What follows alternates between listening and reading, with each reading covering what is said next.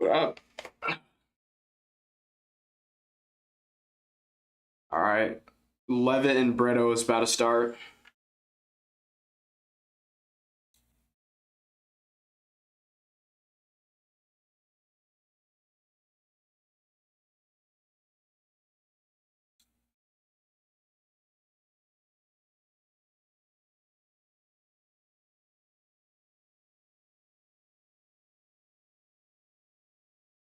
All right, better. All right, I got Levitt winning this one. I think it's going to be boring. I think he's just going to take down Brito. Joe Anderson Brito.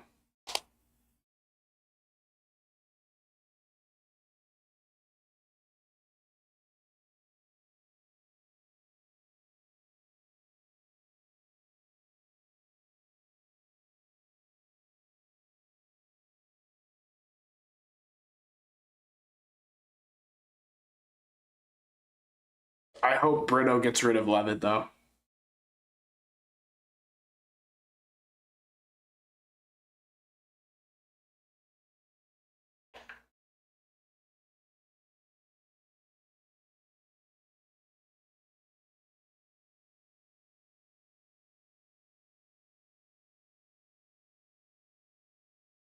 All right, round one's on. I'm like a second behind. Oh, Jordan Levitt slips. Easy shot from Jordan Levitt. Just got to Brito's hips immediately, but Brito reverses it. Brito reversed it on the ground, and it looks like Brito's already in. Nah. He's back in Levitt's guard. He's trying to control the ankle of Levitt.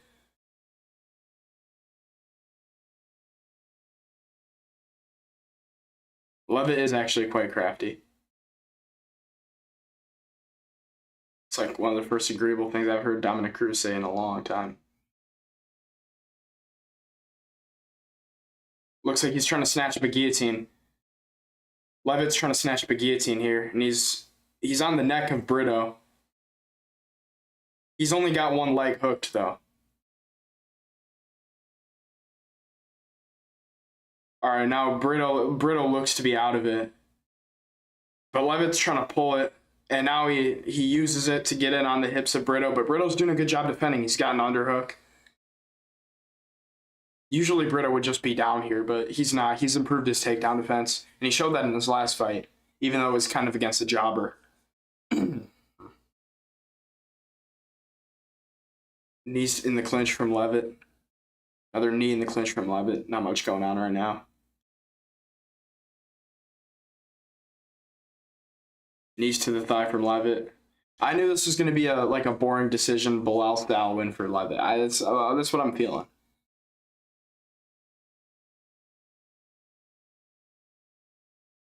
Body shot from Brito. Levitt's got the body lock though. It's not in that great of a position now. He's lost it. Levitt loses the body lock, and now Brito breaks it. Brito breaks it. Now they're back on the feet. He's in trouble here. Jab though from Levitt, and he shoots again. Gosh, I want Brito to slime out Levitt so bad. I don't even care about my pick.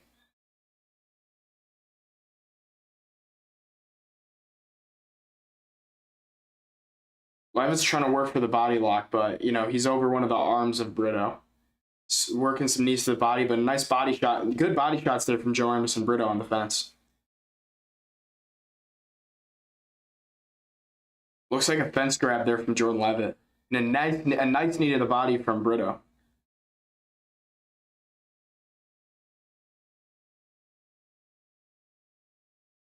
Good knees from Levitt. And now Brito's digging the underhooks.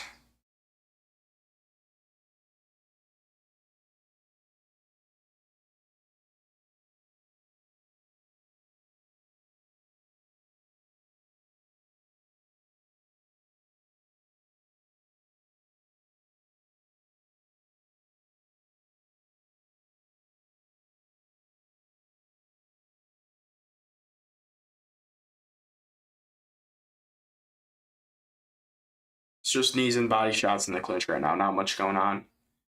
Levitt's got underhooks, but Brito's working for a body lock.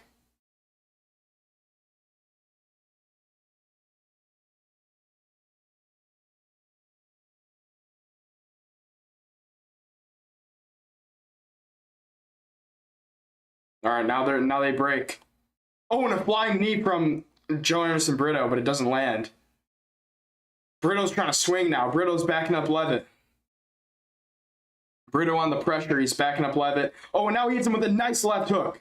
Nice left hook from Brito. And Levitt shoots in, of course. Brito's trying to latch up a ninja choke. Brito's trying to latch up a ninja choke, and he's got him down, but he's not in the good position for it. Oh, and he gets a tap. Brito submits Jordan Levitt with a ninja choke. Really nice submission there from Joe Anderson Brito, and he's taking his shorts off. Brito has taken his shorts off, and he's laying on the canvas. And what is on his waist? I think Joe Anderson Brito has a jock strap on his waist, and now he's climbed the fence with his shorts in his hands. It's funny. Did it better than Derek Lewis, man. Derek Lewis gets annoying when he does it because he just fluked upcoming contenders and he's like, my balls was hot. Good stuff though from Joe Anderson Brito. Latches up a nice ninja choke and then takes his shorts off. Good stuff though. It wasn't even in that great of a position. It was almost like a guillotine position, like with a ninja choke. You know what I mean? It's an interesting way to get it done, but he got it done. And that was like, it wasn't as clean as Gene Silva had it on Bryce Mitchell, but still a good submission. Crafty. He outcrafted the crafty monkey king himself, not Joe Anderson Brito, Jordan Levitt.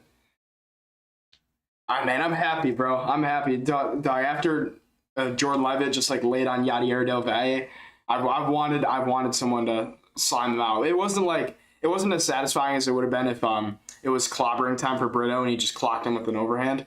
It looked like it could happen because Levitt looked like a fish out of water on the feet with Brito there. But good performance regardless by Brito. He honestly shut down the grappling really well too. I thought Jordan Levitt was going to be able to out-grapple him pretty easily, but he didn't.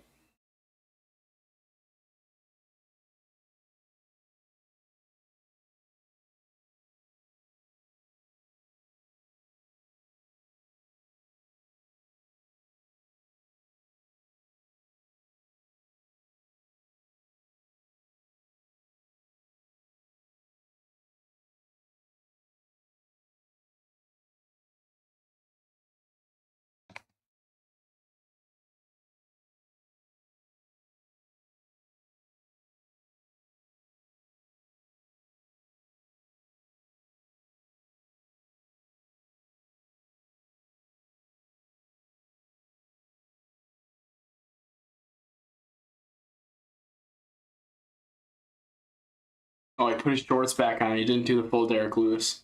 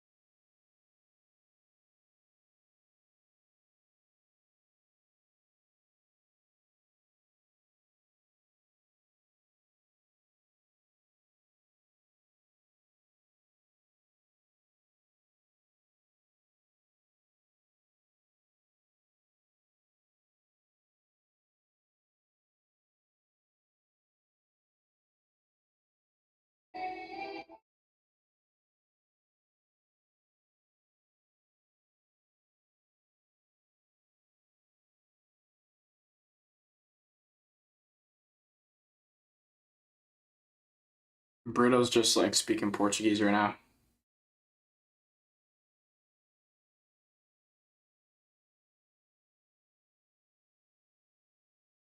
Yeah, that was a satisfying finish. Good finish there from Brito.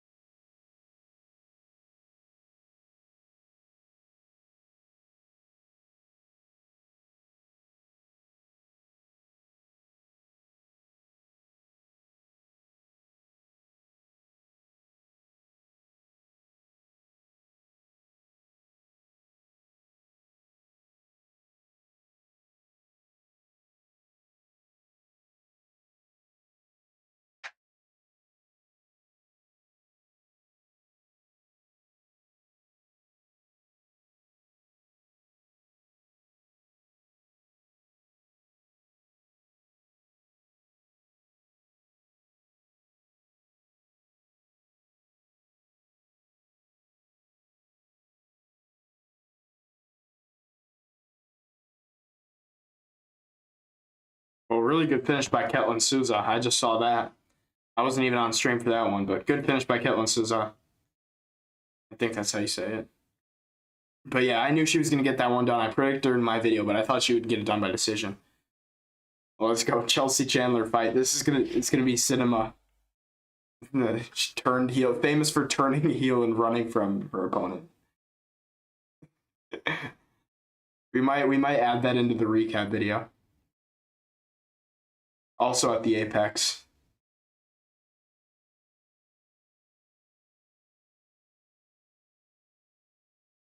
Anyone also see that Kyle Bahalio versus Joe Piper was supposed to happen? That's the exact fight that I predicted would happen, and it just got canceled because Kyle went into like some rib surgery. Who should Piper fight at UFC Philly? I feel like Loki, the winner of Alan Shabazian, should turn it around and fight him. And then you do RoboCop and what's his face? You RoboCop and Anthony Hernandez. And then you make Kaio just fight like the winner, loser, or somebody. Maybe Kaio. I'd say do this. You put Kaio against the winner. Oh shoot! I've lost everything. I say you put Kaio against the winner of RoboCop and Fluffy Hernandez. I think you do that. And I'd say Fluffy Hernandez and RoboCop should like main event in Apex or something, or be on the main card of the pay-per-view. Hey, I'll do some card building videos if y'all want. But I got some tier lists on the way. I got some banger videos on the way. And after I got a video that's been a long time in the making that's gonna come after the UFC White House event. So make sure pay attention to that.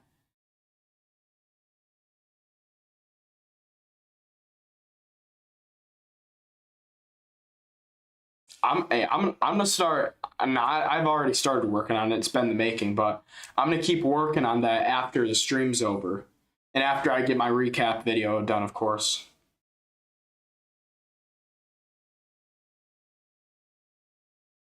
Priscilla Caquiera is actually gonna like destroy. It's bro. She's gonna destroy Chelsea Chandler.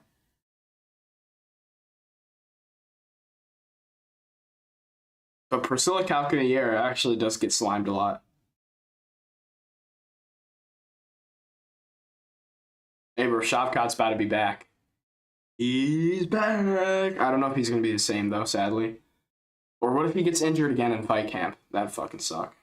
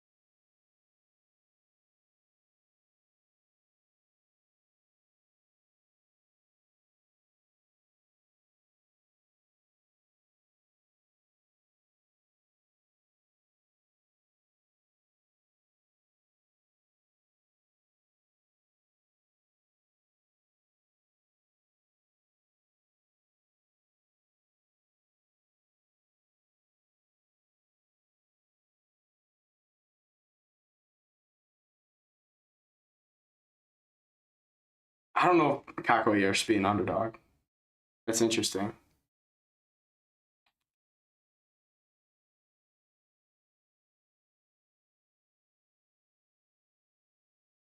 Six and 4 versus 13 and 8.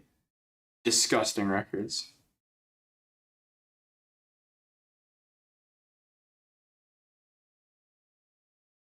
Bro, who is this? Who is this announcer, dude? Who is doing the intros, bro? Man, Buffer really didn't want to be here.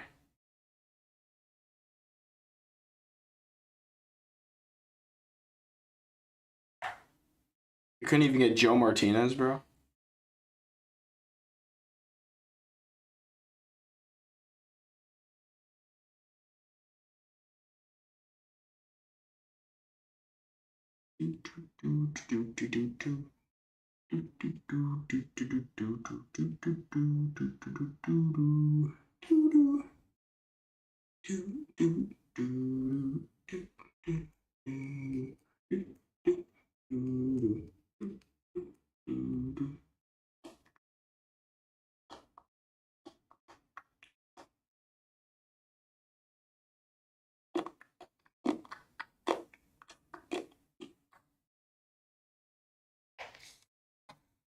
All right, round one about to start. Round one is on.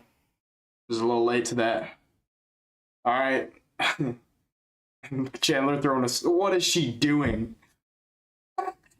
She's got her jaw clenched. She's got her jaw clenched outwards like this. And she's just throwing a jab out there. Cachoeira blitzes it. Oh, nice right hand from Cachoeira. And the body shot, good body shot from Cachoeira. Guns ablazing here, and Chandler's just popping back and forth. Her jaw is clenched to the max. This is hilarious. Cachoeira with the forward pressure, though.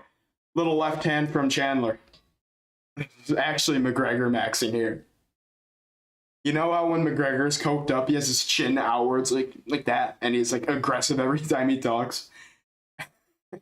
That's like Chelsea Chandler right now. We'll have a look, yeah. All right, 2-3 from Chandler on a serious note. Cachoeira just kind of waiting for it. I feel like if she goes guns a-blazing, she could get Chandler out. Oh, nice left hook there by Cachoeira. Oh, hold on a second. Oh, Cachoeira gets a single leg and throws her down. Chandler's pulling guard now. Little leg kicks from Cachoeira, trying to stack the guard, it looks like.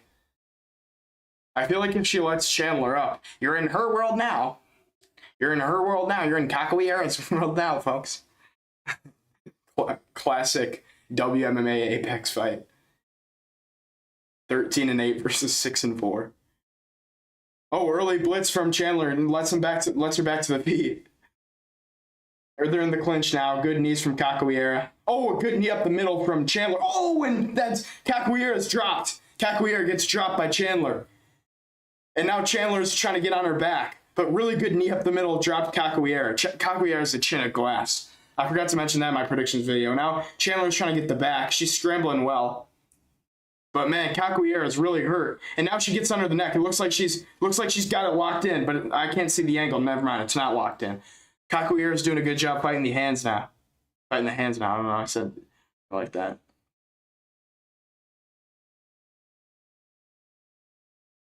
Chandler's off to the side now. She ain't got the position for it. She's got one hook in. That was a good knee up the middle, though. I thought it split Cachoeira open, but it just made some red in the center face. It looks like Chandler's kind of looking for a Kimura grip here.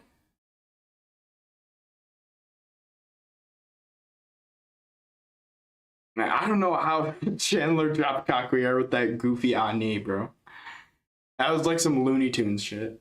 All right, Cachoeira, if she takes like another tap to the chin, I think she's going to go out. Yeah, Chandler's still working for that Kimura grip. I don't think she's going to get it. Auntie's slipping off to the side.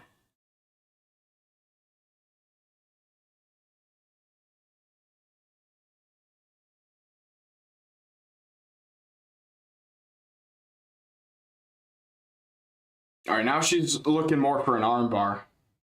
Good elbow, though, from Chandler on the top. Capoeira is trying to shrimp and get out. Capoeira trying to scramble, but she scrambles right into an armbar. Oh, that's the armbar, and she taps. Capoeira taps. Chandler gets the submission. Chandler gets the submission, and now she's slamming her fists on the ground. What a goofy finish. Capoeira is horrible. She's there to finish or be finished, and if you can't finish Chelsea Chandler, you don't belong in the UFC. None of them belong in the UFC, but good finish from Chelsea Chandler. Good stuff. Really nice armbar. Transition from the back to the armbar. He shadowboxed into the camera. Just like literally fluked her with a knee and then missed a right hand and it sat her down. It was the wind that sat down Capoeira. You can't make this up. Hold on. Gotta stop the timer. Oh, this is Looney Tunes, man. I knew this was going to be a finish either way, but I didn't think Chandler had a finishing threat at all. I guess Capoeira's chin is just glass. That's funny regardless. Let's see what's the next fight we got on here. Man, Dana don't stop posting about Zuffa boxing, does he? What's the next fight? Is McGee next? Bruno Silva, Edgar Chairez is next.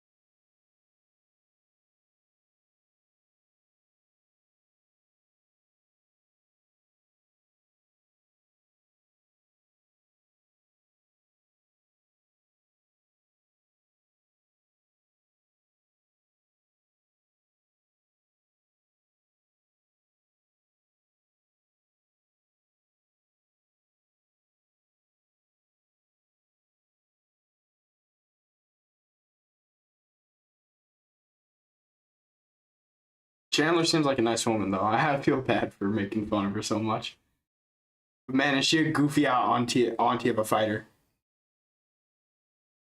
Give her Aspinall next. Keep shadowboxing on the camera. I just can't get the visual of Chandler's chin flexed outwards like that. It's hilarious, man.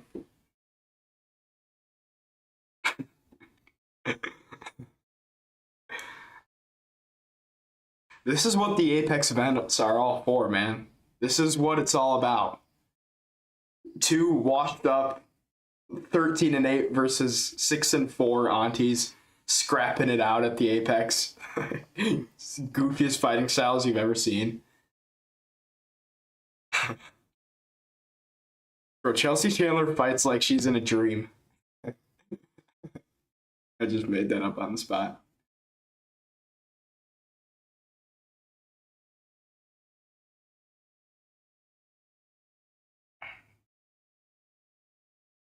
You know what Bedtime MMA said that, like, I completely agree with. I was watching his prediction video after I filmed mine, and he said that Gabriel Bonfim reminds him of like Carlos Solberg. Bro, and I completely agree. They both are solid fighters and they have finishing threats, but they have no personality, man. And I hate them being chill. Like the thought of Gabriel Bonfim being champ when you have guys like Prates, Makhachev, Ilya possibly moving up. When you have guys like that, and then you have the possibility of Gabriel Bonfim becoming champ when he barely fucking beat Wonderboy, bro, that doesn't like no, no, thank you.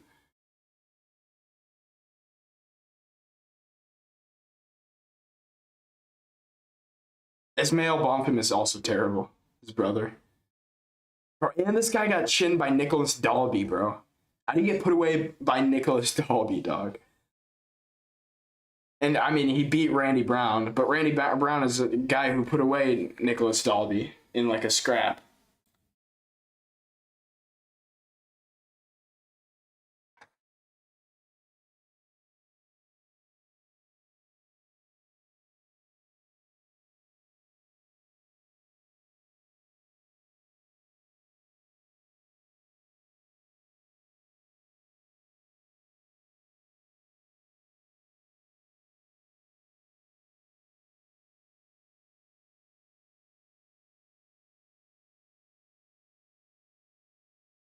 Yeah, I think Bilal's winning this. Bro, I'll just be happy if Bryce Mitchell wins, man. I mean, if Bonfim wins, like at least we got new blood in the division, like in the top high of the division and stuff. Like then, like you move down Bilal a few spots if he don't retire, which I don't think he will. He is 37 though. Then you could do like him versus Mikey Milot or something, and then that makes matchmaking for the welterweight division a little bit easier. I am low key worried about what's in it. I am worried about Bilal though. Bonfim is quite powerful, but dude, he wasn't able to put away Wonder Boy, and he lost to Wonder Boy. He got put away by Nicholas Dalby. But the thing, it's like a bad stylistic matchup for Bilal because the thing is like Bilal don't have finishing threat. You know what I mean?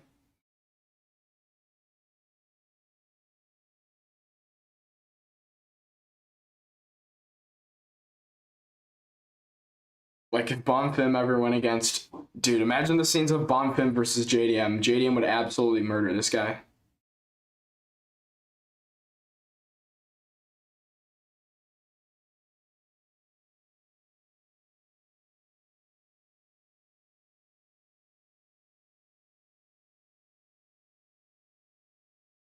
Damn, bro, Chaos Williams really can't defend a jab. It's rough.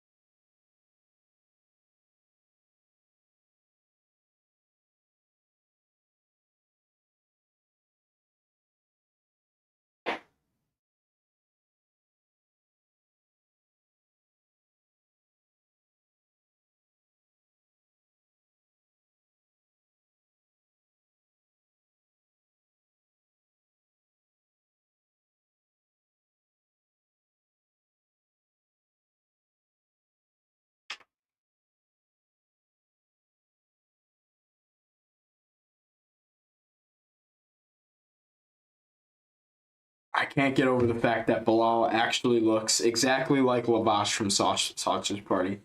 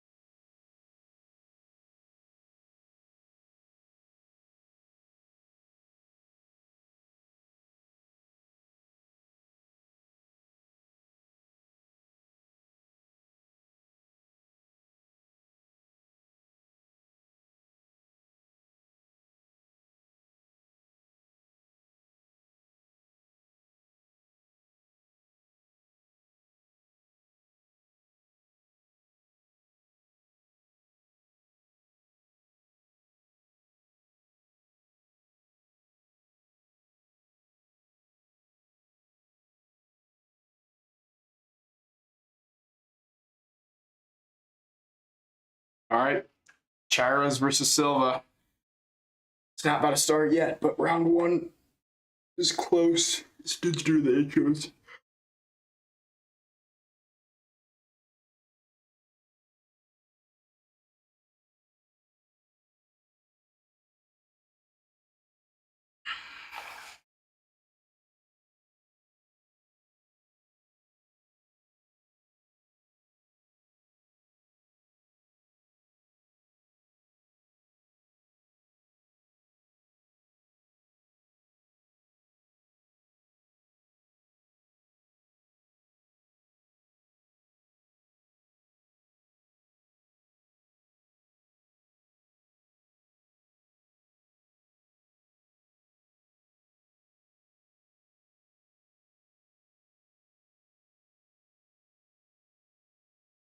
All right, round one about to start.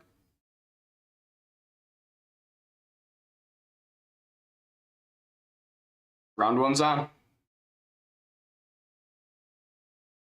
Bruno Silva looks pretty poppy. A lot of pop.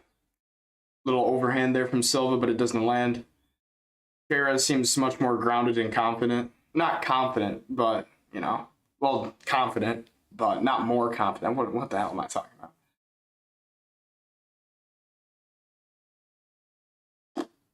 Little touchy leg kick. Silva's got to commit to his shots. Yeah, now he's starting to look less confident. Good 2 to the body there from Bruno Silva. But he's already got a red nose. Wonder what that's from. Charas hasn't really thrown much yet. Charas has really thrown his jab out there. There's a lot of trust in his chin, but he's got a really good chin. Didn't get put away by Josh Van Hitten. Good counter, good pullback 2 there from Bruno Silva. Got hit with some big shots by Van. A good 1-1-2 there from Bruno Silva again. Got hit with some good shots by Van, but his chin didn't falter. Good leg kick there by Bruno Silva. He's got to watch out for that. He could get timed by Edgar Charas with a little 2 down the middle and get set down. Bruno Silva don't have the best chin. Little right hand there from Edgar Charas. Misses. Charas staying measured, putting out the long guard, feinting kicks. Deep up the middle there from Edgar Charas.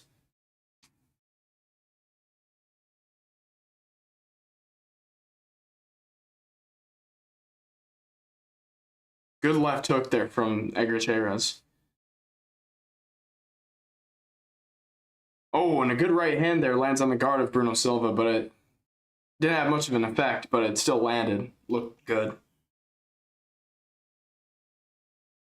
Jab the body there from Bruno Silva. Oh, and a good 2. Good combination there from Bruno Silva, but he did get caught with something. Then it kind of froze him. 2 to the body from Charas, but it misses. 2 jabs from Bruno Silva. Bruno Silva's moving a little too much, and he's circling to the power side of Edgar Charas. Who does this kid think he is, Volk? You think he's Buddy Volk, mate? Yeah, we'll try that, mate. Yeah, we'll do something with it, yeah. Oh, big right hand drops Bruno Silva. That one caught me by surprise. A big right hand drops Bruno Silva, but they're up now. Good recovery there from Bruno Silva, but Edgar Charas dropped him with something big. 2 jabs, 2 good jabs there from Bruno Silva. 2 to the body there from Bruno Silva. Good thing about what Bruno Silva's doing right now is he's not fighting scared, but Charas is popping him. Good leg kick there from Charas. And then a good left hook, but Bruno Silva blocks it. Silva's got to be careful. Silva should take him down, man.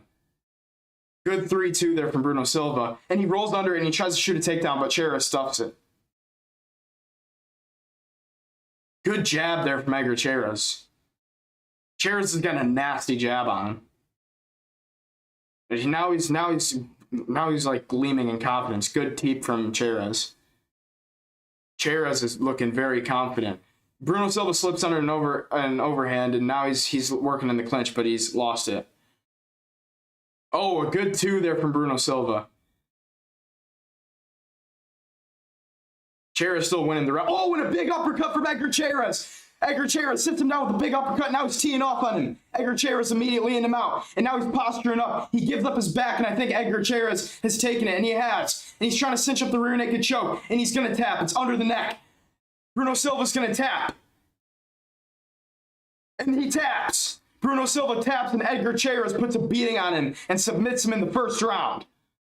My picks are doing terrible right now. But great performance there by Edgar Chairez. He utilizes his size, and he submits the smaller opponent. Not many guys do that on Bruno Silva. You know what I'm saying? And he utilizes his length, and he gets it done against Bruno Silva. Good job from Edgar Chairez. Wow, he's put together 4 wins in a row. Good stuff from him. And now he's ranked. And he deserves the ranking, not gonna lie. This guy had a tough performance against Joshua Van for a reason. Drops Bruno Silva with 2 big shots. And I said this before in the stream. I said this before, and I'm pretty sure I said this on my predictions video as well. Bruno Silva has a bad chin. He can be put out, and he just got put out, not put out cold, but he got put down twice by Edgar Chairez, leading him to turn his back, and then Edgar Chairez capitalized on the position, and he got the submission, got the rear naked choke. Great performance there from Edgar Chairez. Man, Bruno Silva's on a bad skid right now.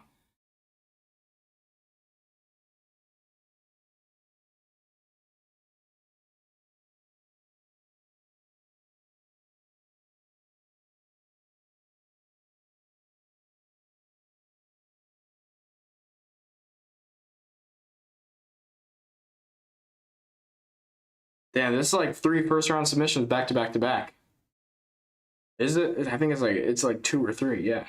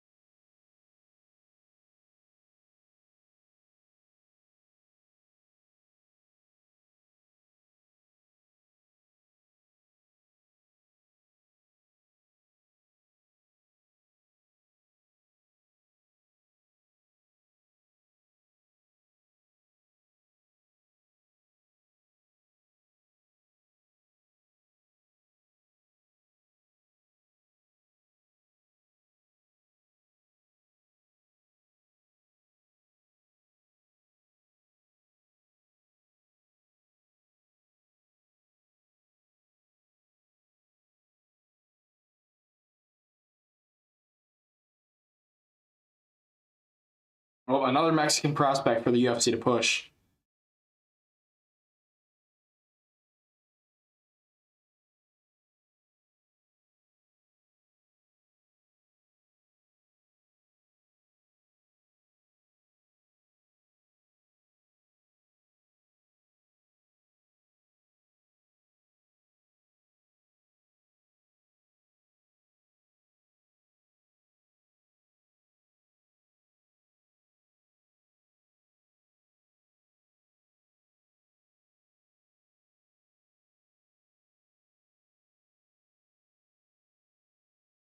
And Chairez has finished 13 out of 14 wins.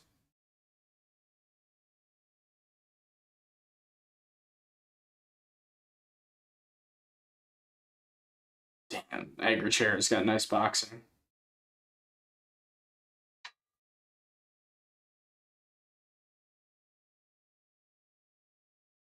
Yeah, the Bruno Silva's, or what's called Hyung Sung Park's lost to Bruno Silva, and he aged so well. Youngstown Park did put hands on Bruno Silva too. Bruno Silva was kind of there to be put hands on.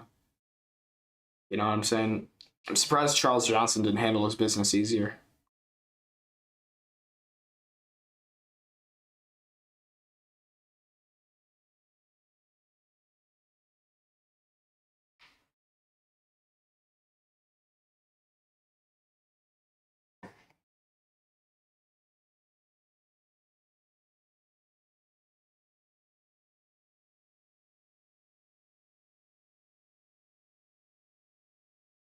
Cheers just called himself Mini Pereira. I'm gonna chama yo mama. Right, Washington, D.C. Am I right, White House? I'm gonna chama on yo mama. Am I right, White House?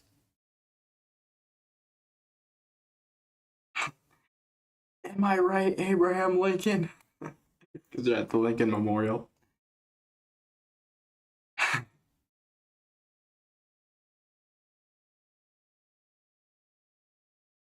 Justin Gaethje, you're a good boy.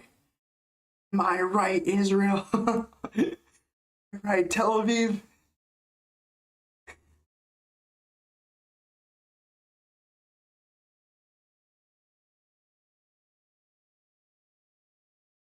Sean Strickland made you.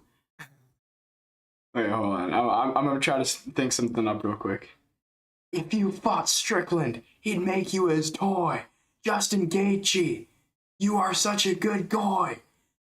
Am I right? Am I right, White House? Imagine if he says that. Am I? What if he drops? Am I right, Israel? That would be funny. He would probably get carried out of the press conference and then like executed. So hopefully he doesn't do that. Man, it would be funny though. For the sake of Josh Hockett's life, I hope he doesn't do that. But man, that would be funny. What if he, dude? Josh Hockett has the chance to do the funniest thing ever. If he gets on the mic and starts talking about like Epstein, or whoa, hold on now. The YouTube administration, sorry, thought just went on the fly. But if he starts talking about the Big E on the mic, then bro, he has the chance to do the funniest thing ever. Why are they doing Brennan Allen promo, bro? Nobody wants to watch this dude's lame ass.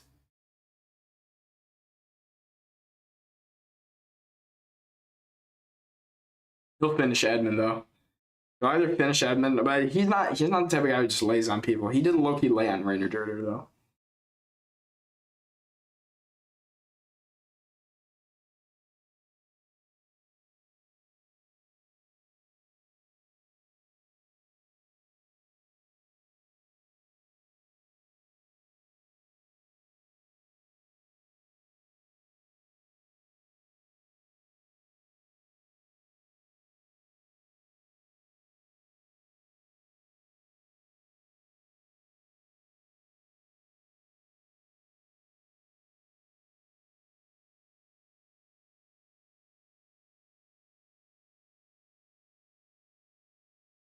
Low-key pisses me off seeing Brennan Allen represent Israel. Not Israel. Wait, what the hell? I didn't. Not he's not representing Israel. He's representing Brazil.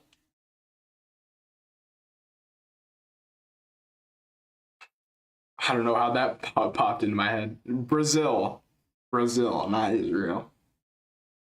Brennan Allen is representing Brazil today, just so you know.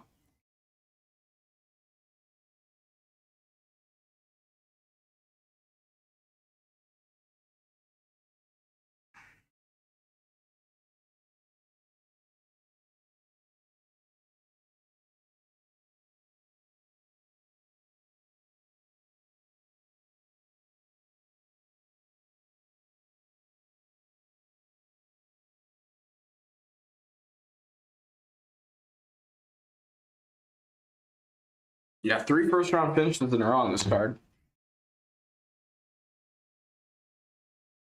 What's the next fight? Marcus McGee.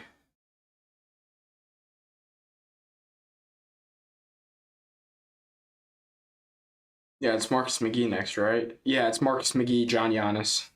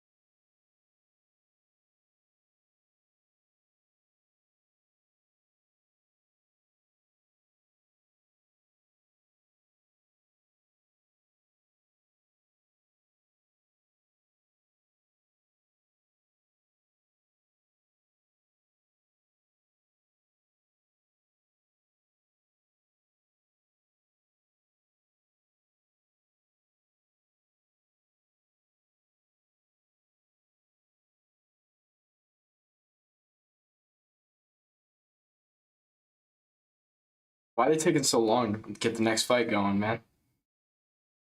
Bro, Marcus McGee finna slime out John Giannis. If he doesn't, then my picks are like cursed today. There's no way Marcus McGee. This is a setup slime out win for Marcus McGee. I don't want to look at Anthony Smith on the desk, man. Anthony fetal position Smith on the desk, bro. Get the fight going, man. What are you doing? Hey, man, what we doing, man?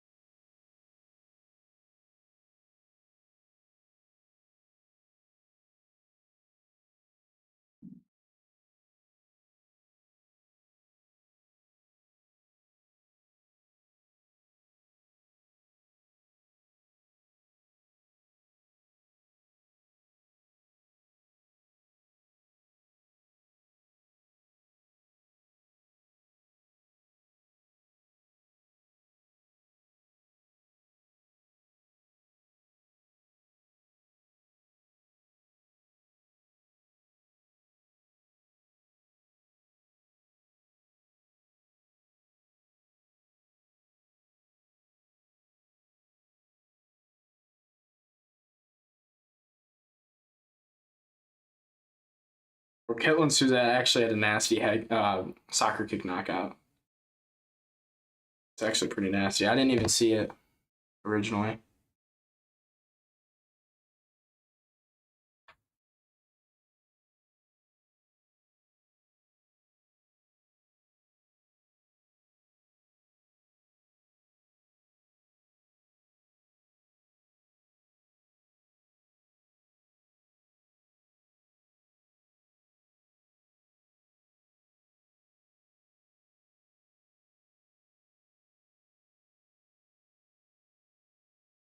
Bro, why we got like this halftime intermission?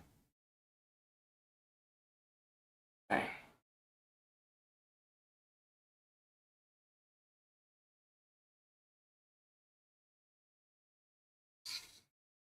Man, good finish there.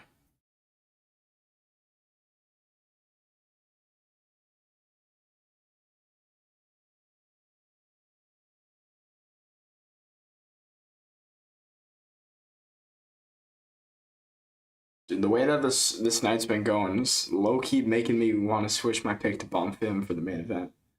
Because Bonfim's got crazy finishing threat. Not crazy, but he's got finishing threat. And Bilal doesn't. And Bonfim tends to do worse against the guys who have a finishing threat. Except for, I mean, Wonder Boy, but Wonder Boy's a striker. And I mean, Bilal's got solid boxing too, but like, dude, Bonfim can counter grapple with Bilal. If Ian Gary could, and I know Ian Gary's quite solid in the grappling too, but if Ian Gary could, I think Bonfim could too. I don't know. I'm worried. I'm worried for Lavash from Sausage Party. Bilal actually looks exactly like him.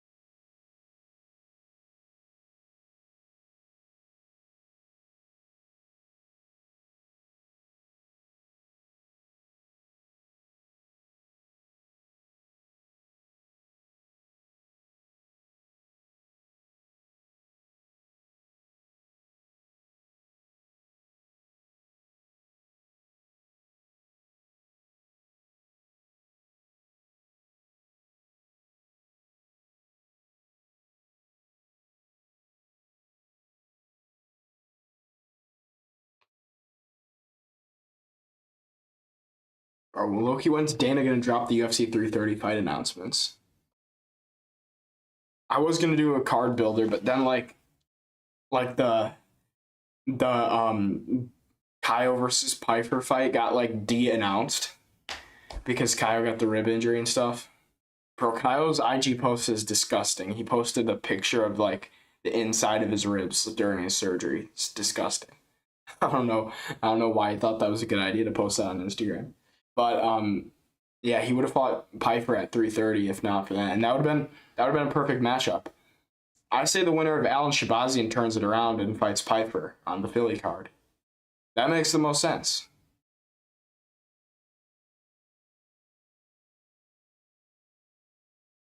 I would do a card builder, but like it's low-key too late. 330's coming soon. And I'm sure Dana will announce Makhachev and Gary probably like next week. Next week or weeks following. There's no way he waits like there's no way Dana waits like another month to announce it because then you'd be a month and a few weeks away from the fight.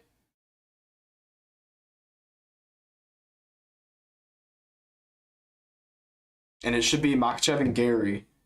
And then whoever wins, Process is not next. It's going to be Ilya. Ilya's going to move up.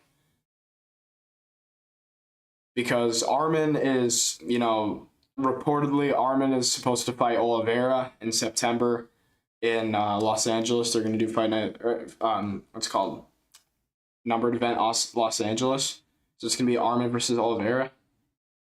And then they're going to do, what's it called? Ilya's probably going to move up.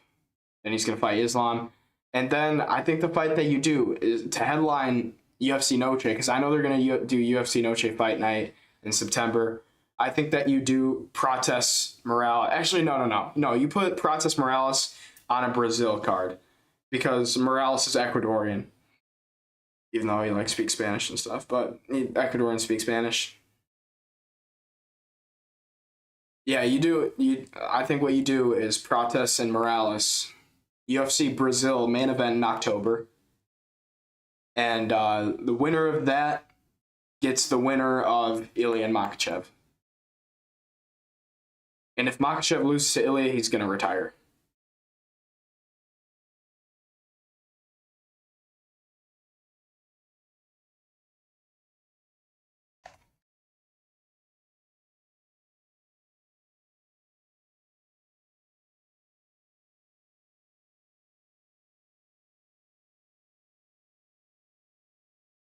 All right, walkout's already started. Okay, why isn't Marcus McGee ranked anymore? Who'd he beat? He beat Pedro Munoz. Who did he beat to get ranked? Was it Jonathan Martinez? I think it was Jonathan Martinez. I think that's who he beat to get ranked. But he had a competitive fight with Petr Yan. I think he should have stayed in the rankings. He should have stayed in the rankings over Farid Basharat. Why is Raul Rosas Jr. ranked for beating Rob Font? I know Rob Font was ranked at one point, but bro, like Jakub Wicklach is better than Rob Font in the bantamweight division.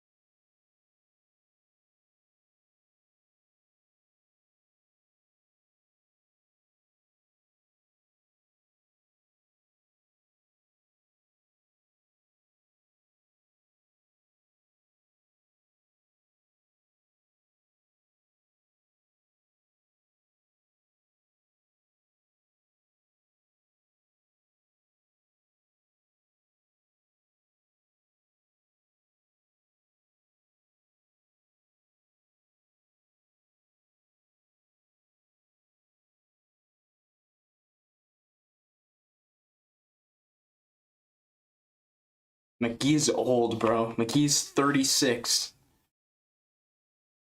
Bro, bantamweight has some unks. It's kind of a weak division when you think about it. Outside the rankings is strong, but inside the rankings is kind of weak, not gonna lie.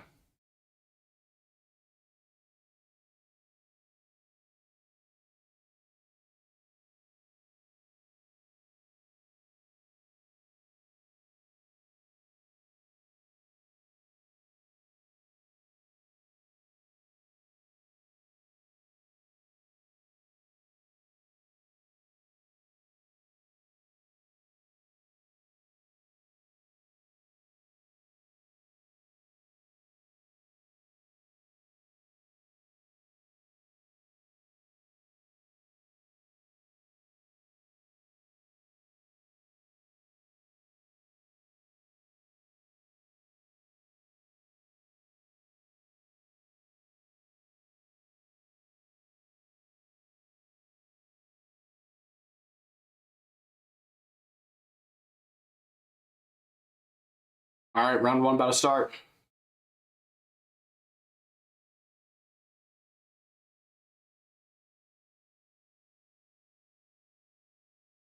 All right, round one's on. McGee with the early pressure, but hands are kind of low. He's flashing them up here and there. A high kick early, but it misses for McGee. Giannis circling away from McGee's power side. He's coming out in a southpaw stance, but McGee's trying to switch stances, trying to feel him out. Throws a little right hand. It lands on Giannis's guard. Spinning back kick to the head, but it hits at the guard.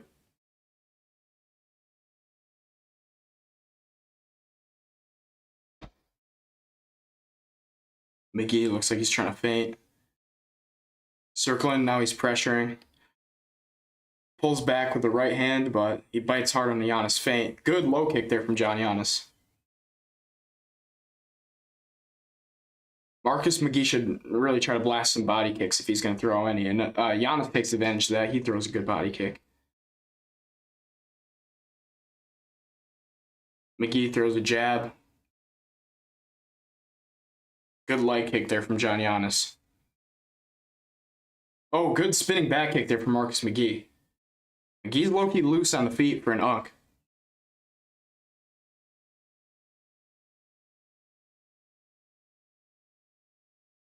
Little jab off the stance switch from McGee.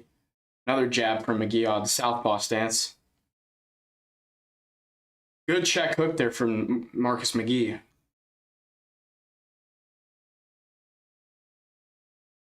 I don't think McGee likes being orthodox versus southpaw. So now he switched his stance to southpaw. Look, you don't see a knockout anymore for McGee. I think this could go to decision. Jab from McGee. Giannis is quite chinny, though. McGee should really throw a body kick. Spinning back kick again misses for McGee.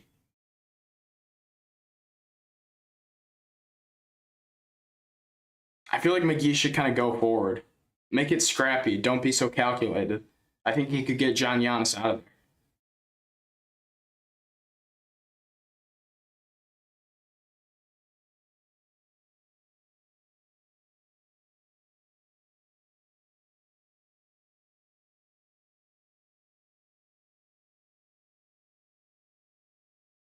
Body kick blocked from McGee. McGee's kind of doing a whole lot of nothing right now. For a guy who's this competitive with Piotr Jan, he's not having a great performance.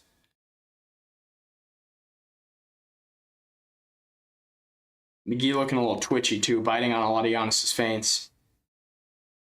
Good jab though from McGee. Respect, bro. Luke Jackman. Thanks, brother. We're breaking down a fight right now. Thanks for liking the stream, man. Good leg kick from Marcus McGee.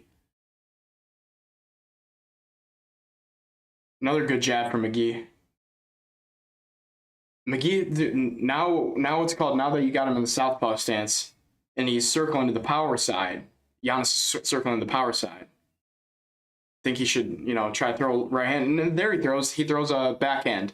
This is left now. Good jab now from Marcus McGee. You're keeping me up with the fights while I'm outside having a smoke well. Cheers, mate. Thank you, brother.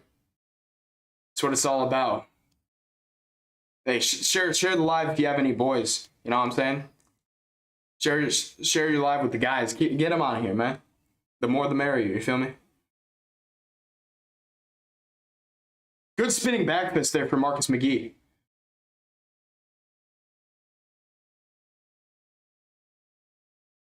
McGee with the high guard, throws a little slap out there. Good jab there from McGee. McGee's just got to, I feel like he's got to take more risks, man. Oh, good left hook or right hook there. It's a left hook from John Giannis. A really good shot from Giannis. Lands clean on the chin of McGee. This is why he's kind of got to push forward more. If there's kind of a stalemate in this, it could favor John Giannis. He lands a good right hand there, though. Backhand, whatever it is. Good jab there from McGee. McGee's just too far at range, Like, when he wants to throw, it's telegraphed because he's far away. McGee's got good cardio, though, so he can up the tempo in the next round. All right, low output in that round. 1-0 McGee regardless. Damage on Giannis's face. Good stuff, though, from McGee. He's just got to be more aggressive. If he's not aggressive in the next 2 rounds, it's going to be frustrating because this is a guy that he should definitely be finishing. And I picked him to win by finish, too.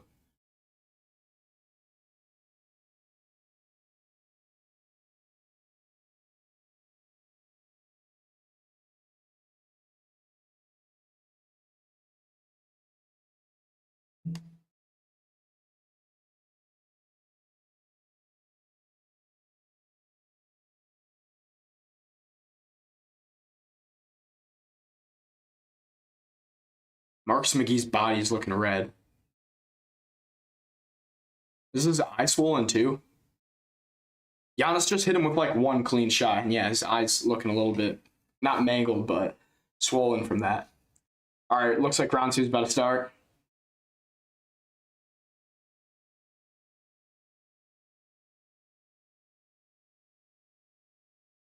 All right, good body kick to open out for McGee. McGee should blast that body kick more. And I know it just got blocked, but head kick there blocked from McGee. McGee threw it. And another head kick from McGee. Spinning back kick now from McGee. McGee's got to stop throwing so many head kicks. Good body kick, though, for McGee. Now another head kick from McGee. I wanted to see him get into boxing range. I feel like he can easily outbox and chin John Giannis with his hands. Good jab there from McGee. But he's too in and out, you know what I'm saying? I want to see him put his hands up and really grit forward. Good jab there from McGee. Now he's starting to close the distance, but he's still kind of fighting off the back foot, and I don't like that. He needs to push off his back foot and lunge forward with a right hand. I want to see that. He's very low output, and he's really trying to pick his shots and box John Giannis, and I don't think that's going to work for him. He needs to just go forward and go guns a-blazing. He is a 36-year-old man, though. I don't know how his chin is, but he was eating shots from Petr Yan. Good combos there from McGee, but... Oh, now it's getting scrappy. Hold on now. Good check hook there from McGee. Now McGee's starting to stand his ground a little bit in the pocket. Credit to Giannis, though. Giannis is blocking a lot of these shots. When he does that, though, McGee should take advantage of that and, utilize his body kicks. Good right hand there from McGee, but Giannis eats it. Oh, good jab there from Giannis now. See, when McGee isn't being aggressive enough, then that gives Giannis the chance to, trudge forward. McGee should throw more of that low kick, too. He's not mixing it up to the low, too. The money you put in bets goes directly into the pocket of... It's to subvert the religious dignity of people. I'm not betting. I'm just... when I give breakdowns, you can bet with my breakdowns, but I don't bet.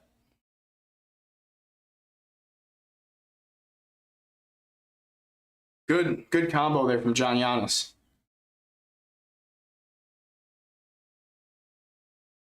Is really facts. Hey, watch my most recent video. We talked. Hey, I treaded lightly, but we talked a little bit about that. Good sequence here. Hold on, wait a second. Giannis is low-key ripping the body. I had Bruno Silva to win, unfortunately. I picked him too. My picks ain't doing so great today, but usually they do. Good body shot there from McGee. I want to see more of that.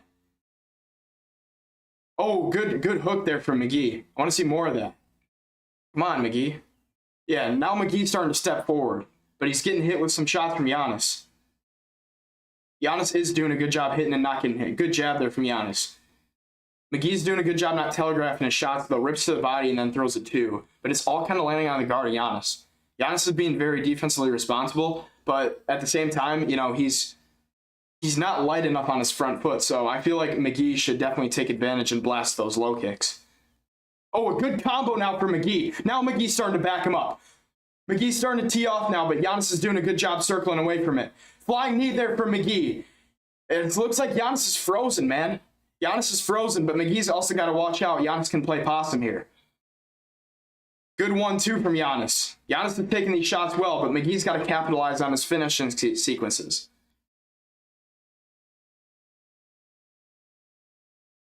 Oh, wait a second. Giannis low-key just landed a pretty good hook.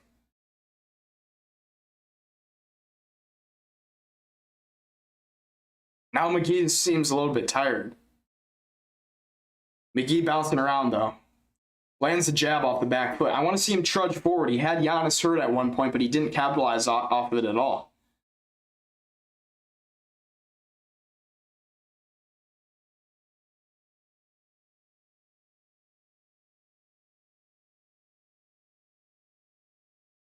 Shot blocked from McGee.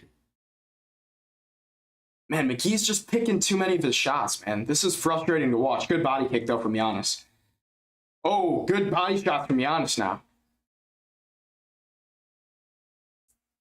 McGee points down and he immediately backs up. Good high kick, though. Hits on the guard of Giannis. End of the round, 2-0 McGee. But man, this is frustrating to watch. McGee has a finish in his arms. In his hands, he has a finish. It's just not happening. Like, this seems... Bro, why can't you get John Giannis out of there, man? And John Giannis is kind of being a little bit of a tricky customer, not going to lie, but, you know... McGee should be getting him out of there. And he almost did at one point, and then he just kind of stood there and then tried to throw a little flying knee, which didn't do anything.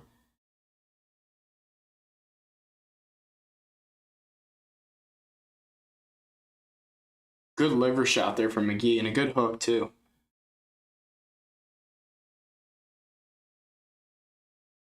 Damn, Giannis's jab was putting boogers out of McGee's nose. Maybe Giannis isn't as trash as I thought. He's a tough guy, and he's defensively responsible, that's for sure. But low-key, McGee should be able to get a finish in these next 5 minutes. It's going to be harder because he's tired and his power is running out. All right, round 3 about to start. Round 3's on. Glove touch would start.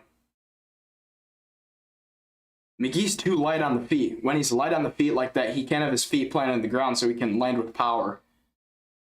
He's almost too loose. Oh, good head kick there. Good lead head kick there from Marcus McGee. McGee checks a low kick now. Damn, that's annoying. My computer just dinged about something. McGee's throwing too many head kicks. These head kicks are not like the one landed, but he keeps going to it. It's too predictable. It's probably why McGee lost to Jan. Because McGee's talented for sure, but it's just like, I mean, come on, man. Like, throw something other than... Why are you throwing a hook kick? What are you doing? Why are you on the back foot now? And yeah, now Giannis is starting to land a little bit. He's pressuring forward, and McGee's just, you know, throwing his hands up. What the hell is he doing?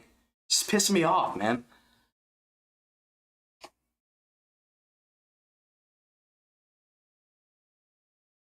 Good 1-3 there from McGee. Throw like an overhand or something. What are you doing? It's pissing me off. This guy's like MVP on the back foot. Spinning back kick, bro. Why is he's trying to be like Michael Venom Page, bro? Just popping at distance. I honestly hope John Giannis chins him this round.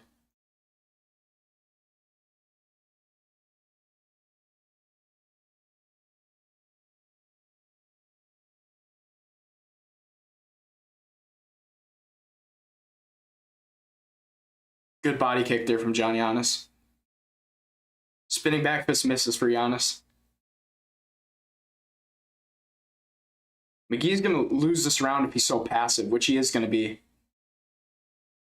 There's no way this guy actually stands in the pocket. Now he's moving forward a little bit. Throws a high kick, though, for some reason. What are you doing, man?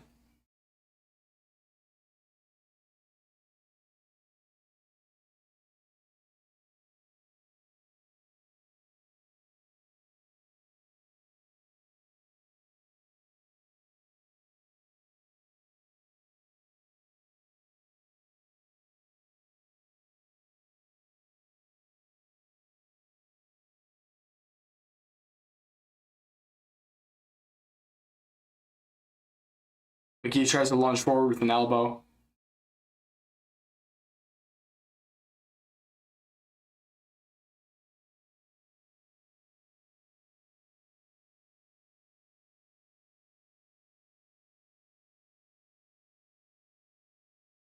Now McGee finally tries the low kick, but he like misses it. Good jabs from McGee.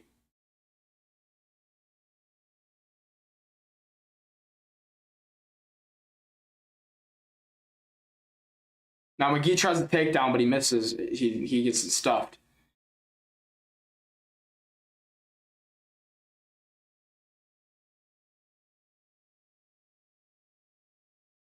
Good jabs there from McGee.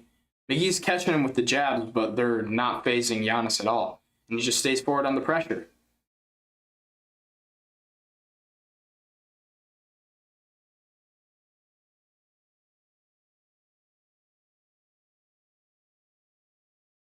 Low kick there from John Giannis.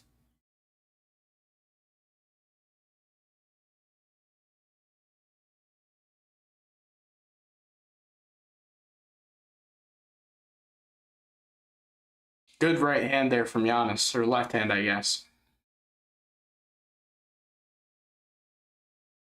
All right, now McGee's just going to cruise to a victory. No finish there. Pretty disappointing, honestly. I thought this would be a banger of a fight.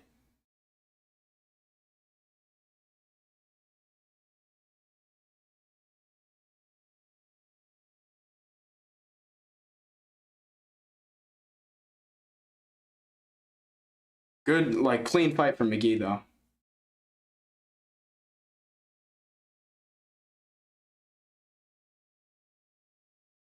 Now McGee can just move away.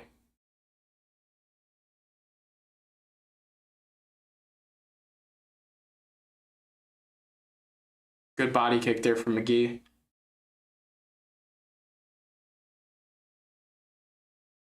Come on, Giannis. Chin him. Chin him, Giannis. All right, and that's the end of it. McGee wins 3-0.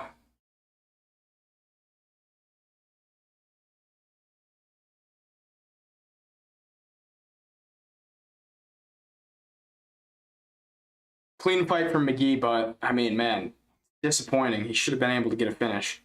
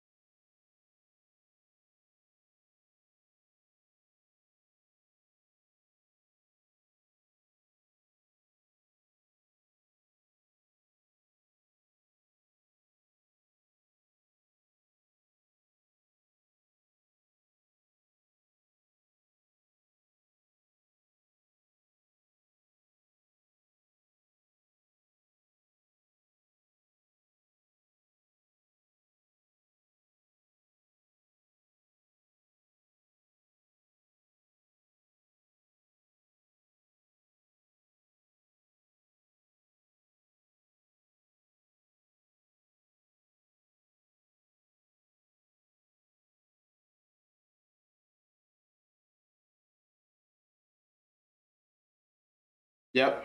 That's the wait. Oh, hold on. I didn't see your chat for a second. Think he needed to make a statement with the finish there. Interesting to see what's next for him. I agree. I mean, what do I think? What do we think is next for him? I mean, do you rebook him against Jakub Wicklacz? I mean, you could, but at the same time, he kind of does deserve to be ranked. I don't know. Who do you put him against? Like, he made the fight close with Piotr Jan, but all the guys in the rankings probably deserve to be there, except like Raul Rosas Jr. But I have like this intuition. I have this feeling that they're going to do Raul Rosas Jr. versus Chito Vera. I don't want it to happen, but it's going to happen. And I think they're going to do it at UFC Noche. It's not going to be the main event. Hopefully, it's not the main event. Hopefully not. I think the main event will probably be like Yair versus Vallejos. Just get Yair slimed, please. Oh my gosh, please get Yair slimed. But yeah, he definitely did need a statement finish to win there. Interesting. Yeah, it is interesting to see what's next for him. Hold on. I've looked at matching up this division, so I'm gonna see. What do I have next for Marcus McGee? Charles Jourdain, low-key. That's a banger. Try him, Marcus McGee versus Charles Jourdain. Book that for like a UFC Canada type thing. End of the year. McGee versus Jourdain. That's a banger. Wait, hold on. I'll be right back. I gotta get some food real quick.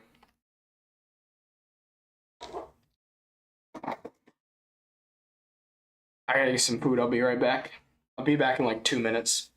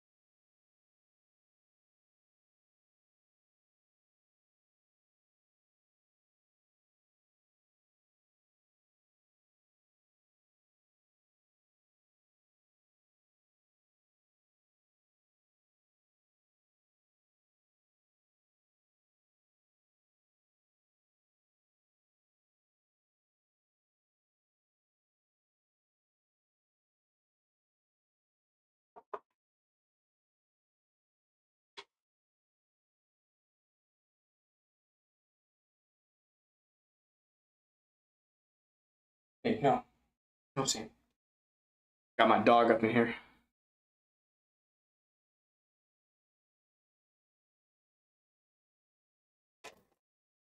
Hey, no.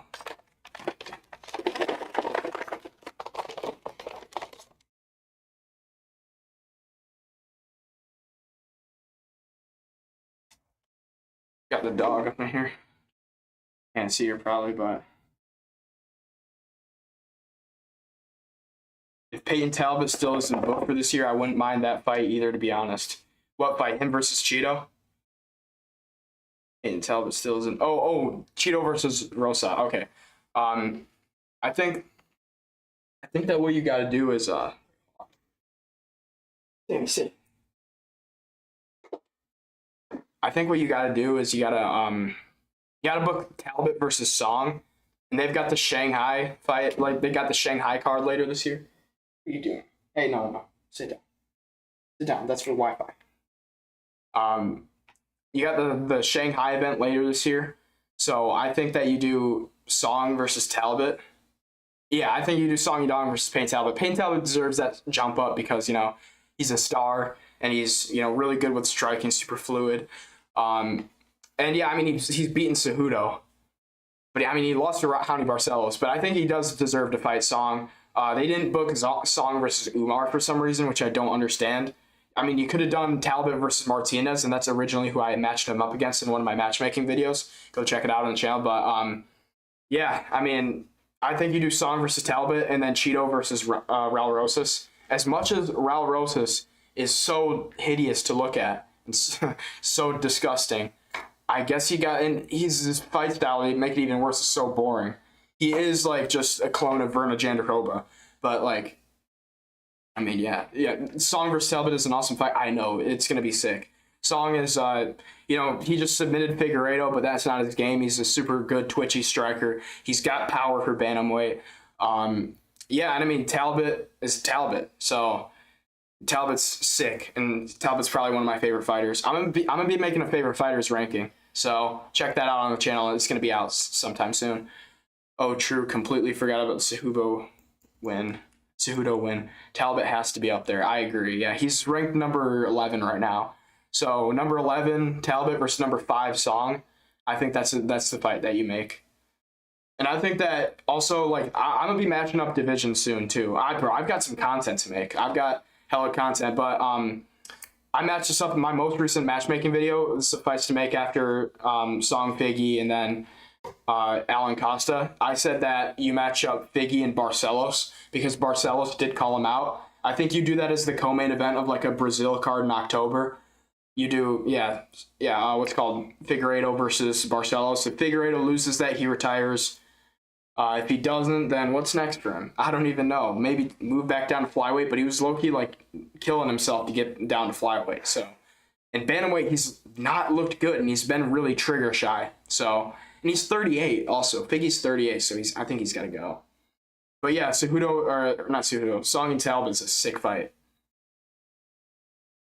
I think that's the main event of UFC Shanghai. I don't know why they're going to China another time. They usually don't go to China twice in a year, but they're doing it. I mean, who else do you even put on that China card? You know what I'm saying? Like, if you're not going to do like a Zhang Wei Li main event,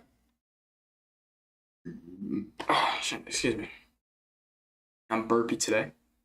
I mean, if you don't do like a Zhang Wei Li main event in Shanghai, then what do? You do Song and Talbot. So that's what you got to do. I feel like they should really do Dern and Wei Li for the main event of that. If they don't do Song and Talbot. Yeah, it's been a tough ride at bantamweight for Figueiredo. I don't know if he's got much left. I don't think he does.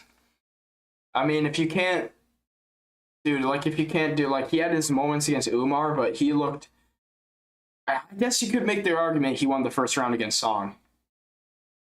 Must be to fill some spots for Paramount. Oh, yeah, I know. I think they have to do 43 events in a year, and 32 of them have to be fight nights. No, I think they got to do 44 events in a year, and 12 of them are usually pay-per-views, and 32 of them are fight nights. So yeah, then they have to get their Apex stuff in. I think an Apex main event that you make now is I don't know, like I feel like what they should do in the Apex is like Fluffy versus Gregory Rodriguez. Like they should make main events like that. And then they've got an Apex coming up August 8th. I think for that one you probably do like, you could low-key do like Volkan Oezdemir versus Rainier de Ridder, or like Dominic Reyes, Rainier de Ridder. I'd say Dominic Reyes and Rainier de Ridder. I think you can make that one. Dern Wei Li is awesome. Yeah, as a fight night main event, that's awesome. Yeah. But they were also saying they were going to do Dern and Gillian Robertson. I think that's false. They said they were going to do Dern and Gillian Robertson. I think that's not true. I think that they're going to, like, why wouldn't they have Zhang Wei Li get the title shot? I don't understand that.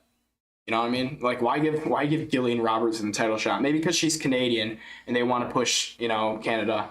And they're going to go to Canada another time this year, probably towards the end of the year. Oh, I'm going to let my dog out of the room if she wants to go out.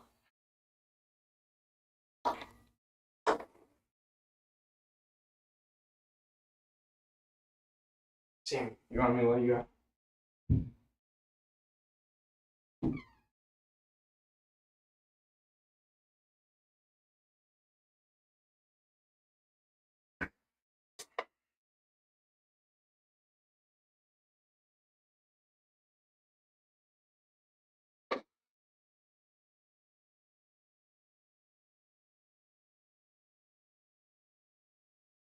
We got Culver's right here.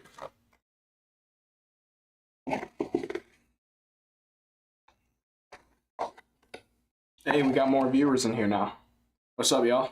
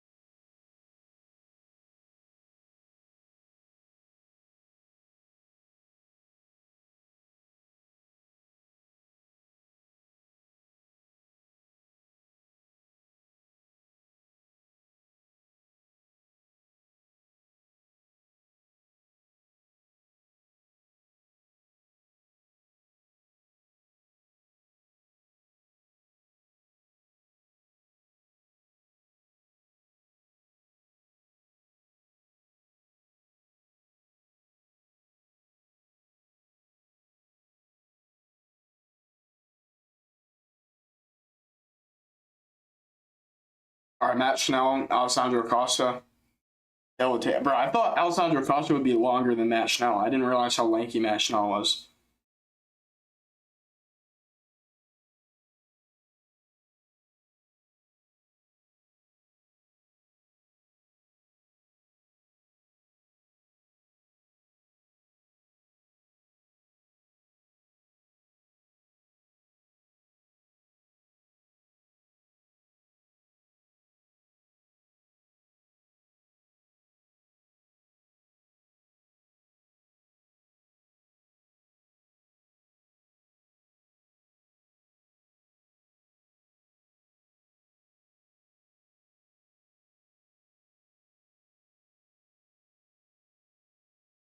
I've got Costa here. Yeah, I do too. He's Matt Schnell's kind of just there to be chinned or subbed. But low-key, Costa hasn't had a sub in a while, so I got Costa by KO. I think it'll be quick.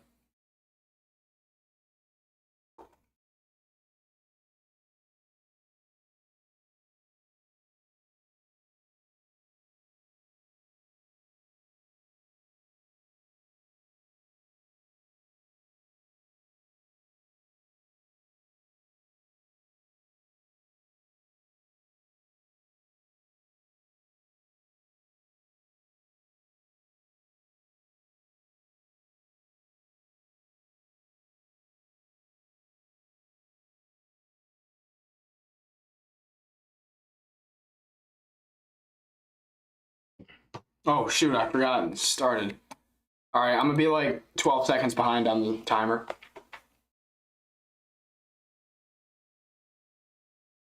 Yeah, Schnell does stink. All right, Schnell trying to stay measured here early.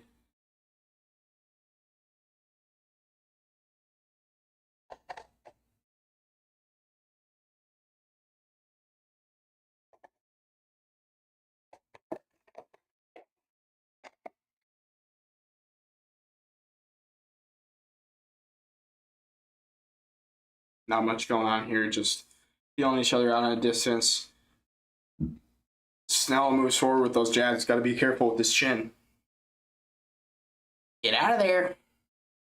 You're in his world now.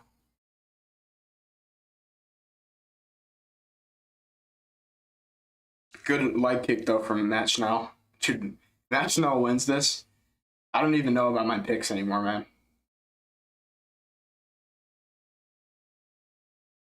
Oh, good combo there from Alessandro Costa, but low-key, Schnell hit him with a nice left hook.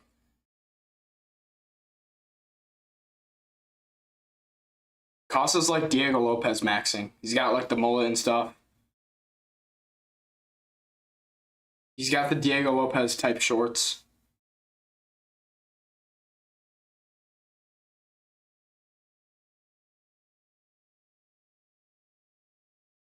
Yeah, Schnell throwing out like a jab and a left hook.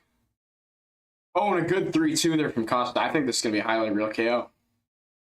I think this is the way that Costa hits him on the guard. It makes me think that it's gonna be a highlight reel KO. Good low kick there from Schnell though. Hold on now, cheeky hook from Schnell.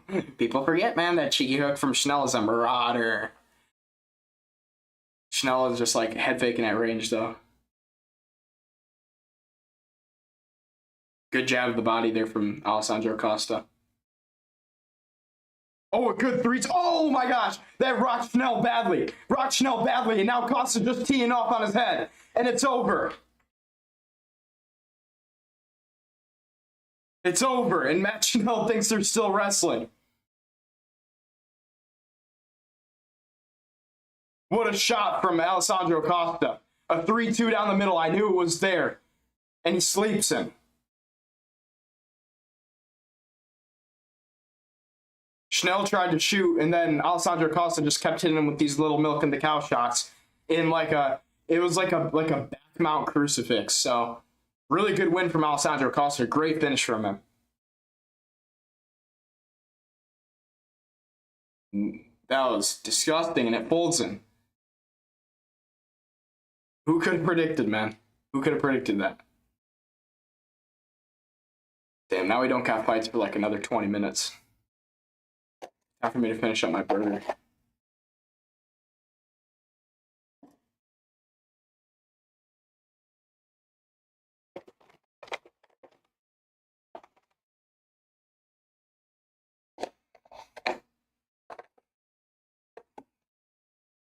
slime out. I know that was a slime out, but it was expected though. So it took away from the shock factor. You know what I mean? Dude, Loki, we got Tapa and Barwanowski next. That's gonna be a banger, but we're gonna have to wait like 20 minutes for it. You can't lay like that and expect the fight to carry on. Yeah, I know. Yeah, I know. He wasn't defending himself at all. Easy stoppage.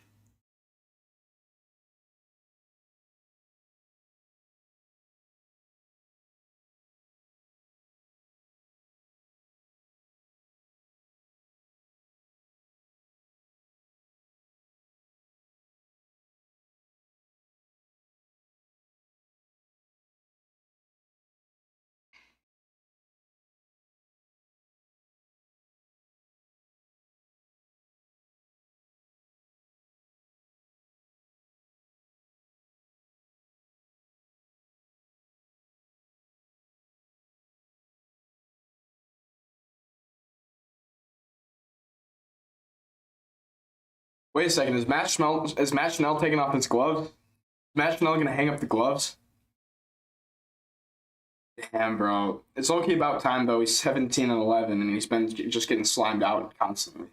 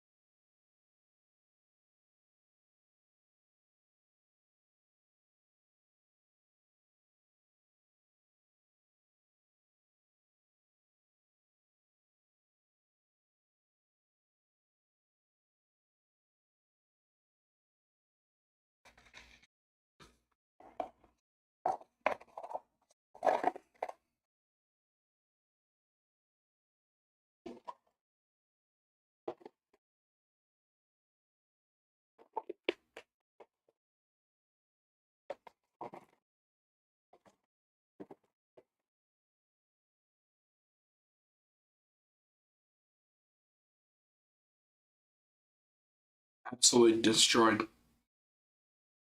Smacked those two burgers, man.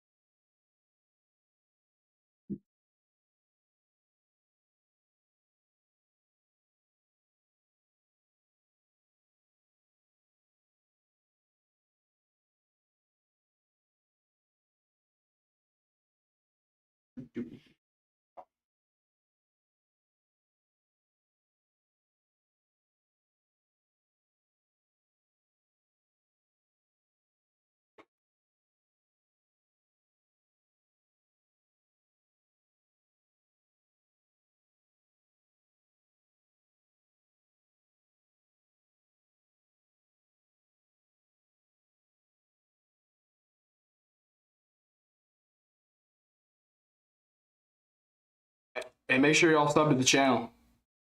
Try to say that. Make sure whoever in the stream sub to the channel.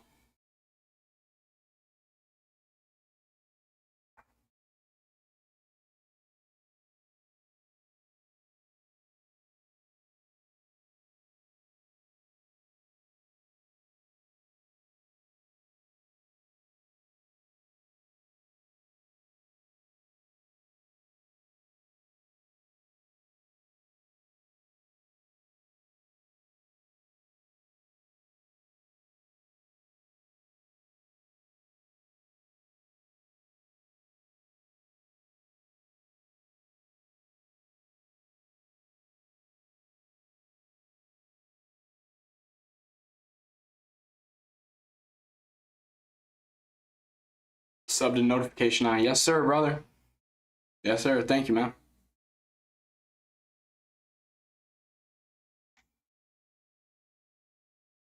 All right, after the recap, I got a video coming tomorrow. And then after that, I'm going to drop predictions early for the White House. And then we might do another tier list this week. Something like that. I'll get a video idea. And then after the White House, we got a big one that's been in the works for a long time.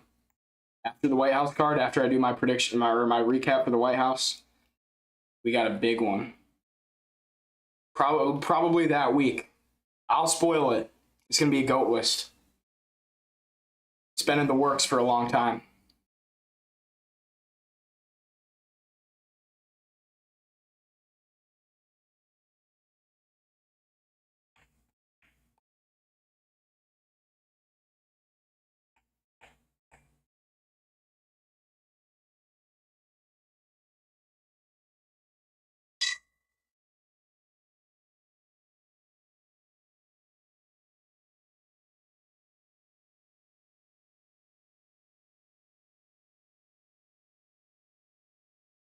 I have to listen to Anthony Smith talk for another 9 minutes, man.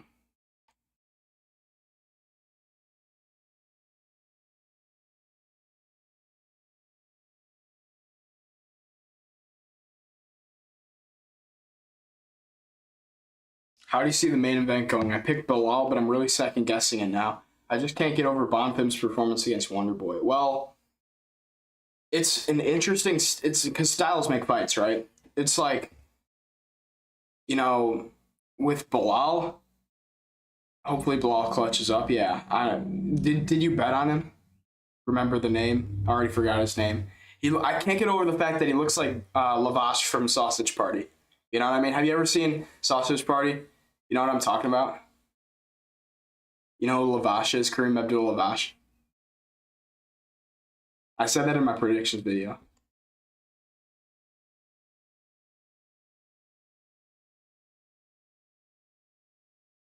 All right, wait, hold on. Let me get back to your question. How do you see the main event going? I picked Bilal, but I'm really second guessing it now. Just can't get over.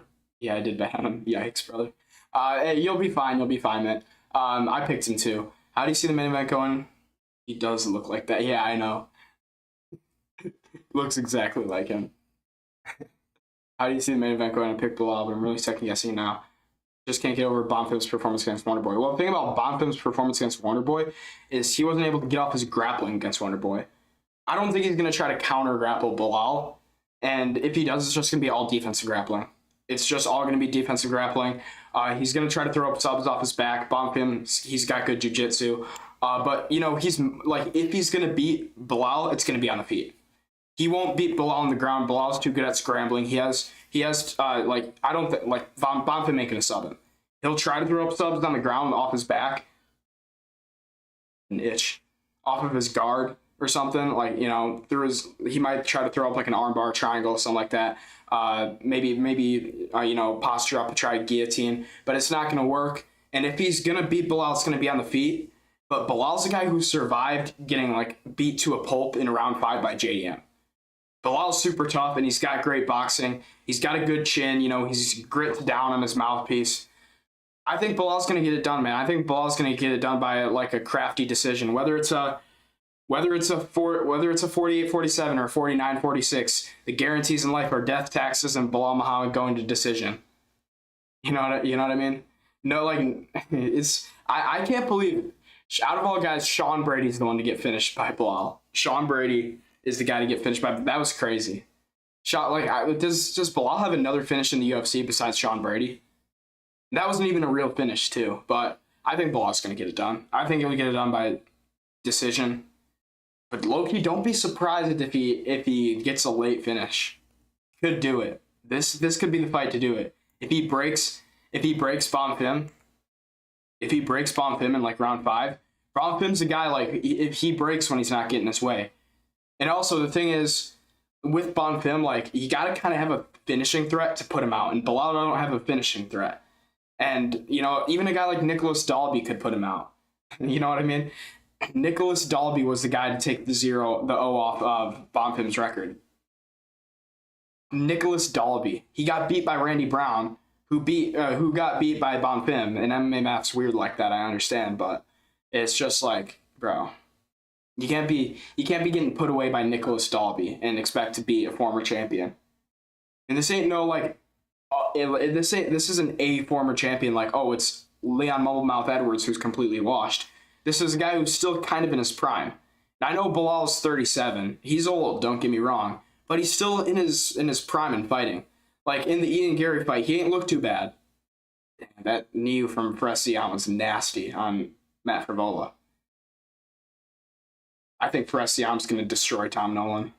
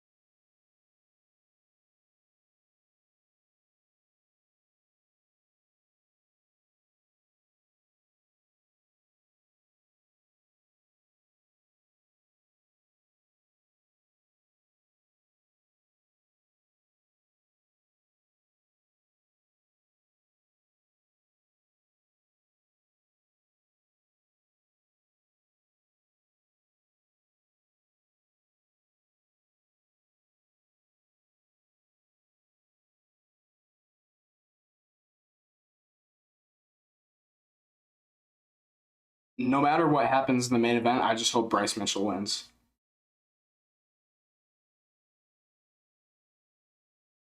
Rashad looking like a prime Lennox Lewis.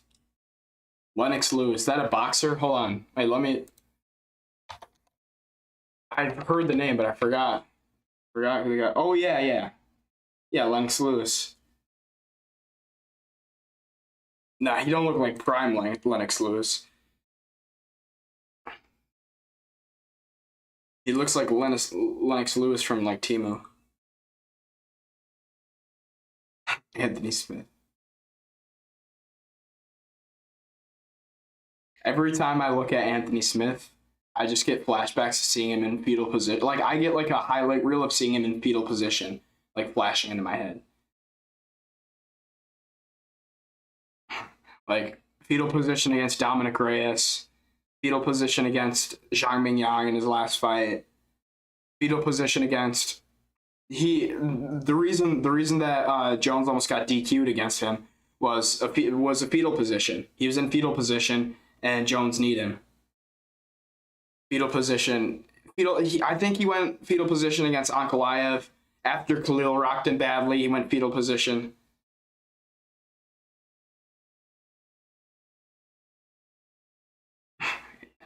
Lionheart. You know what I should do? Tier list of tell me if y'all want this in the chat. But tier list of worst nicknames. Best to worst nicknames. Like S tier is best, whatever tier is the lowest is worst. In the worst tier, I'd have like Andre Feely, Touchy Feely. That's a funny one. Low-key Jordan Levitt, he's on this card. He just lost. His nickname is like the Monkey King. I think that's kind of stupid. Bilal has a pretty bad one. Remember the name. Everybody's like, wait, I forgot the name. And then what else we got? What was the one I was just talking about? Wait, I was just talking about one nickname, and that's how I got to this one. Oh yeah, Lionheart. Yeah, Anthony Smith.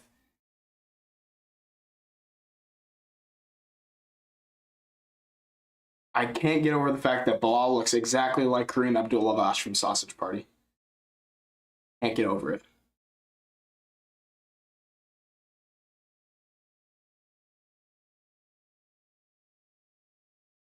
Like, people say Klay Thompson looked like Kareem Abdul-Lavash, but Bilal looks more like it. S tier, who roasted Dr. Medic. I love that. Yeah, that's a good one. The doctor is actually pretty good. Oh, because his last name's Medic.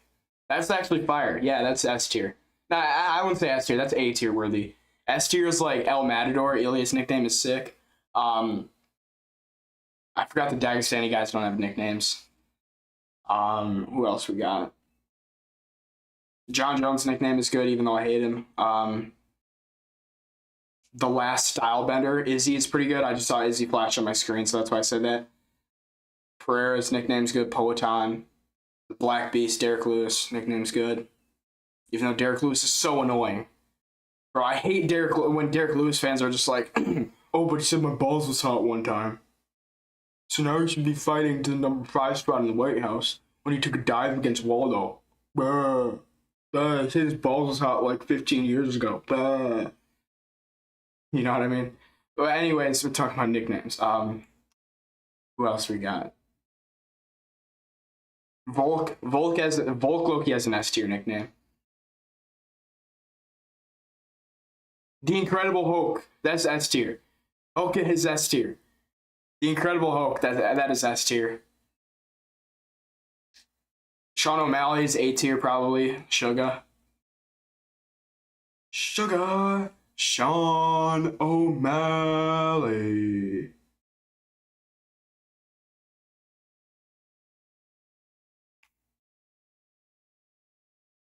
Gaethje's nickname is good, but after some recent events, upon further review, I don't know, man. Gaethje used to be one of my favorite fighters. I don't know now.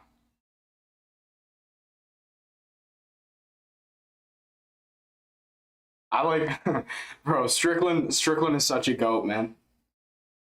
Strickland's such a GOAT. That's all I'll I'm gonna say. I was gonna rip some opinions on you guys, but I can't do that right now. Hey guys, I want a future life. You know what I mean? I have a bright future ahead of me. I can't be talking about, you know what? You know? Yeah, he's with them now. Yeah, I know. No, I don't think Gaethje is. I think Gaethje's cool. It's just Gaethje's just like there's something wrong in the brain. It's what too much sparring does to you. You know what I want to see? I want to see Paulo Costa's input on this whole situation. I want to see it like we've already seen Bryce Mitchell's opinion. I broke it down on the channel. Go check the video out, all that, and go to promote it. But I I want to see Paulo Costa's opinion on it. Paulo Costa is a funny guy, man. They're always listening. True. I gotta be careful. They're everywhere.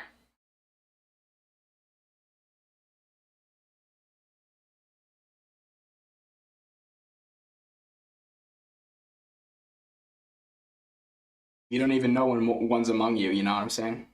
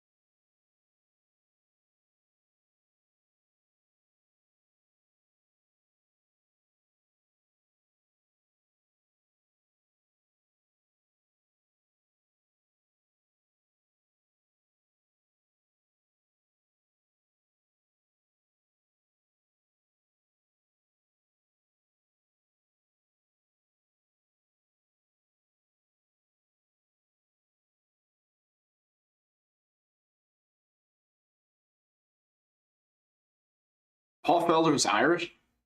Wait a second, I never noticed that. I've heard his nickname's the Irish Dragon. He's actually Irish. I thought he was just ginger. Regardless, Paul Felder's the go. Paul Felder's low-key goated commentator.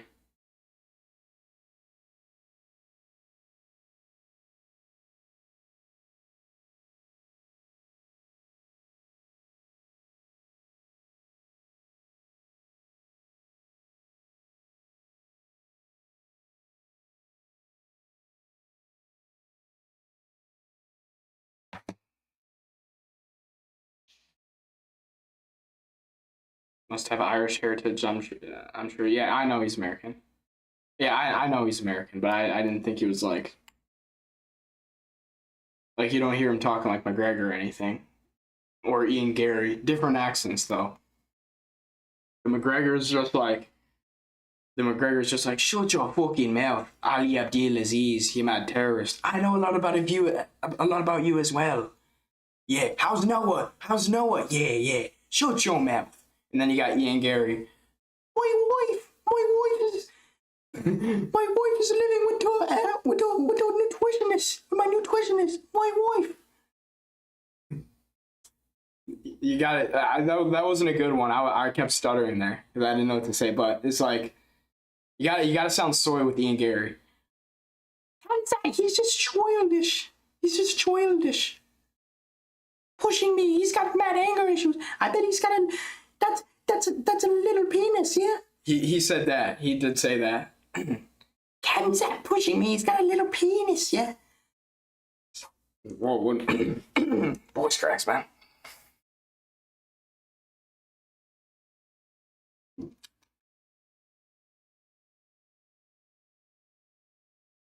Y'all been seeing this Eddie Hearn and Tom Ass, but bro, fuck Eddie Hearn, man.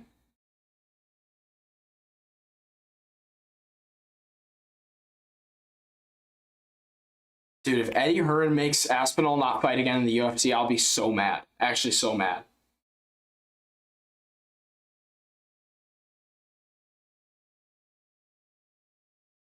Yo, y'all know that Bilal has more finishes than Merab? That's actually crazy. Merab has 2 finishes in the UFC. Maurice and O'Malley, right? Yeah. Crazy O'Malley got finished by Merab. I'm from the UK, so I'm feeling it. Yeah.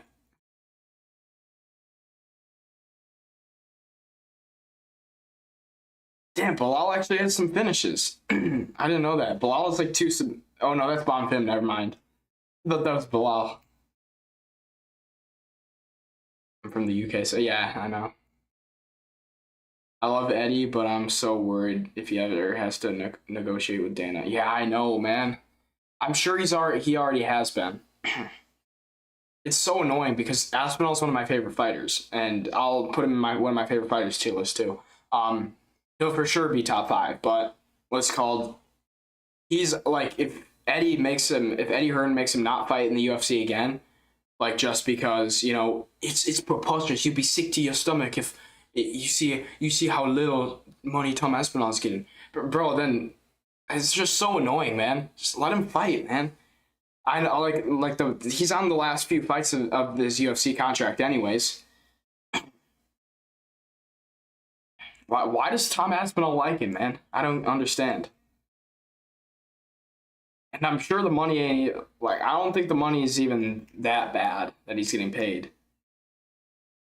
He should be getting paid a lot more considering all the bullshit that he's had to deal with in the past couple of years, though. Like getting like getting I don't even know, making like Jones making him wait out for the title shot, and he has to defend his interim belt. And then, he waits for this whole Jones fiasco to end, and then he finally retires. They say, "Oh, Tom, you're the champion. Yeah, you get a fight with Cyril Gane in October." And then, Cyril Gane was probably winning the first round. Tom was starting to build momentum, though, landing good shots. I don't think he was going to finish Gane. So, I mean, that was was his cardio going to take him all the way? That was a good question, but he couldn't even get to test it out because Gane and he did it earlier in the fight too, but then he just extends his fingers and pokes his eyes like he usually does. The cunt can't keep his dirty fingers out of anybody's eyes. He's such a cheater, man. Low kicking Jones, like kicking Jones the butt, or not the butt, the balls. What am I talking about? Anyway, I mean, which I don't mind because I hate Jones too, and Jones is a cheater as well. Always has his finger extended, purpose, pointed at his opponent, and then back of the head shots to Tuivasa. It's just too much, man. Barnucci and Tafa, they're doing the little introductions. Oh, he says, "I'm so glad someone outside the UK is rating Aspinall. He's been getting way too much hate recently." I know, it's so annoying, man. It's actually so fucking annoying. I'm about done with it, bro. Bro, it's just like all these. It's all like these bot accounts on Instagram. Not even bot accounts, bro. It's actual people. Like why? Like it's not even Aspinall's fault, man. And they're saying his eye injury's fake. Like shut up, man. Like, bro, I would have. Oh man, this is making me anxious now. People are such dumbasses, man. Sometimes. Yeah, he deserves compensation for the last couple of years, whether it's financially or by giving him big fights. UK main event, maybe even invite him to the White House. I mean, UK main event is like, bro, we give them, we've given them number cards, and it's like, the number cards kind of have to be on our time and stuff in America. So like, maybe even invite him to the White. Yeah, that's facts. Why don't you invite him to the White House? Watch him. Let him watch the fight where he's gonna fight the winner. Like he'll fight Pereira or Gane. And with the Gane fight, like if Gane ends up beating Pereira, which would be underwhelming, but it could happen because Gane is good and he's the type of guy that would beat Pereira. It's like, bro, then you got like kind of beef there. And if Pereira wins, then you got a huge fight. Pereira versus Aspinall, dude, at Madison Square Garden in November. So you have a huge fight either way. And you can build that up with bringing him in the octagon at the White House. But they're not going to do it for some reason. I don't know why. And outright banning Strickland from the White House is crazy too. Imagine him and the winner facing off the White House. That instantly hypes fight. I agree. Completely agreed.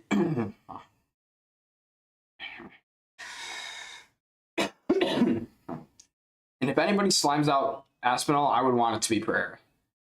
And Gane, I don't think Gane would finish Aspinall. Aspinall just got to make sure his cardio's there, because I think, like, what I was worried about is he had his chin up all the time in the Gane fight, and he was also, like, he was mouth breathing a lot, which you can't do. But at the same time, he did have his nose busted up a little bit, but yeah. That was a bad day for me. It's like one of the worst possible scenarios. Like the only worst scenario was Aspinall getting slimed out.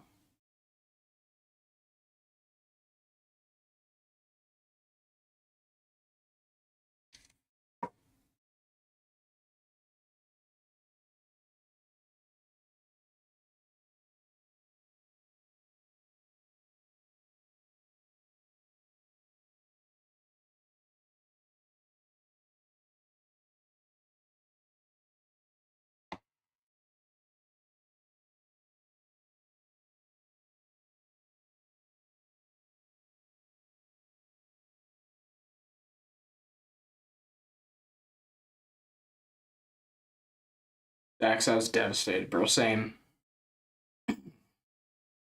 That was the middle of the day in America, too.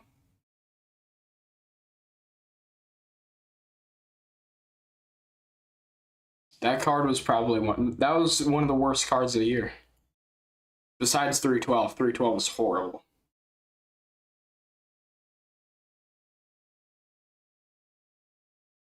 And Umar just snuggling with Batista. I mean, there was good scrambles in that fight, but Umar was low-key snuggling with Batista, and so was Dern and Jandarova. Oh my gosh, it was just terrible. And then Blobby Osmat Mirzakhanov chinning Alexander Rakic.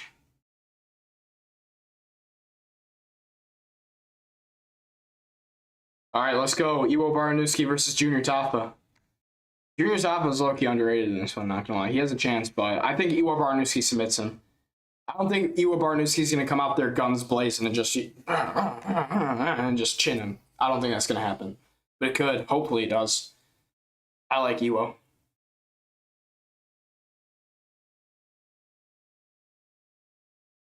I don't think he'll chin Tafa either. Tafa's got a pretty good chin.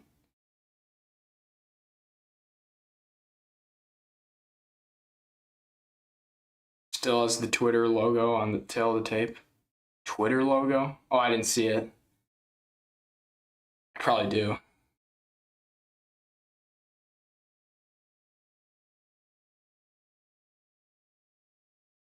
It's funny how all of Tapa's weight is like on the sides of his body. Like all of Tapa's fat has dropped, like sagged down to the sides. Hyped for this one? Yeah, same. It's a guaranteed finish. Don't blink facts.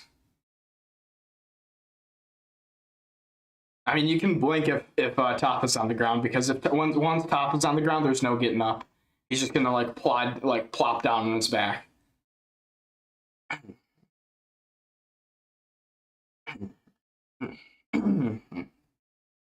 Iwo's got aura in this one. If he loses to Tapa, it's all gone. He did get dropped by Ivo Aslan, so this one's interesting. I think that he's probably going to take down Tapa. He should. That's the best game plan, because Tapa's got pretty decent stand-up, and he's got crazy power, too. All right, round one about to start.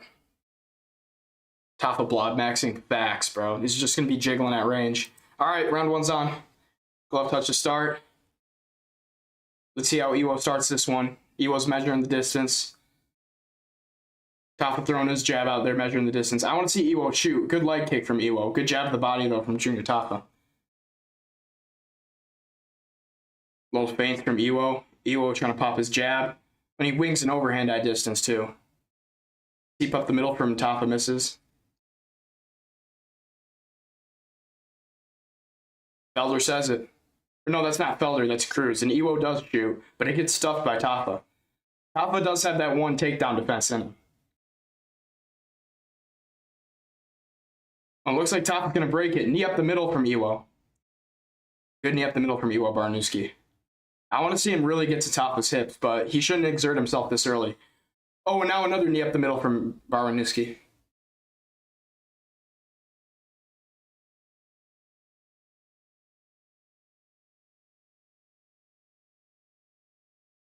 Good low kick there from Iwo. Iwo should probably keep going to that. Good left hook there from Tapa, but it lands on the guard of Iwo. Tapa right hand looks dangerous. Yeah, I know. Oh, good leg kick there from Iwo Baranuski, and it sits down Tapa, and now he's pounding away. Iwo Baranuski's pounding away, and it looks like it's going to be done. It's going to be done, and it's finished. It's finished. Iwo Baranuski gets the finish. Nasty leg kick TKO from Iwo Baranuski, and he gets it done in the first minute and 25 seconds. Great finish from Iwo Baranuski. He gets it done again. Iwo's legit, man. Junior Tapa's leg is hurt from 2 low kicks from Baranuski. Baranuski's got to have some seriously dangerous power. It's one thing to do that to Austin Lane, who's there to be chinned. But it's another thing to do it to Junior Tapa, who don't really... I mean, I guess he's been leg kick TKO'd before, but... You know?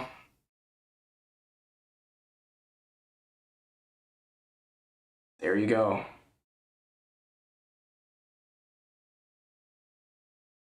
Damn. Oh dear, that's a sad ending. I know. Poor Tafa. Tafa was coming off a good win too. Not a good win, but he beat Kevin Christian.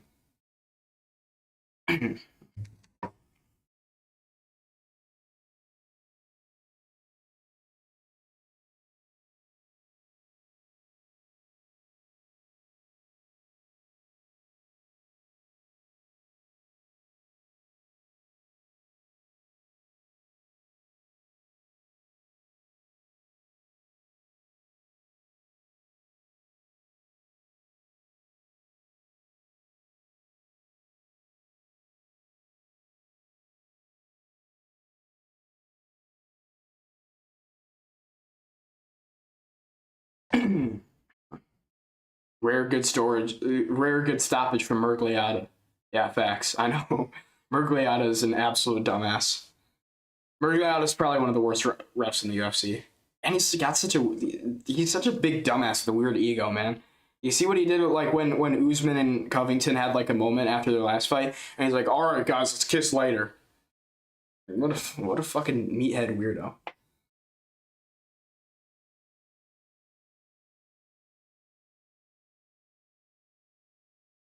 He's like always trying to make everything about himself. You know what I'm saying?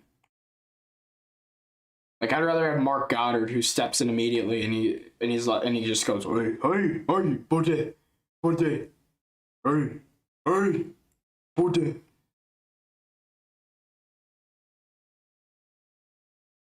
Damn, Tafa's already out of there.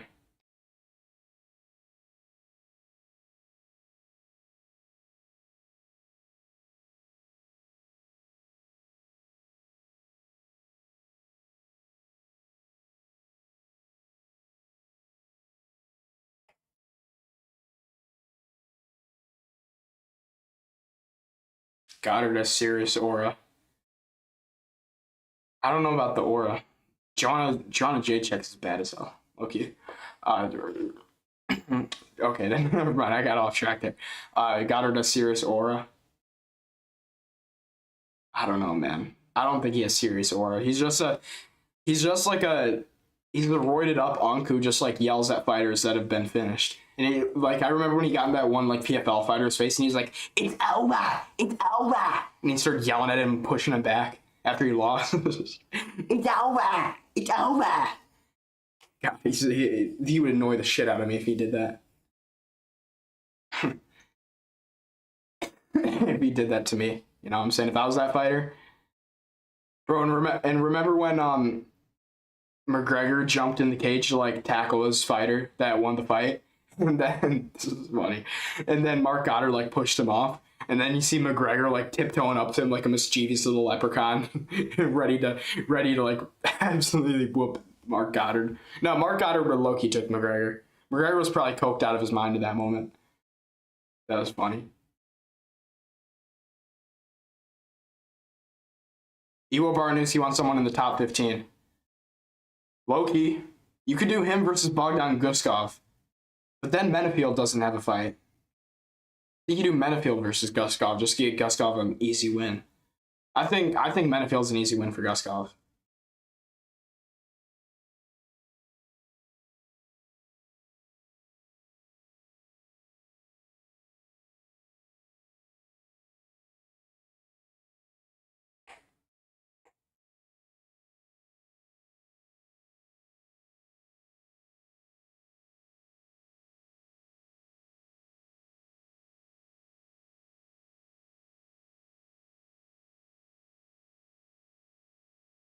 What's next? Oh, Bryce is fighting next. Let's go.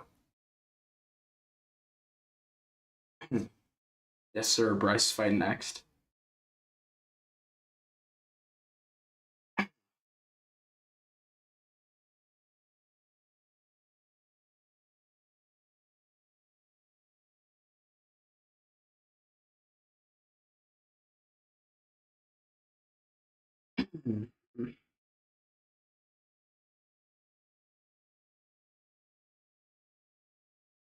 Is he cracking Joanna? I don't know. Joanna just goes there to support all the what's called all the Polish fighters. Yeah, Bryce, let's go. Yes, sir, Bryce. I wish I was Evo if he was cracking Joanna. Joanna's so hot now. Bro, Joanna used to be ugly. She used to have just like a big eye head. Now she's like actually hot ever since she retired. But low-key, she is a witch apparently. Like according to Colby Covington and Jamal Hill, she is a witch, and I think both of those stories happened. And Colby don't usually just lie like that, you know what I'm saying? I'm scared for Bryce, man. Luna's got some pop, bro.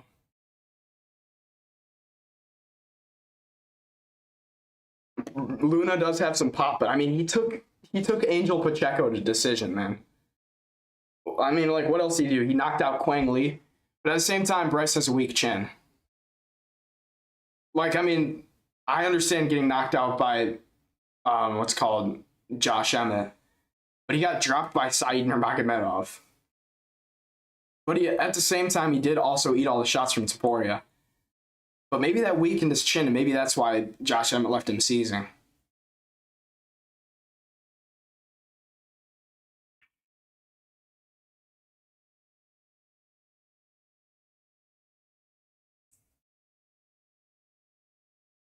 I just definitely don't think that Bryce Mitchell is going to finish him.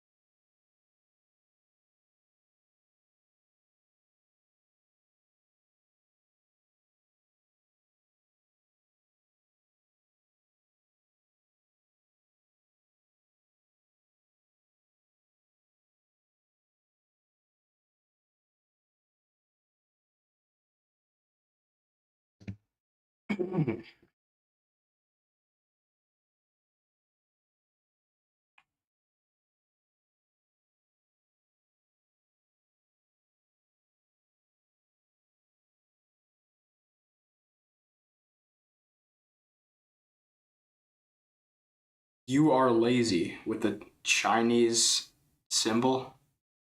What?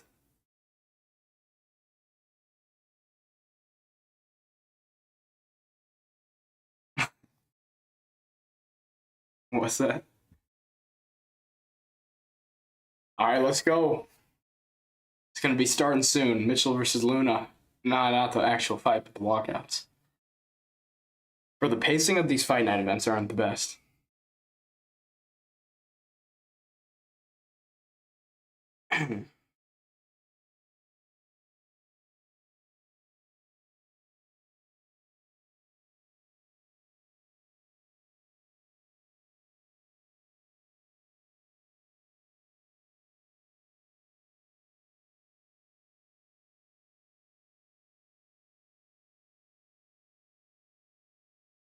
All right, hopefully Bryce Mitchell's striking looks better than Quang Lee. I'm gonna be depressed for the rest of the stream if Bryce Mitchell loses.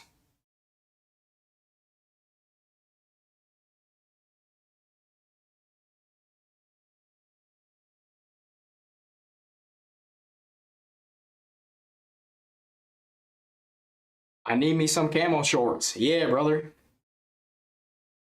Yeah, brother.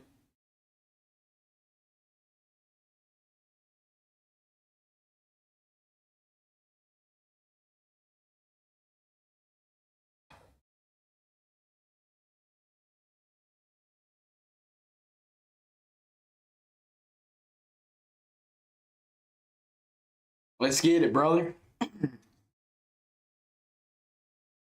Did we mention Thug Nasty earlier? That's got to be up there for nicknames. I think that's like a B tier nickname because it don't really like it don't match the style of fight. You know what I mean? Like what matches Bryce Mitchell about Thug Nasty? It's just kind of like funny. You know what I mean? I guess he used to be like a rapper or something because bro, I've heard bro Bryce's bars, Bryce's freestyles are something else.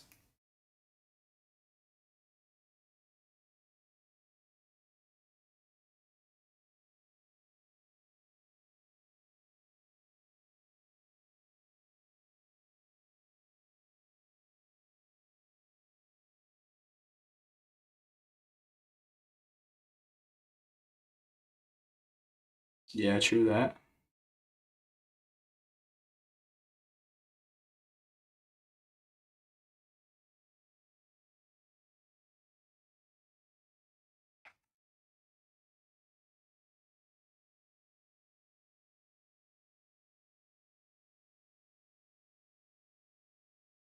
He can spit bars. Yeah, I know he can.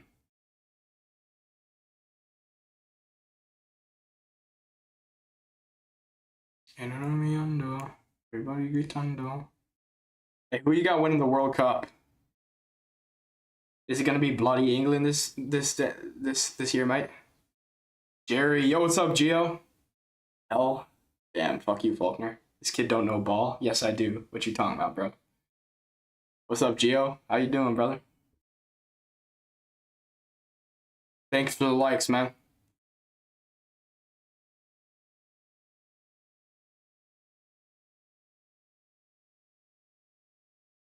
Brass Mitchell, brother. England, yes, sir, England. I want England to win too, but it's like, dude, I think France is gonna take it this year. Mbappe's too good, man. I got limited ball knowledge, but I've been doing my research and I watched the World Cup last year. And I watched Summer Olympic soccer too. Bro, it's gonna be like I hope it's England. It's not gonna be England, sadly, bro. But I think it's gonna be France. Will it be a repeat of the Summer Olympics? Is it gonna be France and Spain? L? What you mean W, bro? Um, L. Damn, fuck you, Alanis. What are you doing? France or Spain, probably. I don't think Spain's gonna win it. I think France is probably gonna win it, but Spain could definitely be there. Bryce Mitchell, brother. Yes, sir. Bryce Mitchell is getting the Vaseline on. He looks locked. J Gay MMA. Shut up, bro. J Gay MMA. W creativity, bro. Dude, I feel like Brazil could also do it. I don't think Portugal's got it this year. Definitely not Argentina. Portugal could be up there, but I feel like the fuck was the last country I just said? Brazil. Yeah, Brazil. Brazil could take it. Brazil's good this year. I don't think Neymar's going to be that good this year though, because Neymar's been injured and stuff. Vinny Jr. is going to be the X factor on Brazil. Vinicius Jr. He's going to be the X factor, man. Vinny Jr. I've been seeing all the AI World Cup songs on TikTok. It's like the USA one pisses me off. It's like, and then it has like a 5-minute segment for Christian Pulisic at the end. Give me Iran. All right, bro.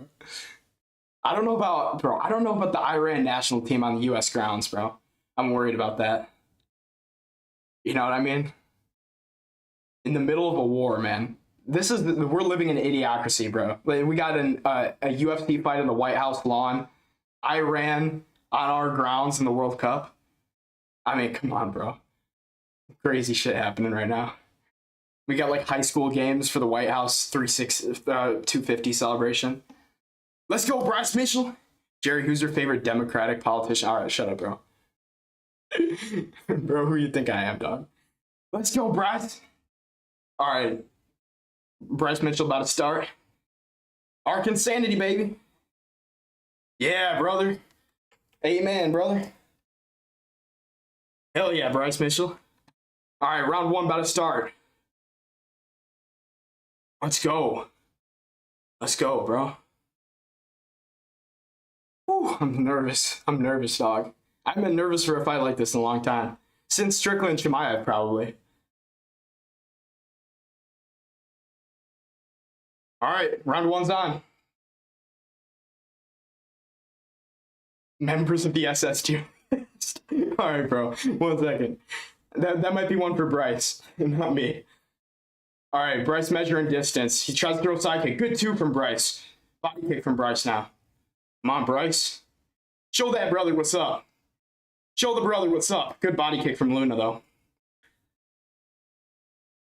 Let's go, bro. Oh, shit. Good 1-2 from Luna. Nervy pervy. All right, bro.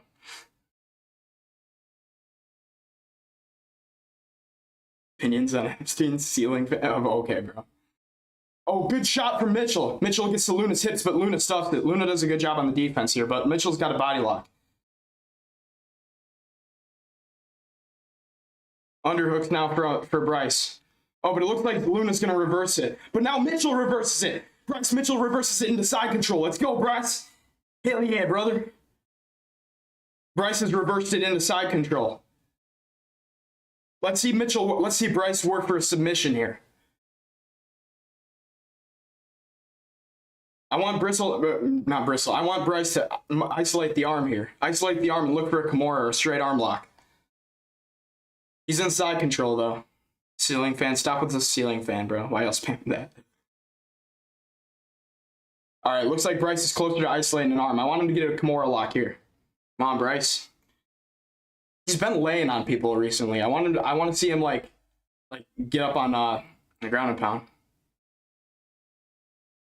Opinions on Epstein, bro. No. No, dog. I'm trying to go to college, man. Looks like Luna's gonna... I thought Luna was gonna turn over. Do something freaky for a dono. I don't have a dono box. I wish I did, but I need 10,000 subscribers. Mitchell's just kind of holding them down here. I want to see him work for a submission. See, I'm fine with Bryce holding them down. But if Hamzat was holding a guy down right now, if Hamzat was holding down Strickland right now, yuck. You know, no, I'm playing. I just Hamzat's annoying to me. That's why. All right, let's get it, Bryce. Luna's too close to the octagon side now for Bryce to do anything inside control. I want to see Bryce posture up for ground and pound. Shake it for a dono. No, bro. Appreciate it, though. Facts.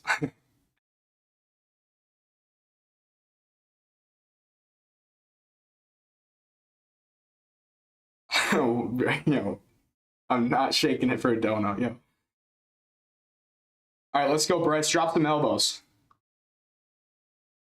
All right, now Bryce is gonna try to posture up. It looks like he's in the half guard now, but I want to see him get mount and start posturing up and landing stuff.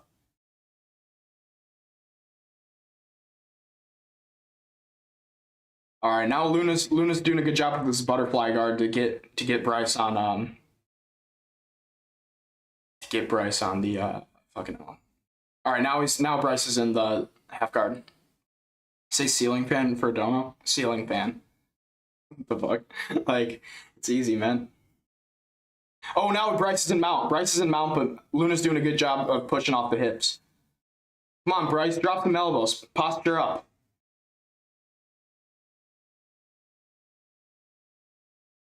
Commentary's biased against Bryce. Come on now. Y'all sing praises for Makhachev when he does stuff like this, but not Bryce. Good little shots, though, from the bottom from Luna.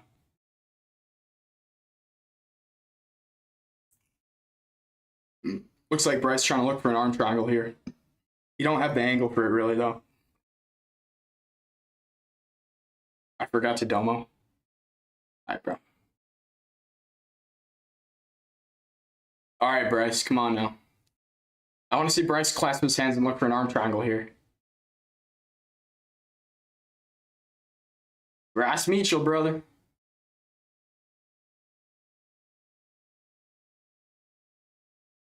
Looks like Luna's trying to look for a Kimura grip on Bryce.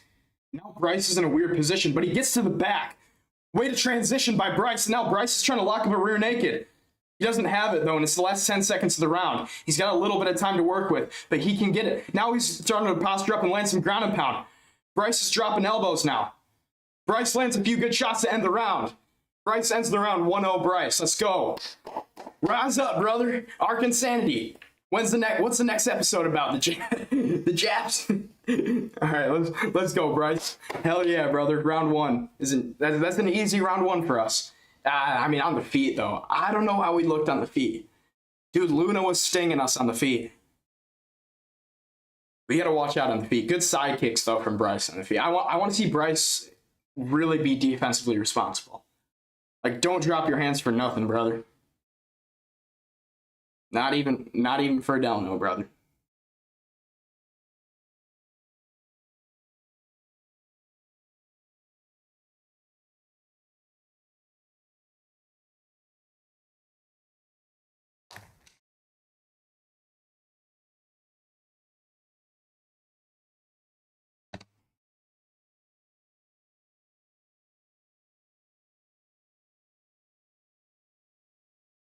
All right, let's go. Round 2 about to start.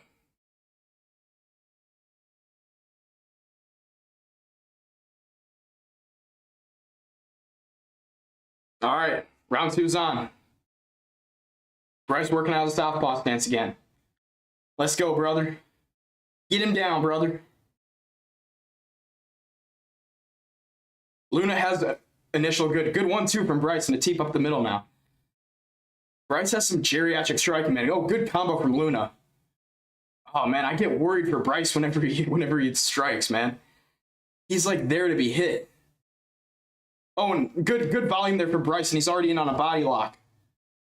Bryce going to try to take down Luna here. He's got the body lock, and he's got a decent position. Now he switches to the double leg on the hips, but Luna's doing a good job defending. He spreads out his base well. Now, Bryce is trying to lock his hands, but now the grip slides up and he's back on the body lock. Luna's doing a great job defending. Knees to the body from Bryce. Now knees to the thigh. Bryce needs to keep this on the ground, in my opinion. Yes, he does. He looks like a fish out of water on the feet. Good knees to the body, though, from Bryce. Luna answers back with some knees, though. Bryce trying to get in close on the legs now. And he's got it. He's got the takedown on Luna. Bryce is out grappling Luna with a masterclass right now, and it looks like he's already trying to transition to the back. He's got Luna's weight spread out, and he's doing a really good job keeping him on the ground. But Luna scrambles well. And Bryce has ended up on his back. Luna's in the half guard now.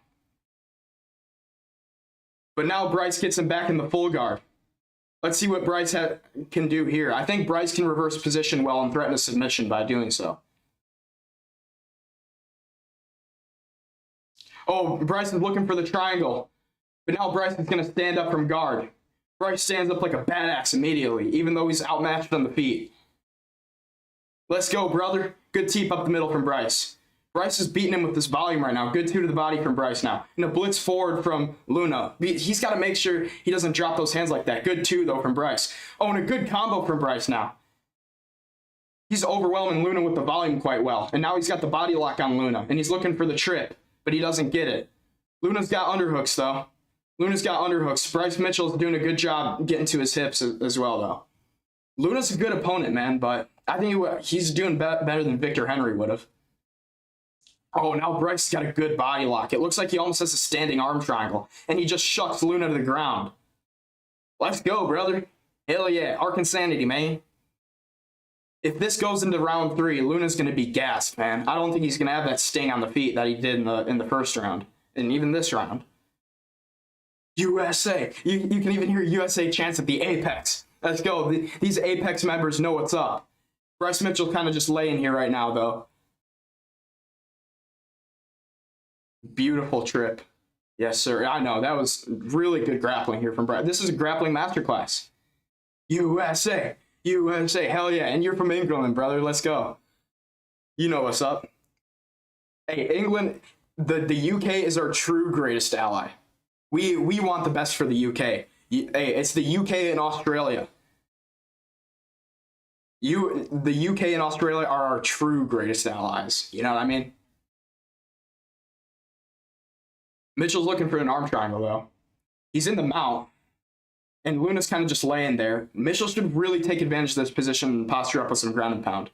Luna's kind of just holding on to him there, and Mitchell transfers over to half. He transfers over the half guard. Bryce is into side control now. Bryce in side control, and I don't know what he's working for. The Boys and Co. Yes, sir. You know what's up. You watch the Guru vids, man. I know what that's from. I dabbled in that tier list. It was low-key 2.5 hours long, though. The Boys and Co. That's facts. Luna has the toes on the fence, though. Cheater. Luna's a good grappler, too, man.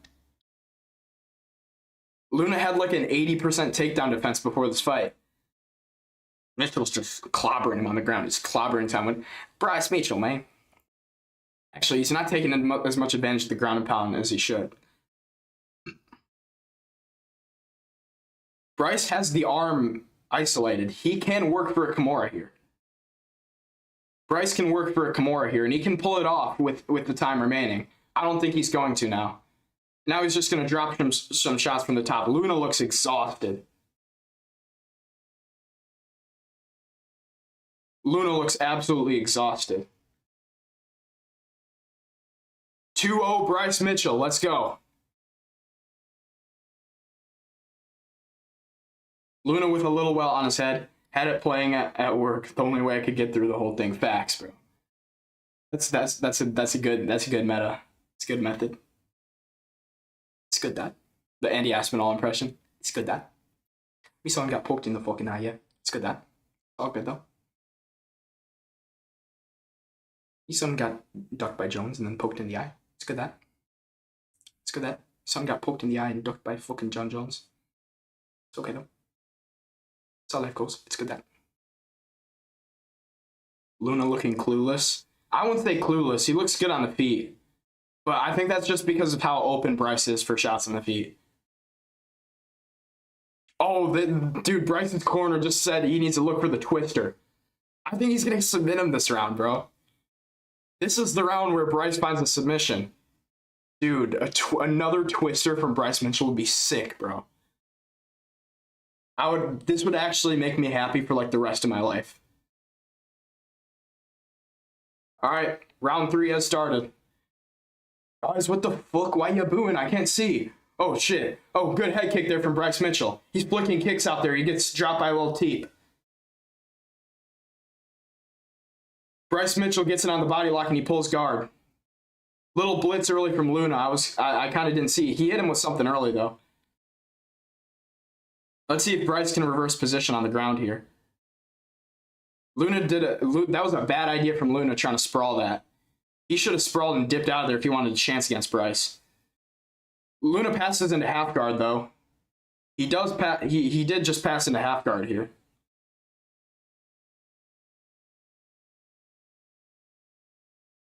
Bryce Mitchell trying to pull up a rubber guard here.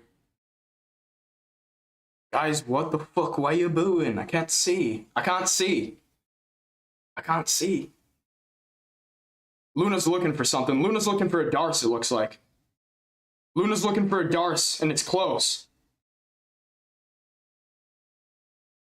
Luna's looking for a Darce. No, Bryce, don't tap.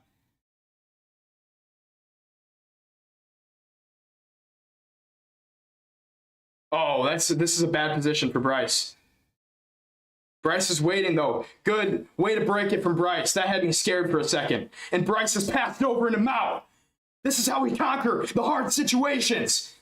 This is why we are a dog. Bryce has passed over into Mao.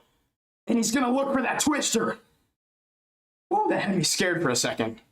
I was about to be devastated if he lost. Oh my gosh, what a way to get out of that submission by Bryce. That deserves a standing ovation. Amazing. Great job, Bryce. Now Bryce is just going to smother him in mount. I thought that was a tap from Luna for a second.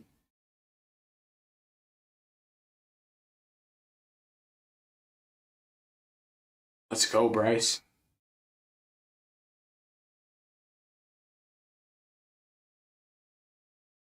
All right, Dominic Cruz is just glazing Santiago Luna for some reason, I guess. Even though he's getting dominated, I guess Dominic Cruz, he can just glaze Santiago Luna for some reason.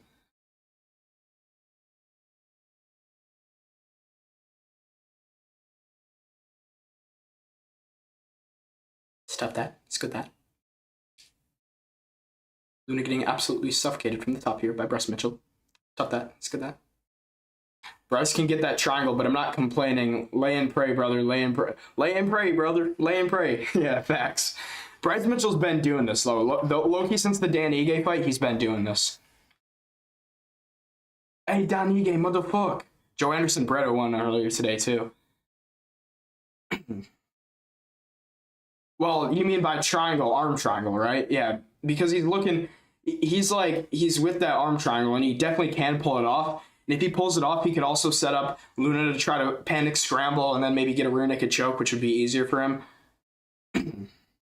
Bryce is not really an arm triangle type of guy. He's more of like that dynamic, catch you in something type of submission. Like he'll wait for you to make a mistake and then jump on something really quick. Like that's how he gets to twisters. I don't even care. Dude, Bryce, just lay on top. Lay on top. And, you know, like the reason that he lays on top so much is because he's always looking for submissions. All right, Luna's back in full guard now. Hopefully Luna doesn't get the butterflies and push off Bryce's hips here. Good elbows, though, from the top from Luna. Luna tries to throw up a triangle, but he don't get it. Little ground and pound shots here from Bryce.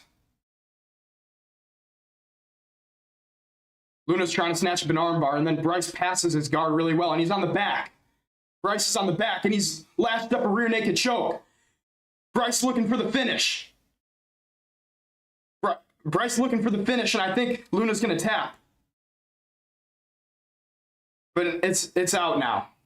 It's out now, but now Bryce is going to try to look for a Kimura grip, it looks like.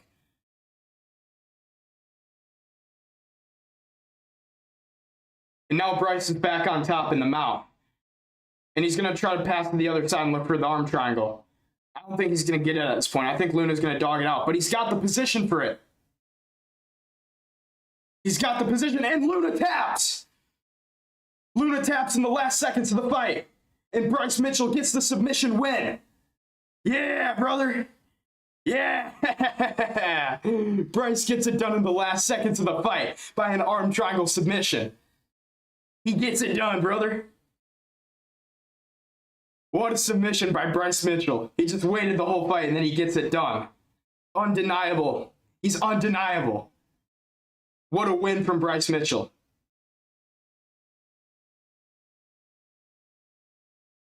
What a win from Bryce. Amazing to see, man.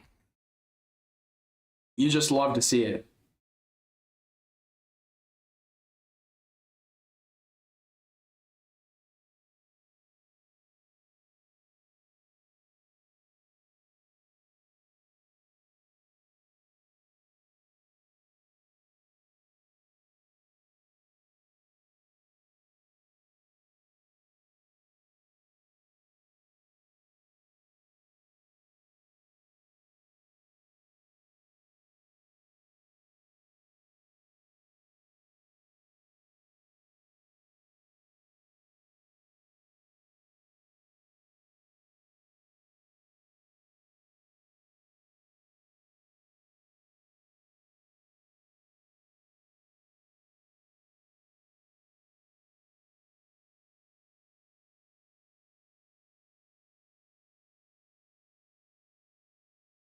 Watch that triangle. People forget about the triangle. People forget, man.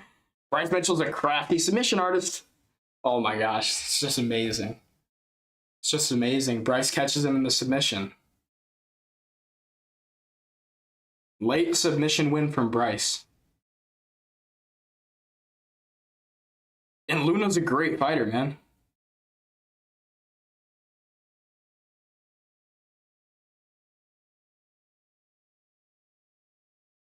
Yeah, Bryce, put that American flag on your back, brother. I wonder what he's going to say on the mic. Hopefully they give him a mic.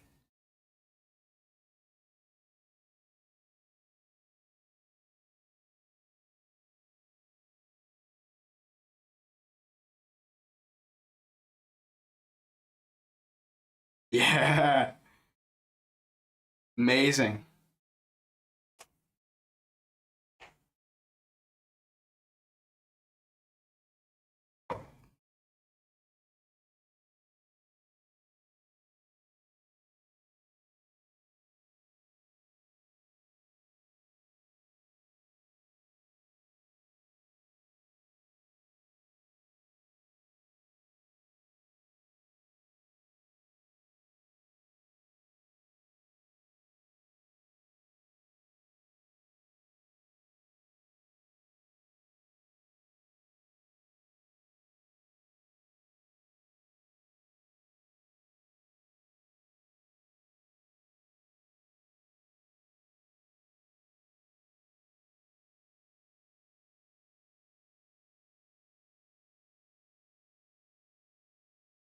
Amen, brother.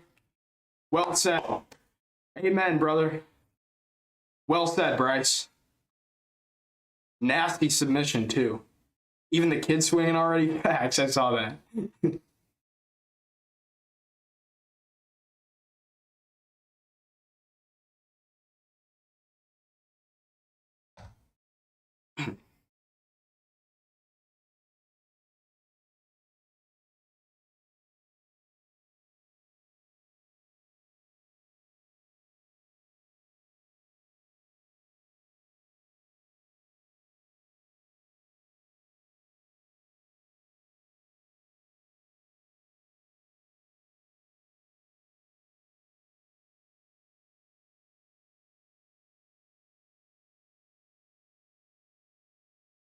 Amen, brother.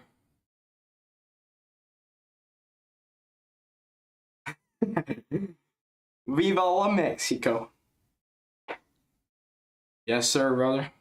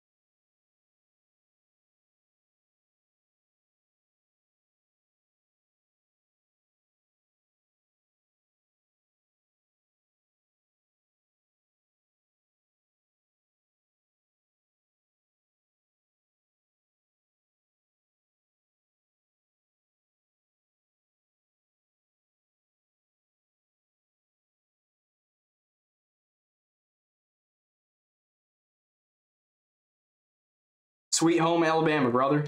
Hell yeah, man. Thank you, brother Bryce. Thank you, brother Bryce, for your win.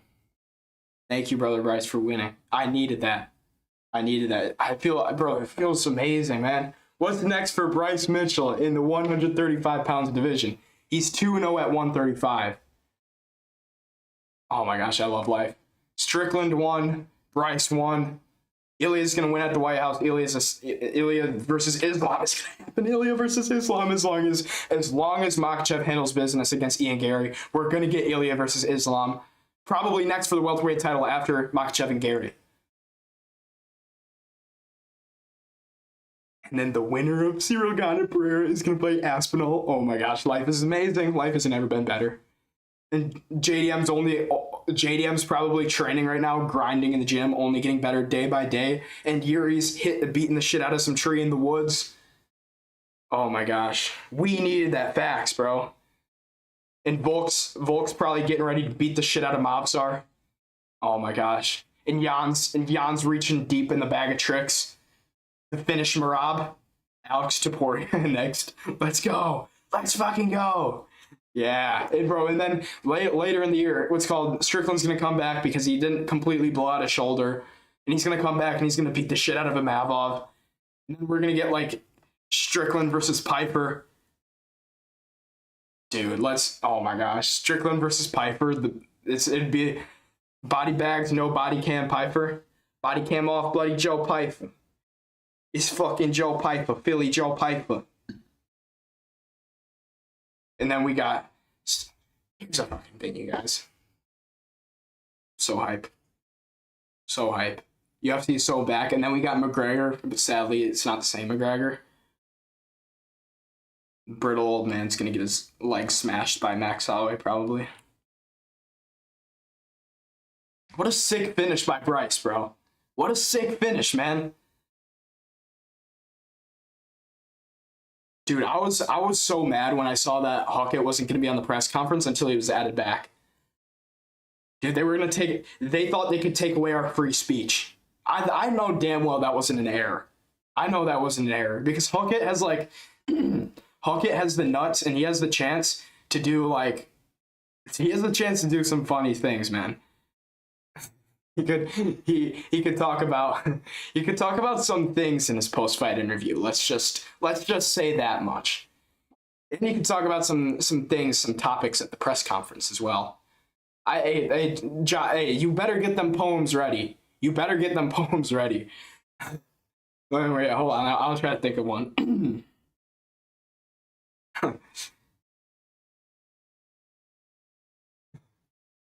I'm trying to think.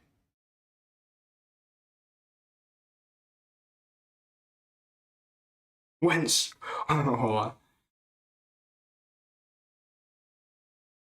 When oh my gosh. Strickland beat Chimaev, attaboy. Justin Gaethje, you're a good boy. And then he points at him, and then he says, "How dare you?" and then Gaethje and him get like scrappy like he did with Ilya. And then Gaethje gets up and he's like, "Fuck you. All I think about is American family and God." Gaethje knows nothing about like, you know, the certain country. He's just like hate tweeting, probably because he got knocked in sparring or something. All right, wait. You said I love Strickland Piper. That's a crazy fight. Yeah, I know it is a crazy fight. I don't think Piper finds Strickland's chin though, because Piper's power isn't natural. It's just kind of like wind up and like I'm gonna try to knock you out. You know what I'm saying? Like that's the reason that he stunned Izzy on the feet is because he was able to wind up and hit him.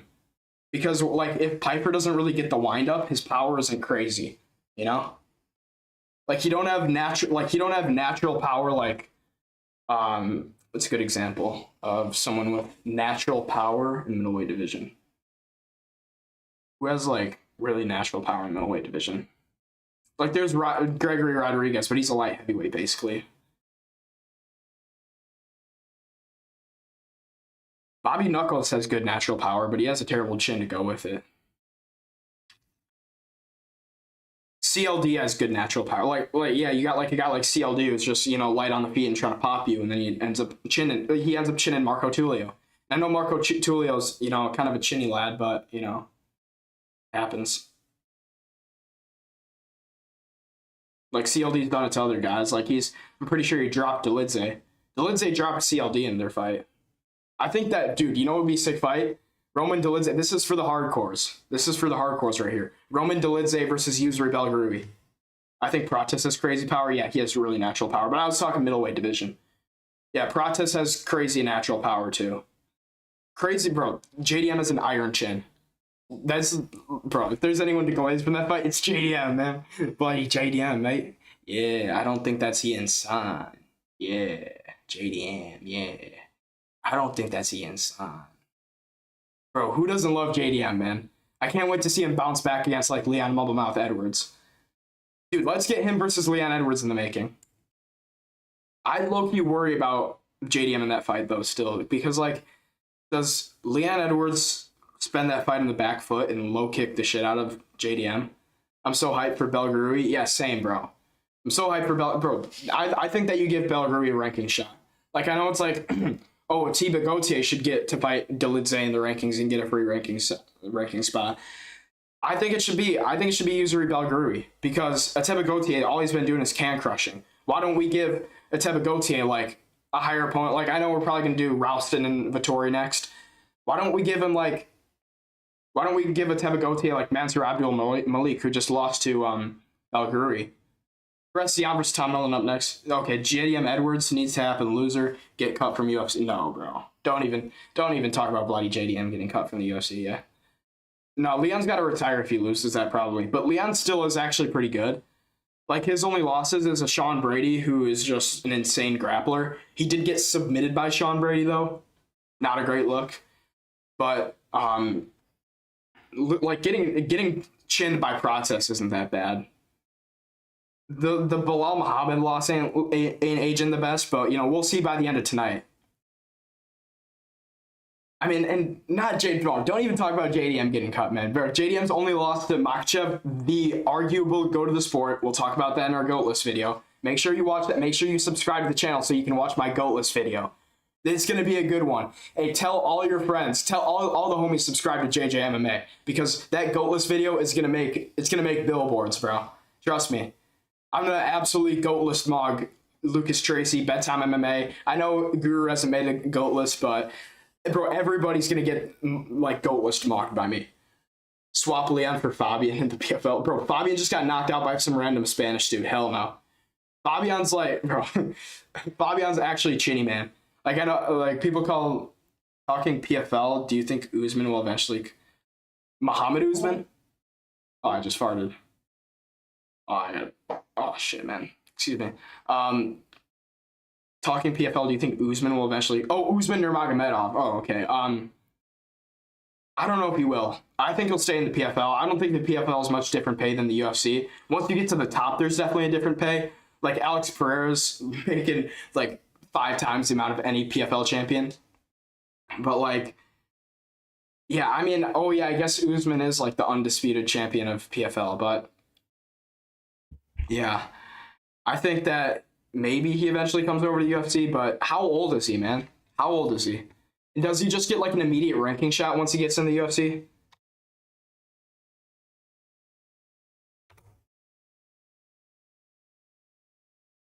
April 17th, 1998. So that's 28. He's only 28? Okay, yeah, so he could come over to the UFC then. Yeah, I think he will. And he's what, a lightweight? If he's a lightweight, then I mean, he just has to get through a ranking spot. But apparently, I've just been hearing from sources that they're not going to let any more Dagestanis in the UFC. Apparently, like, Dana says that he regrets letting them in sport or something because they got a boring style. Which is true. They do have a boring style, but, like, they're good. And you can't just, I don't like how they cut Makhachev. Like, I don't like Makhachev, but I don't like how they cut him because it's like the best should win in the UFC. I'd assume he gets a decent matchup straight away, plenty of time in his career left. Yeah, I know. It's a decent matchup straight away. So decent matchup, you mean like, does he get like Beneil Chiniman Dariush? That could be a close fight because it's a different stylistic matchup, but if that's true, the game is back. Yeah, I know. The game is back, bro.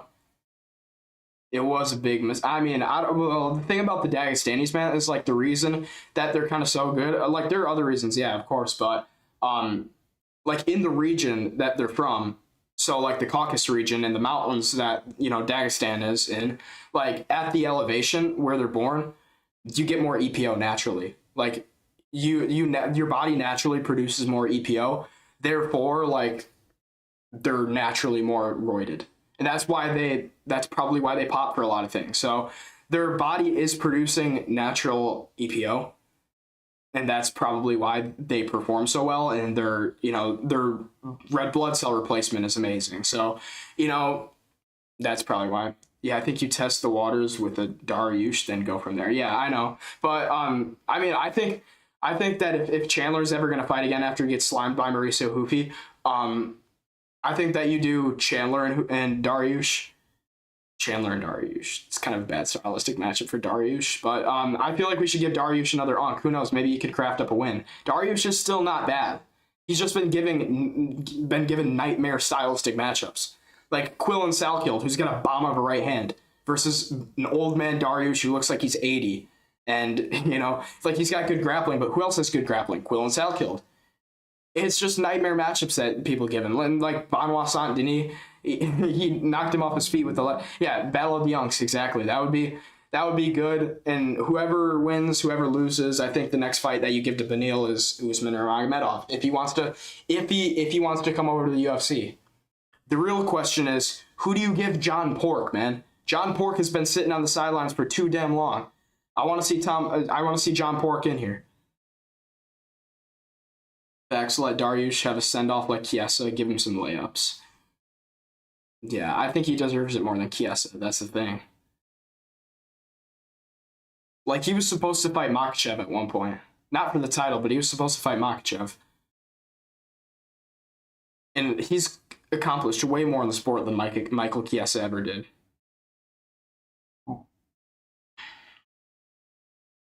I have a feeling Tom Nolan's going to get chinned, sadly. Look at that.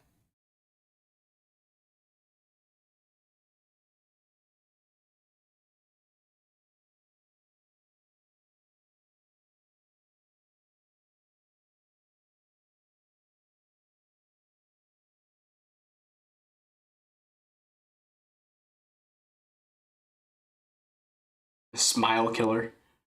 All right, round one's about to be on. Ziam versus Tom Nolan. I hope Tom Nolan wins, but my pick is Ziam. Dude, I'm on a high after that Bryce Mitchell win. I feel great, man. Look, John Pork is a difficult one. He's got so many people calling for his name, but he's the man. He can pick whoever he wants, and stylistically, he destroys half the roster. I don't know, man. I don't know about none of that, man. He got dropped in his Contender Series fight. All right, round one's on.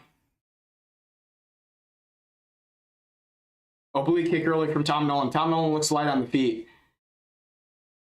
The thing about Tom Nolan, man, is he's had like bad opponents, so I don't know how he's going to fare in this one. I think Ziam's going to slime him. Ziam looks like the smaller dude in here, though.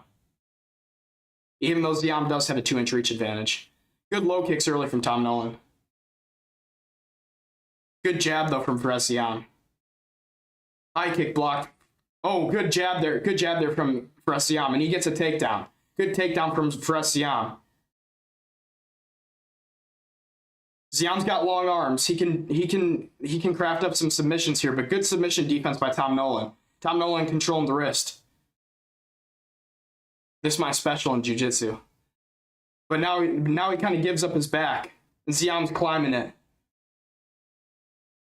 Not a fence grab from Tom Nolan. His fingers aren't in the fence yet. Oh, and a good elbow, but a spinning elbow from Tom Nolan. Good elbow from Ziam, but on the exit, Tom Nolan hits him with the spinning elbow.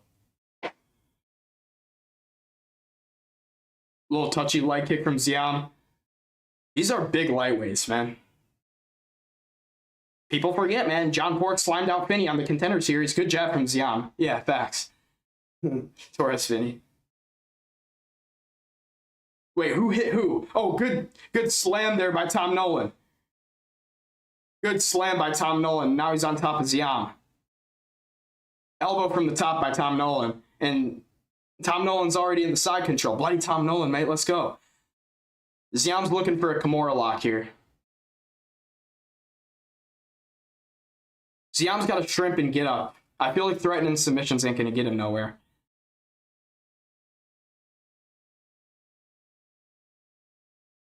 Little elbows to the body from Tom Nolan. And now he's in the full guard of Ziam. Elbow from the bottom from Ziam.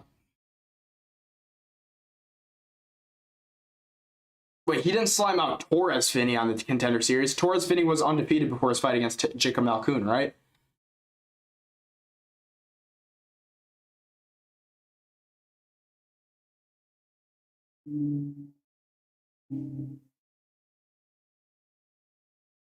All right, now Ziam's scooted up against the fence and looks like Ziam's going to try to get up from here. But he's in kind of a bad position with Tom Nolan. Nolan's landing some good ground and pound. Now he's going to try to turn... Okay, now he doesn't. He was going to try to turn Ziam over and look for the back, but he isn't quick enough. He's looking for the neck, but he's off to the side. He hooks Ziam's leg. Let's see what he can pull off here. He's got decently long arms, so he can look for a darce if he wants, but he's not in the position for it.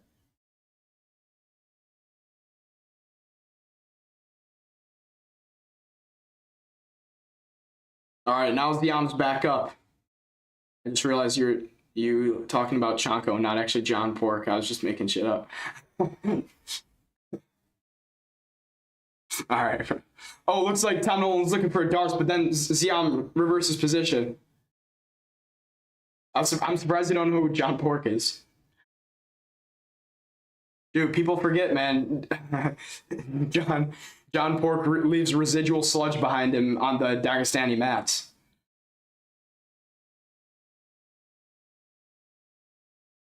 Thought we were creating some lore there.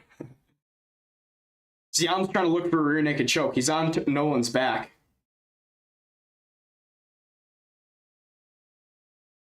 Nolan's doing a good job fighting the hands. I don't think Nolan's going to get submitted here. The Aussies are generally good as long as they're not Uso blobs. If you know, you know. They're usually good at defending the submissions.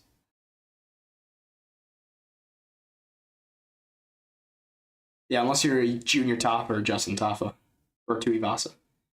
Nate Diaz versus John Pork sludge. Diaz shitting on the stool is the funniest shit ever. I made a video about that. Ziam's looking for a takedown, but Nolan defends it well. Spinning back kick from Nolan barely grazes the face of Ziam. Ziam's too light on the feet here. I want to see him blast a low kick. Good 1-2 there from Ziam.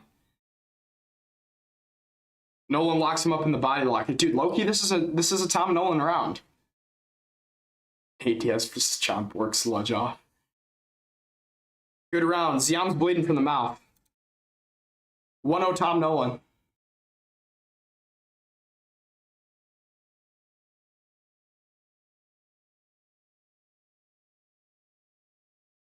Tom Nolan's, dude, if he gets ranked, bro, then that's 2 Aussie contenders. 2 of the boys are ranked in the light heavyweight in the lightweight division. Nate Diaz versus John Pork sludge off. Funny. It's funny, lad. It's good that.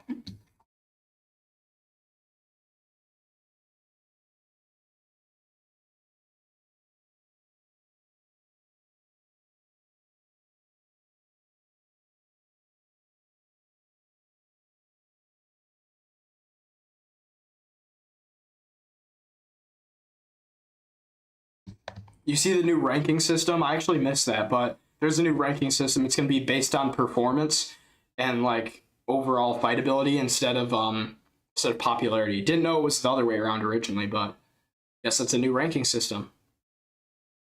All right, round 2 about to start.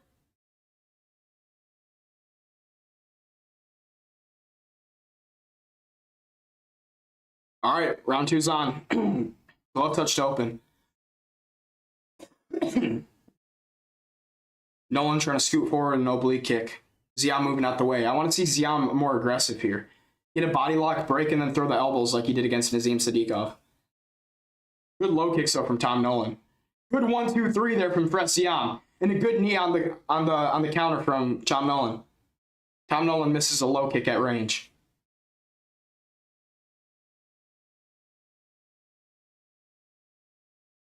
I want to see body kicks here from Ziam as Tom Nolan switches stances. Good 2 down the middle for Ziam. Ziam's kind of backing up in a straight line, and that's why he gets shot on there by Tom Nolan. He needs to circle. This is a major weakness in Ziam's game. And this is why I think guys like Manuel Torres will exploit Ziam. 10-9 Nolan, I agree. Tom Nolan gets the body lock, but it was almost reversed there by Ziam. Good knees up the middle from Ziam now. Ziam has reversed the body lock position, and he's got a good body lock. Now he's looking for a trip.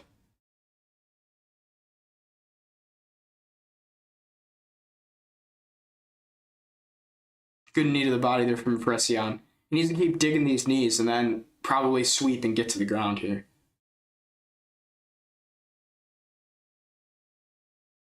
He hooks the leg. And now he's trying to Tom Nolan's doing a really good job defending here. He's doing a good job getting the weight off of his post leg when Ziam tries to sweep it. And now he's in on the hips of Ziam.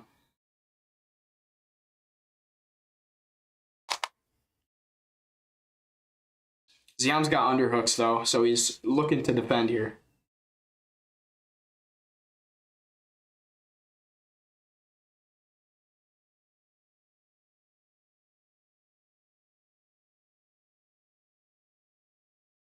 Good knee to the body. Looks like Ziam went down from something. I think Tom Nolan kneed him low to the nuts. I think Ziam might have just fallen down there. I don't understand what happened. But now Nolan's on top.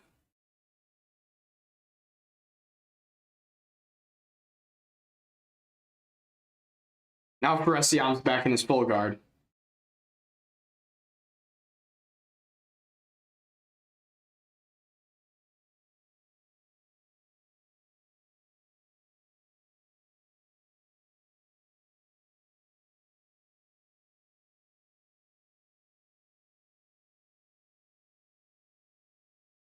Ziam gets like further into his own guard.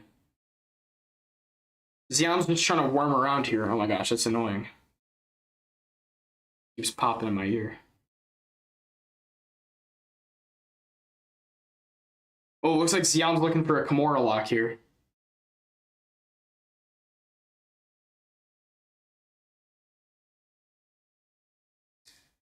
Ziam's up against the fence now, though, so he can build a base here, but it looks like Nolan's going to try to stack the legs and move him out, which he can do. And he has a good position for ground and pound here, but Ziam moves to his feet. Knees to the thigh here from Tom Nolan. Foot stomps now from Tom Nolan.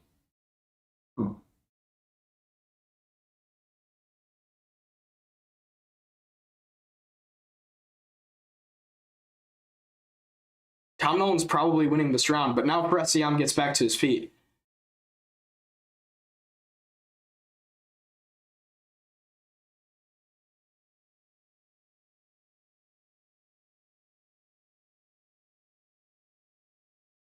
Nolan tries to drop down and a takedown again, but Ziam defends it. Now, I'm surprised with Tom Nolan's performance in this one. He's doing well. Fuck's sake, Ziam's about to fuck my bet. Okay. Yeah, I picked him too, but I mean, I don't bet, but what's it called? I picked him in my predictions video.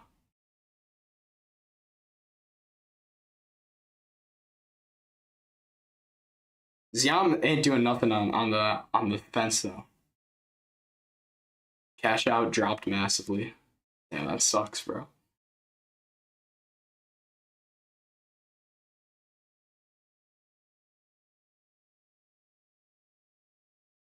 Ziam gets off the fence though. Now he's trying to trade. He throws a body kick, but he's kind of gassed. Probably 2-0 Nolan. I'm going to say that's 2-0 Tom Nolan. Ziam needs a finish. He needs a finish to be sure. There's no way. I don't think he won the last round. I'd need to watch it back, but I don't think there's any way he won the last round.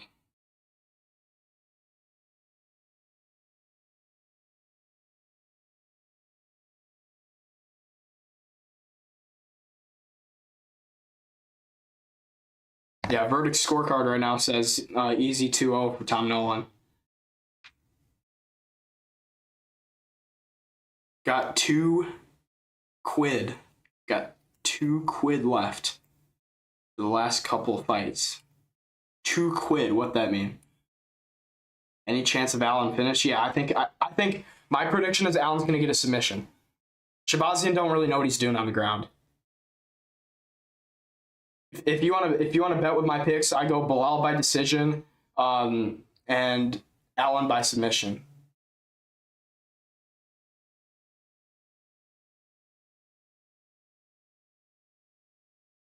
All right. Oh shit, man. Forgot the timer. All right, I'm 7 seconds. I'm like, yeah, like 6 or 7 seconds behind. Like 2 pounds. Any chance of Allen finish? Yeah. Okay. So. Yeah, just go for either Allen by submission or Bilal by points. Sweet, I'm locking it in. All right, bro. Nice. Ziam ain't really doing much on the front foot here. Good shot, though, from Ziam. And now Nolan's in on the body lock, and he's going to try to take him down again, but I don't think he's going to do it. He's in on the body lock, so Ziam has to separate here. Tom Nolan has good grappling. I'm surprised. I didn't know his grappling was going to be good like this.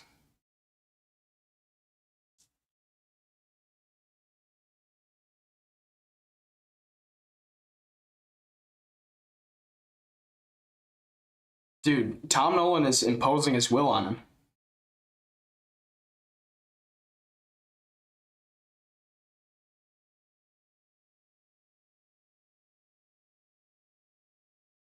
Knee to the body from Tom Nolan there.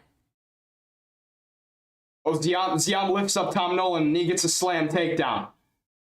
But now Tom Nolan's already hammering away with elbows from the bottom. I don't think Ziam's going to get a submission.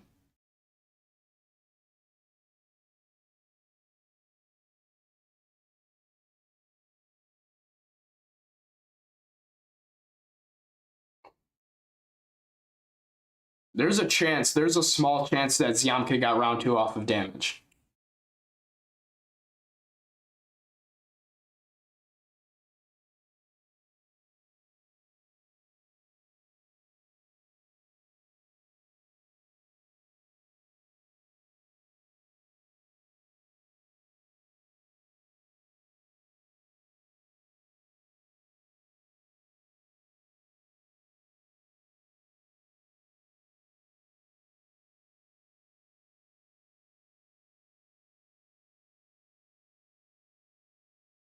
Good scramble there from Tom Nolan. Looked like Ziam was going to get his back there.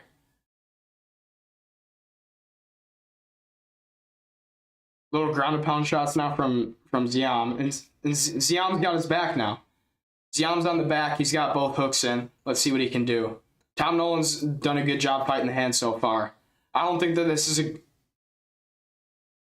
I really think that Ziam should pressure with some ground and pound. And he gets the position reversed because he didn't ground and pound.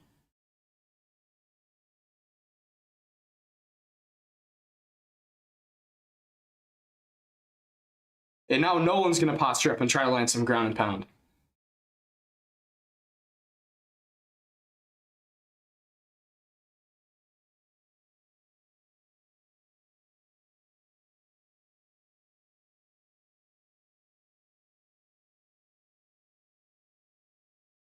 Ziam's back on his feet now. Ziam's back on his feet. He's got to break this. He's got to break this. He's tired. He's tired, but he needs to strike at the same time, which is arguably more exhausting.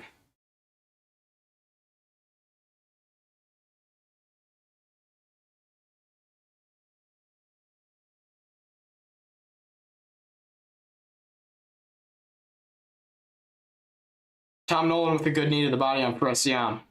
Ziam lifts him up, and he's going to slam him. But what does that do? That doesn't do much.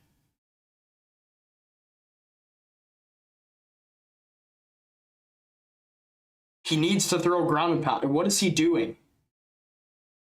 He's working for a submission here, and he needs to throw ground and pound. It's frustrating watching fighters do stuff like this. Like, they'd rather go to decision and be comfortable than work for the finish at the end of the fight. Guys like Ziam do this.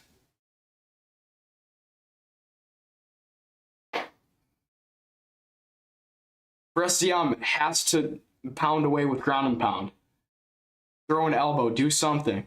I don't think he realizes he's down 2-0.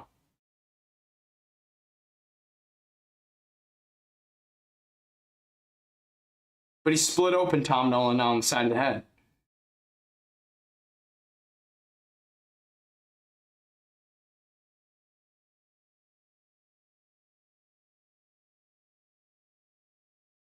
All right, 2-1, Nolan wins the fight.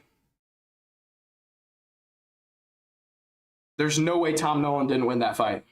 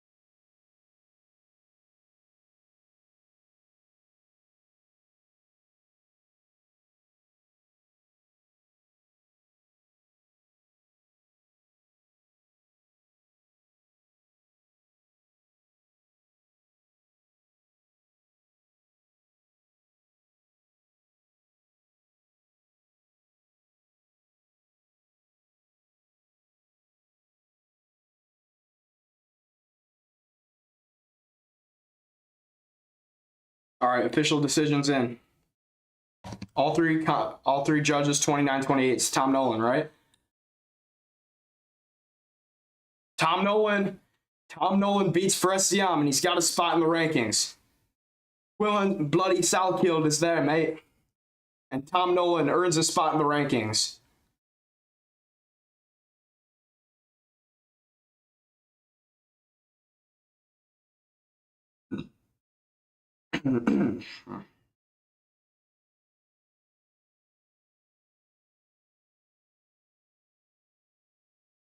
Amen, brother.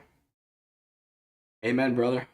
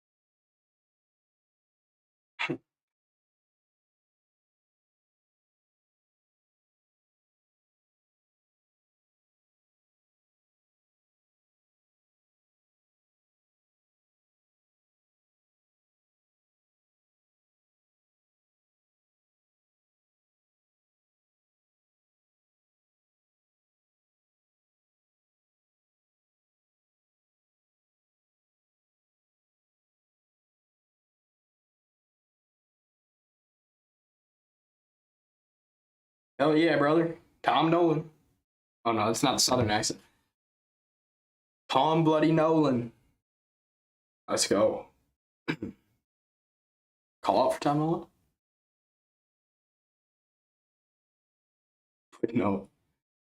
Put Nolan in there with Nate Diaz, first one the shit loses.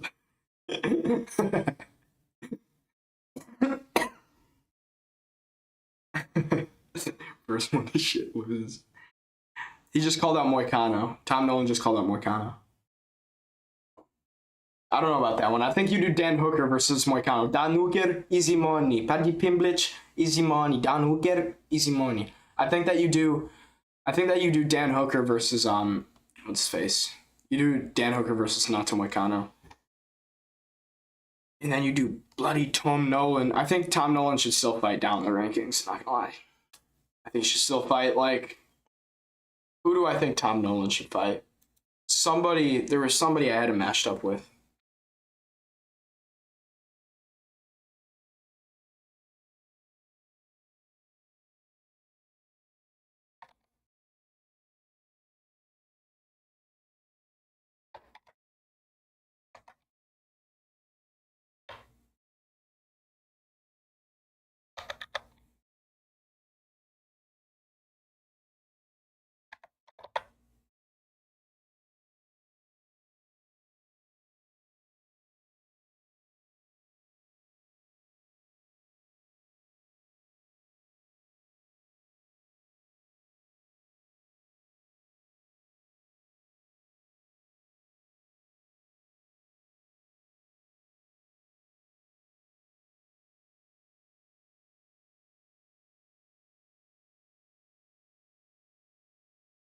Oh, Loki, what's the name? Put him in there with Melchizedek Costa, because Costa's moving up to lightweight. Dude, that would be sick fight. Tom Nolan versus Melky. I think Melky wins.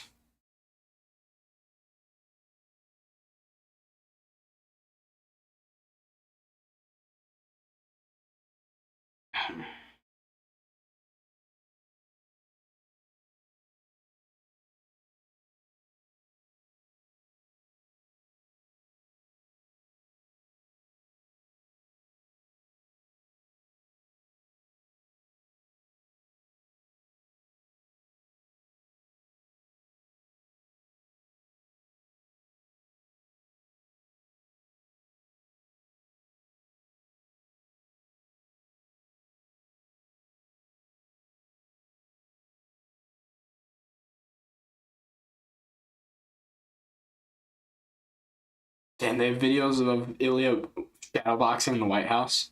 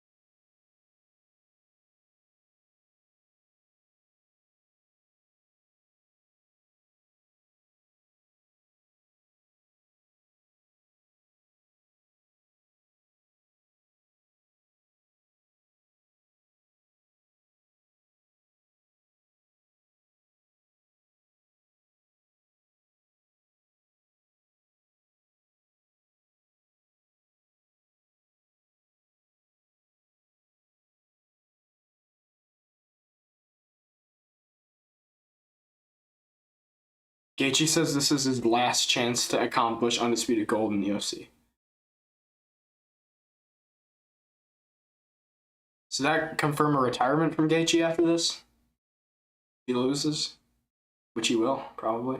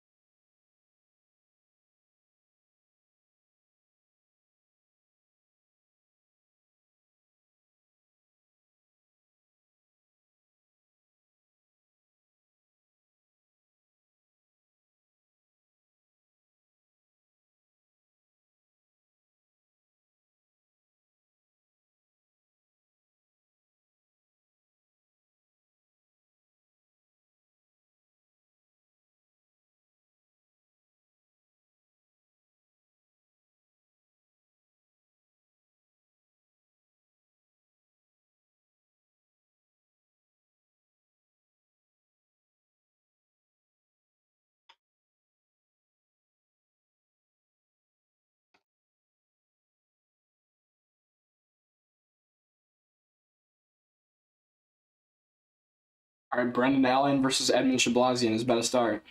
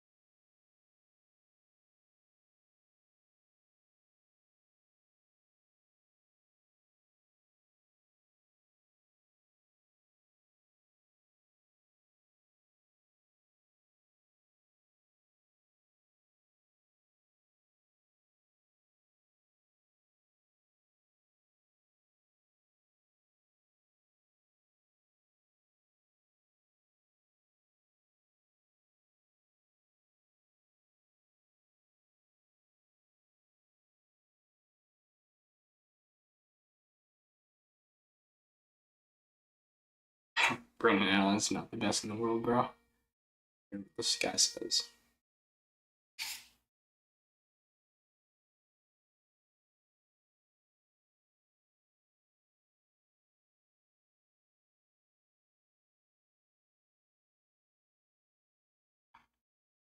Oh, I forgot. Brendan Allen trains with Bilal. Oh, Brendan Allen's from Chicago?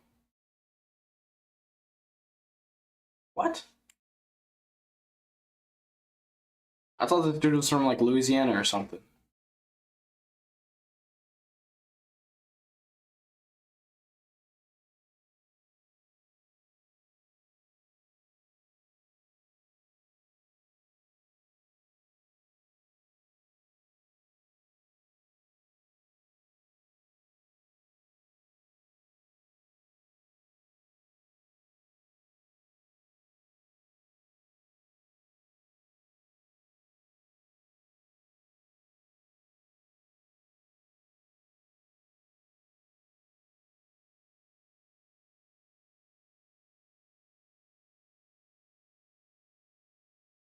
All right, Edmund Shabazian walking out.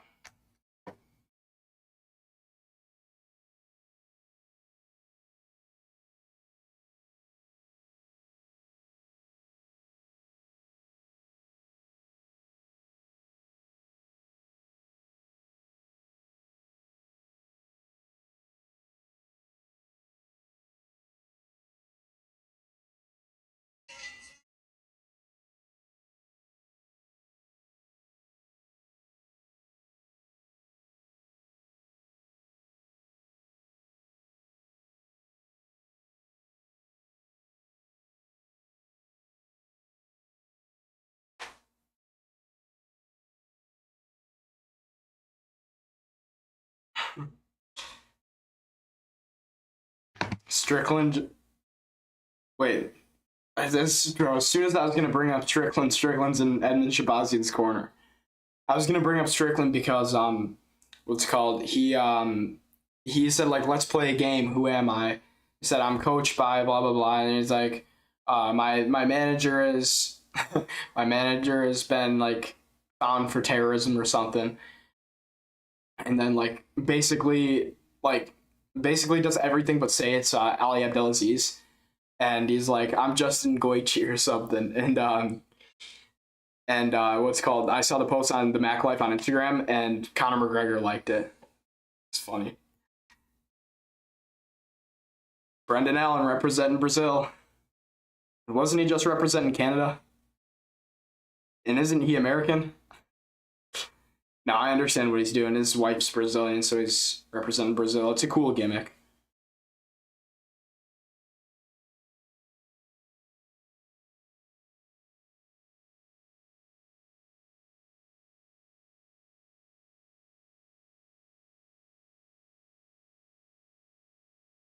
He's rocking the yellow shorts too. Wow, folks.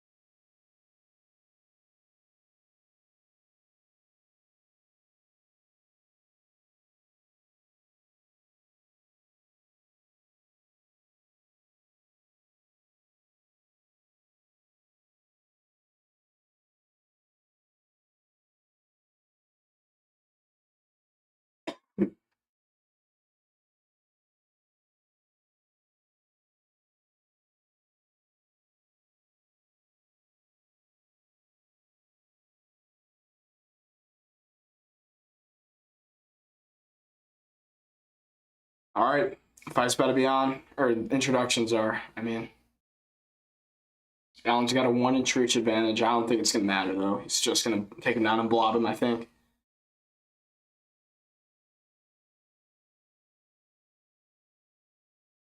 I think Allen finds a late submission in this one.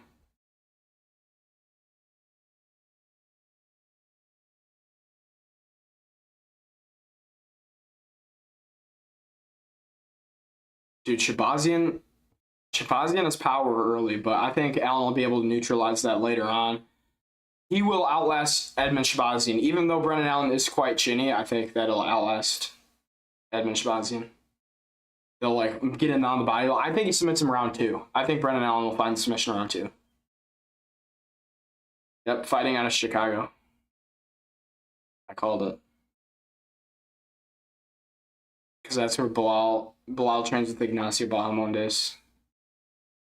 And then Bilal is in Brendan Allen's corner. Usually he is.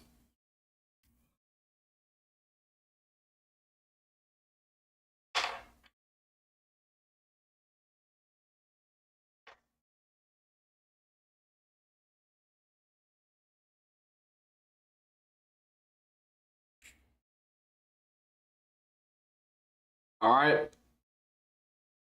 Round 1 about to turn on.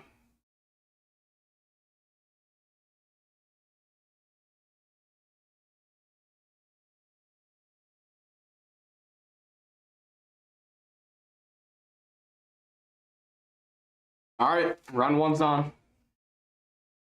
Brendan Allen takes a level change, goes for a leg kick. He's in Shabazian's range early, which I like for him.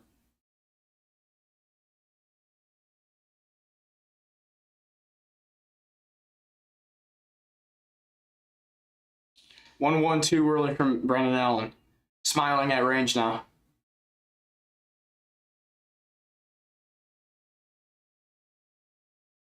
Edmund Shabazian is definitely sharp and has power early. Brendan Allen needs to be careful when trudging forward.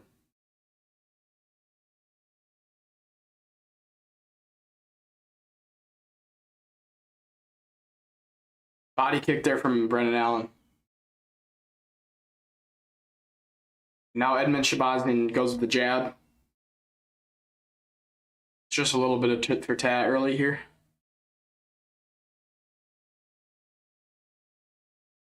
Brendan Allen hasn't shot yet.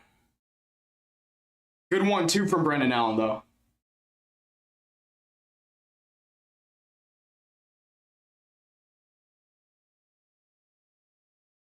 Little low kick there from Brendan Allen, but it looks like it was checked by Shabazian. I think that hurt Brendan Allen. Good jab there from Shabazian now.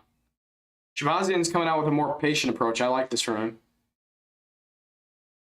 Good 2 there from Brendan Allen on the counter.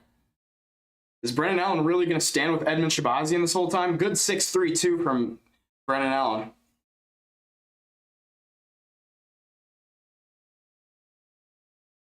Good inside low kick there from Allen. Allen should not be going to the calves. He should be going to the thighs here.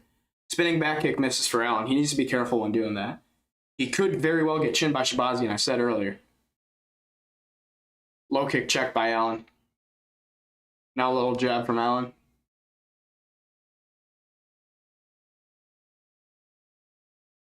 Jab there backs up Shabazian.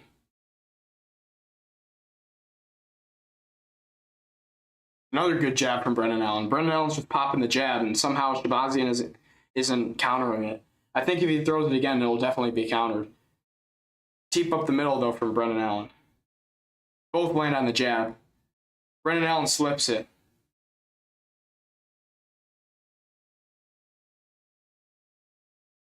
All right, now kind of just standing in front of each other, trading low kicks, trading jabs. That's what they've seemed to be doing.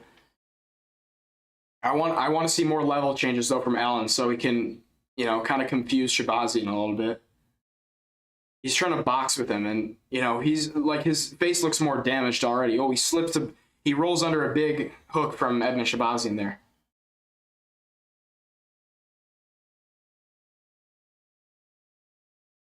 Good shot there from Brendan Allen, but he gets countered with a knee up the middle to the body from Edmund Shabazian. I can hear Strickland screaming in the corner.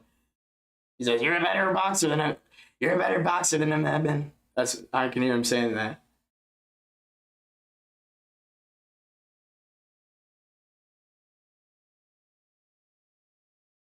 All right, they break. They break the clinch. Brendan Allen's first takedown attempt has been failed. Little jab there from Edmund Shabazian.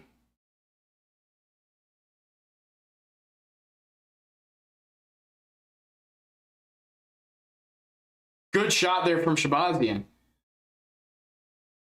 He counters Allen's attack with a good 2, and now another 2 from Shabazian. Shabazian's gaining confidence, and 2 good jabs from Shabazian now.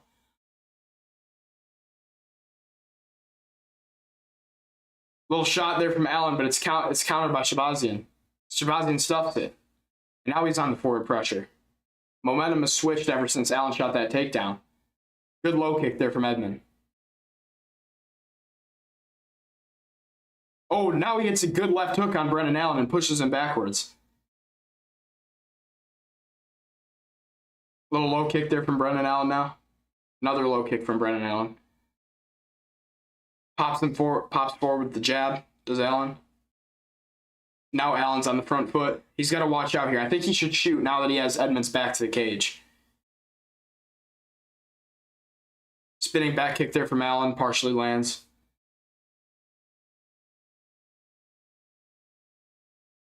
Allen bites hard on some type of feint from Edmund.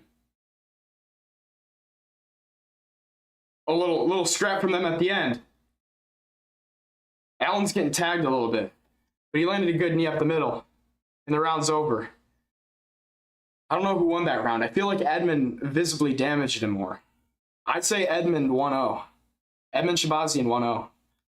But Edmund's only going to slow down after this round.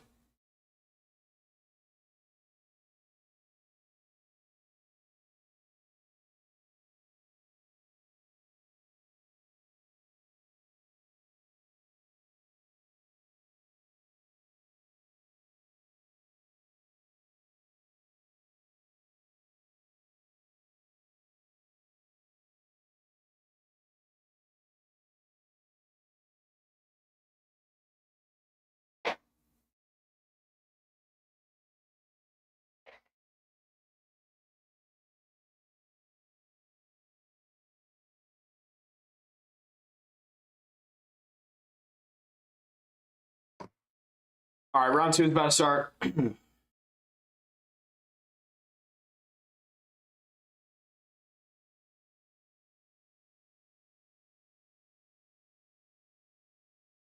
All right, round 2's on.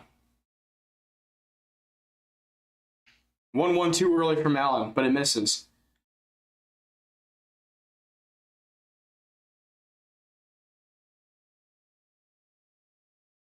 Allen's trying to work from the outside here. Allen shouldn't shoot a takedown when he's out in the open like this. I feel like he should drive him to the fence. Get a body lock on the fence and try to trip him there. That's what he's good at. He's good at the real jiu-jitsu-y type of takedowns. Edmund pops the jab well, though.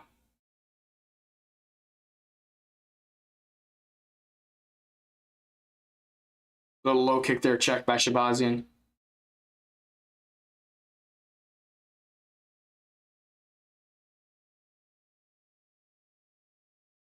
Left hook there from Allen. Shabazian pushes him off, though. Low kick from Allen. Allen needs to shoot.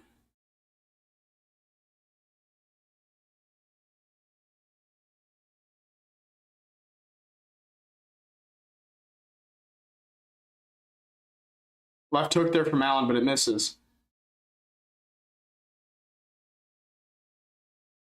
Low kick there from Allen now.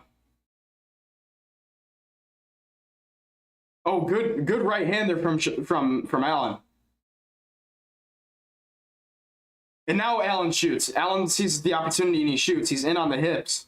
But Shabazian does a great job sprawling. And he keeps Allen on the feet. Allen tries to swing an elbow now, but it misses.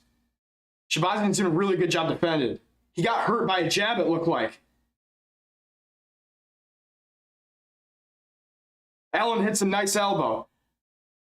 Allen's winning these boxing exchanges now.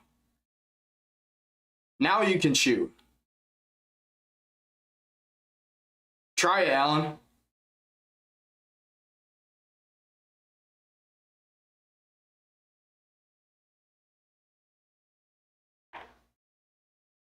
Jab from Shabazian slipped by Allen.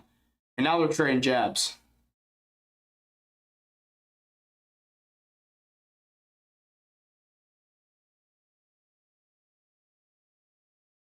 Good right hand from Allen there.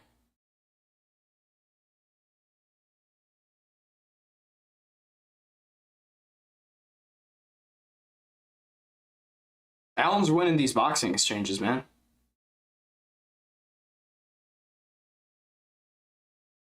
Now they're in the clinch. Allen's trying to work some knees to the body. Man, Allen can really win this fight standing on the feet the whole time with Edmund Shabazian. I'm surprised. Good jab there from Edmund, though. Little inside low kick from Brendan Allen.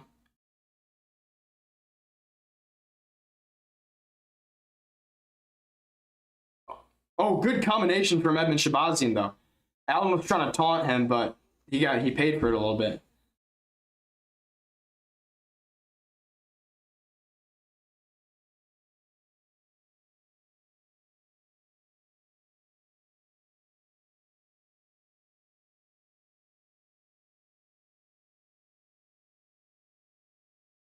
Allen trying to trade with Shabazian in the pocket here.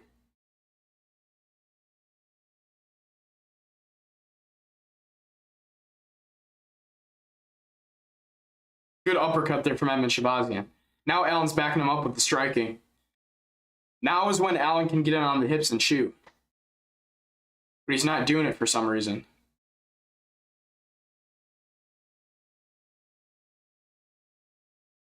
Good left hook there from Brendan Allen, though. Good right hand from Brendan Allen.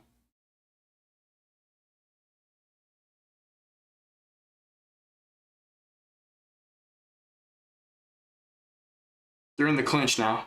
They break.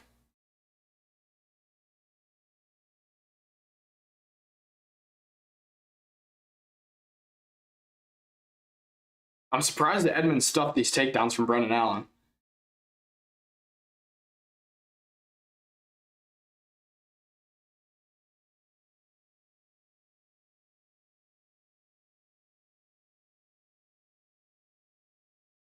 Superman punch from Edmund Shabazian, and it's countered by Brendan Allen, who lands an elbow in the clinch. All right, I'd say 1-1. Shabazian won round 1. I think Allen won round 2. Narrowly, though, barely. You could give it to Edmund Shabazian, but I don't think it would be right.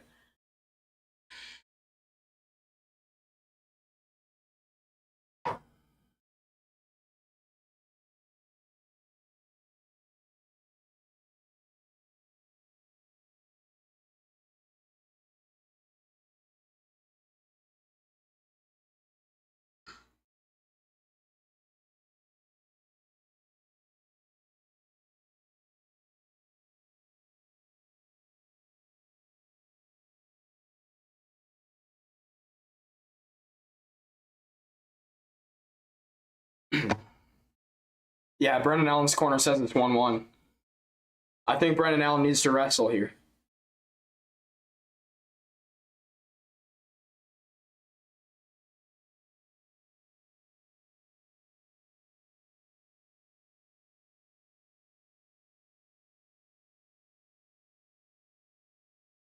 All right, round 3's on. I'm like 2 seconds behind, and Allen ups the intensity as the second round starts.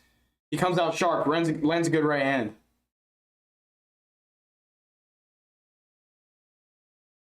I think Allen only wants to strike right now.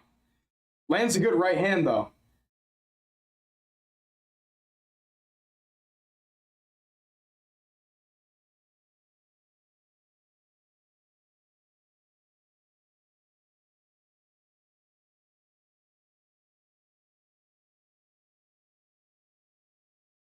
Oh, good uppercut there, and another good shot from Brendan Allen. Edmund Shabazian has a great chin because it's hard to eat those shots from a guy like Brendan Allen. Brendan Allen has some solid power when he lands clean on you.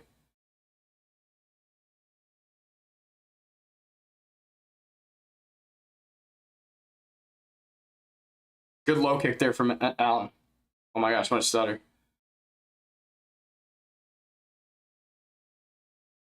Good jabs there from Edmund. And a good right hand from Allen now.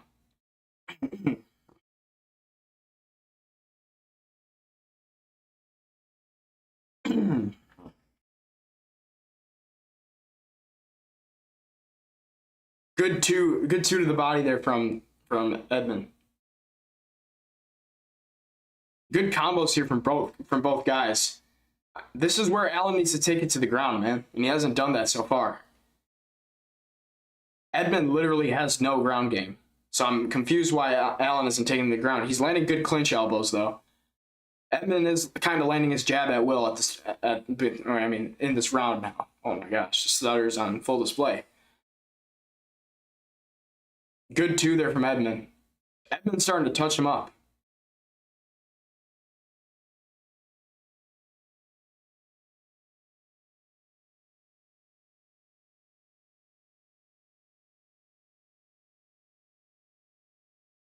Good left hook there from Edmund Shabazian.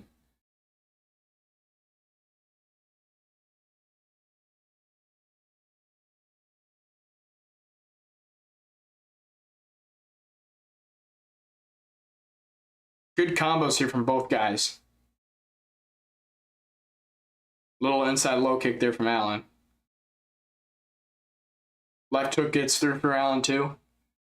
Edmund's kind of just popping the jab and moving on the outside. Good 1-2-3 there from Allen. 1-1-2 misses for Edmund Shabazian. Allen's starting to touch him up a little bit now.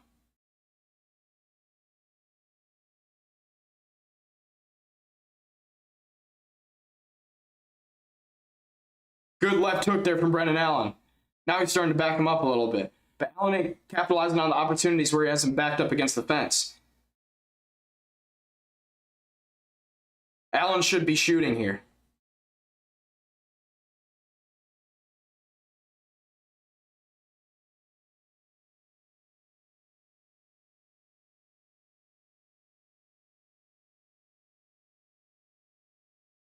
Good elbow there from Brendan Allen.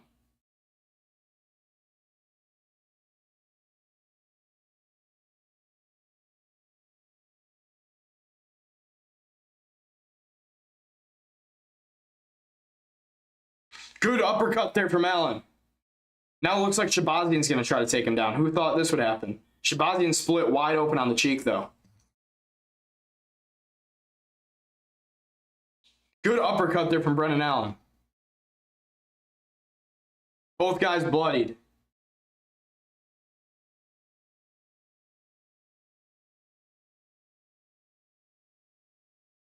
Brendan Allen's going to try to look for a body lock now, but he's just clinching. I think Allen just wants to strike now.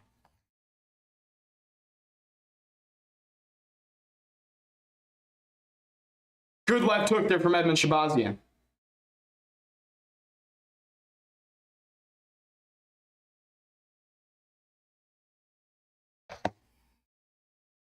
Allen goes for the takedown, and he dumps him. Allen gets the takedown. Allen gets the takedown. He's looking to take away Edmund's post hand. He lands good knees. He has Edmund split wide open. He lands a good uppercut. Edmund's landing back, though. They're trading. They're trading at the end. Both guys bloodied. Last 2 seconds, they're just going to stand. And the fight's over. I think Allen won that clearly 2-1. Great fight, though. Amazing fight. Edmund Shabazian's a tough dude, man.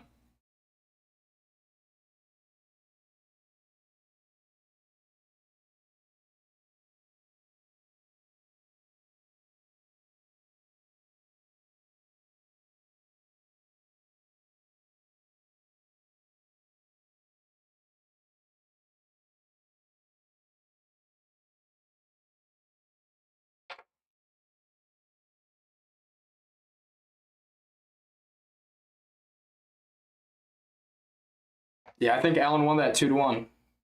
Good performance though, by both guys.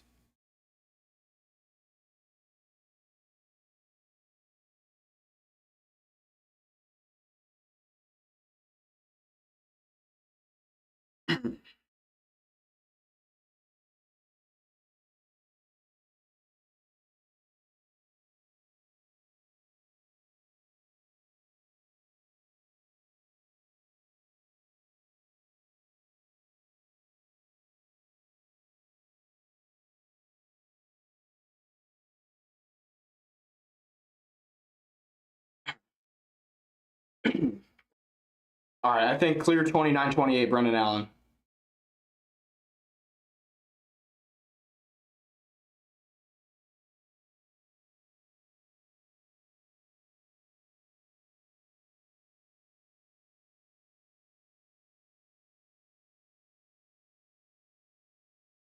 $30-27. It wasn't 30-27. It wasn't 30-27.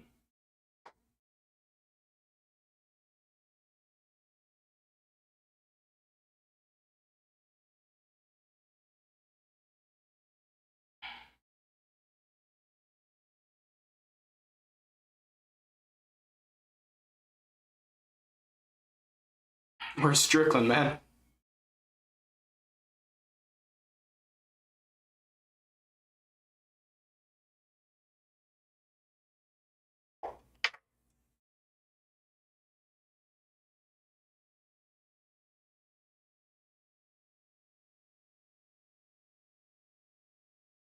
Sean sacrifices boy.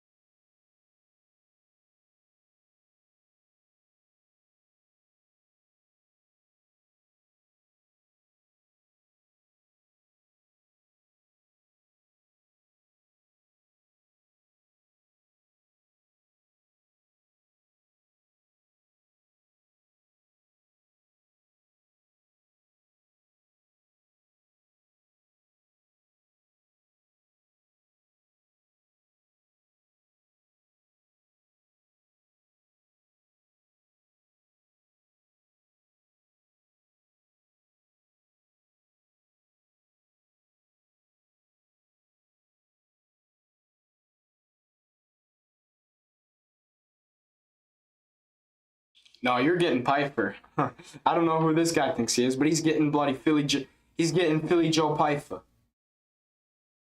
He's good. He's getting body bags, body cam off Philly Joe Piper.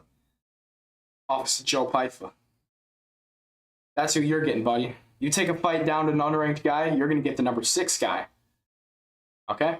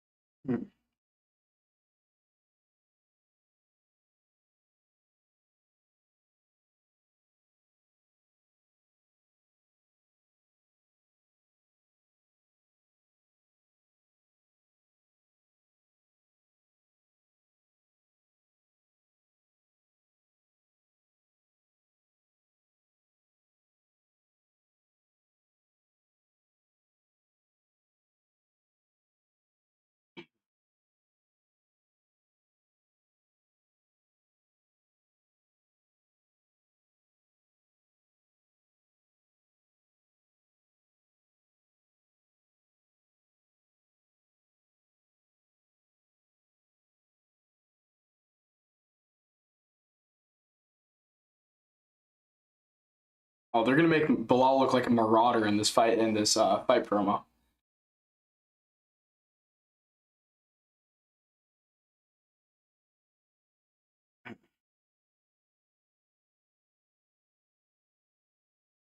Oh yeah, Bilal. Unanimous decision incoming. Oh, this is gonna be so unanimous.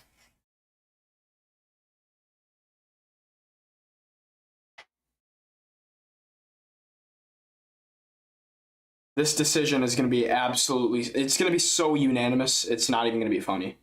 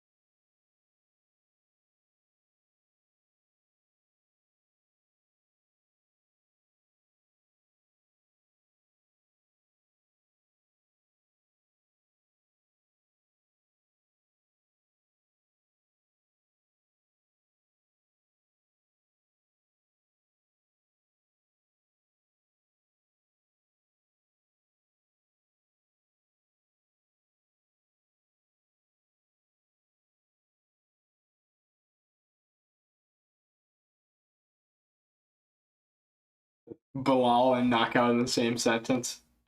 It could happen though. Not gonna lie. There's a chance.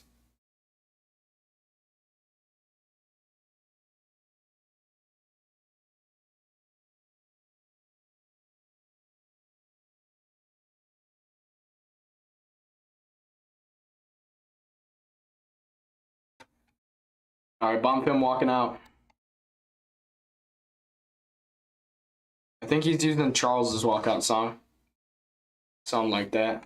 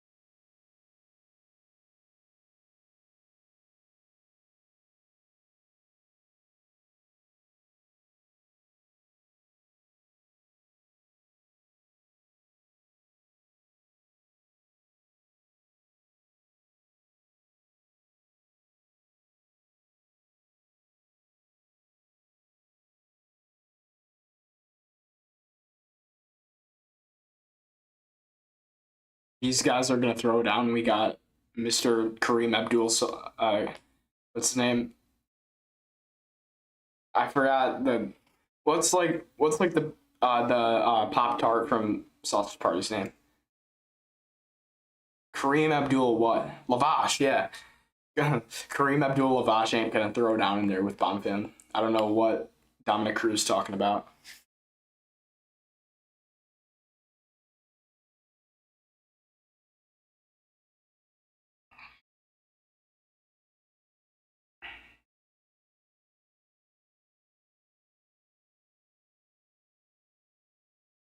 What is Bilal's walkout song?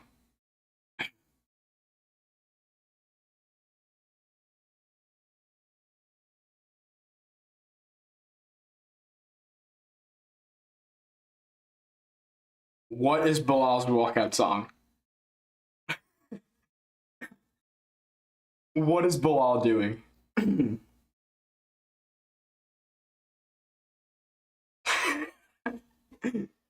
What is this guy doing with this walkout song?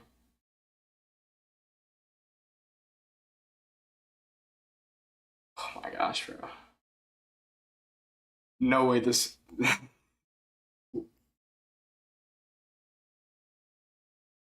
What is this dude doing?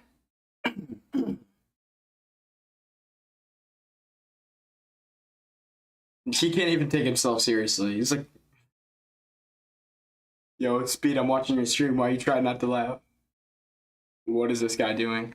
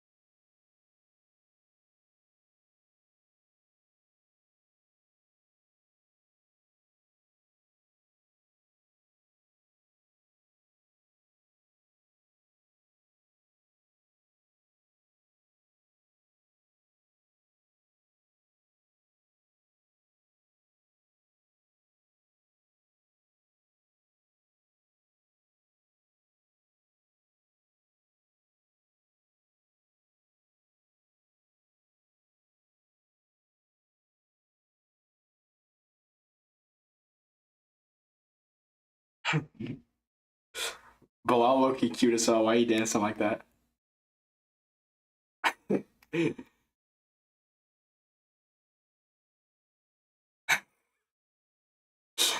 Bro. Bro, this guy ain't. Oh my gosh, man. This dude is not winning.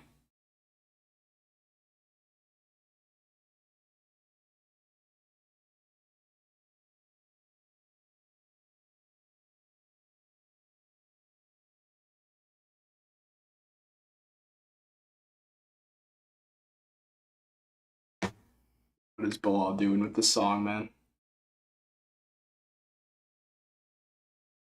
Loki, that's W tactic because it can like Loki could like lure Bonfim in like a false sense of comfort, but then he's just got the Canelo hands coming at him, Loki.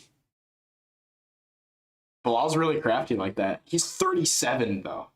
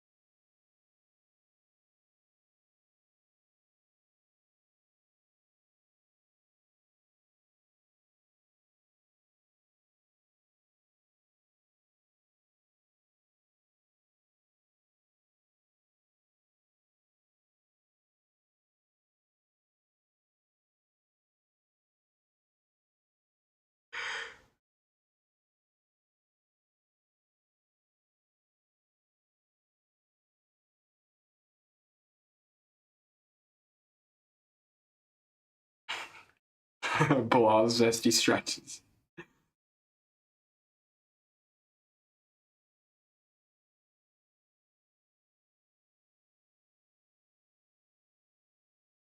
King of Chirac.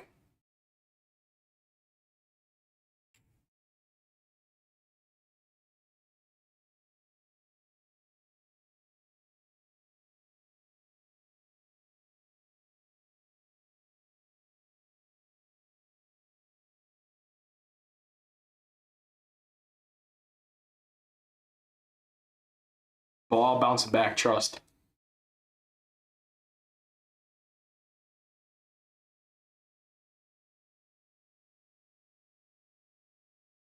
No touch of the gloves.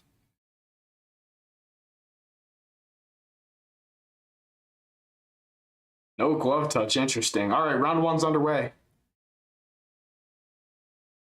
Round one's about to start it, man.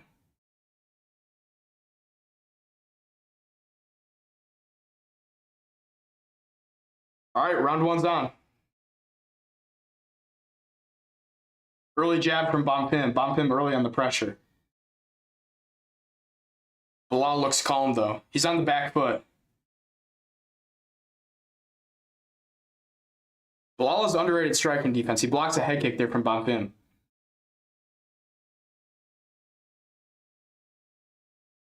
Bilal throws a low kick, and he switches stances with it.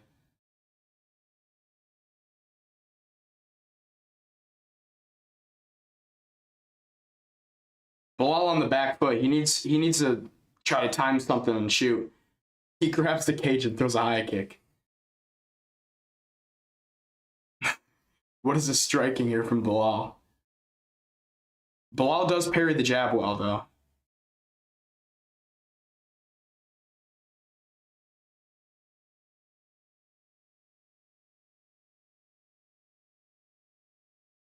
Little blitz forward there from Bilal. I couldn't see really what he threw. Canal hands were too fast for me. The good 1-2 there from Bilal. 1-2 earns Bonfim's respect. I feel like, dude, low-key Bilal could hit Bonfim's chin. Jab there from Bonfim doesn't hit. Bilal feints the level change. He goes 3-2 and hits Bonfim. Not clean, though. If he hits clean, he could low-key put out Bonfim. I'm just saying. Good body kick there from Bonfim, though. Body kick there from Bilal. Low kick from Bonfim now. Bilal just kind of measuring. Good two down the middle there from Bilal.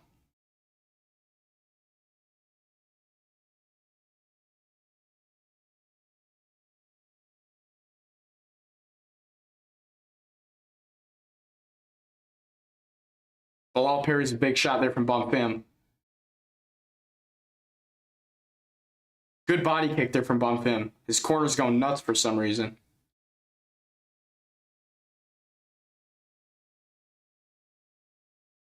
One, 1-2 there from Bilal, backs up Bonfim.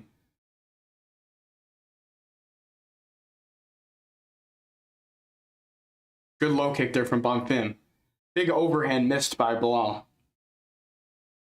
1-2, but the jab lands for Bilal.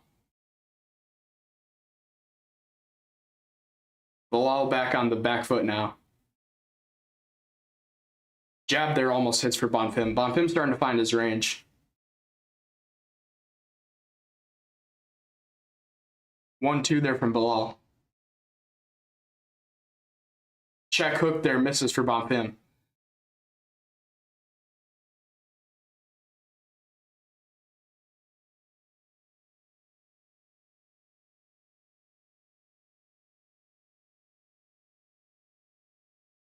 Good low kick there from Bonfim, and he hits him with a check hook on the way out.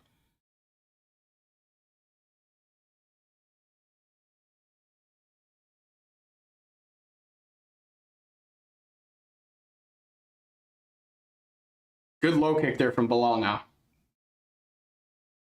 Oh, good right hand there from Bilal, but it's a good answer from Bonfim. Looks like he hit him with something. Now Bilal's eyes are wide open.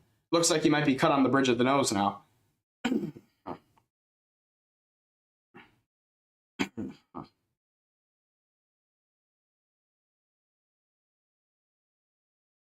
Two jabs from Bilal, they both miss. Now Bilal's starting to get more on the forward foot. He's trying to move around Bonfim, but Bonfim's really solid on the front foot.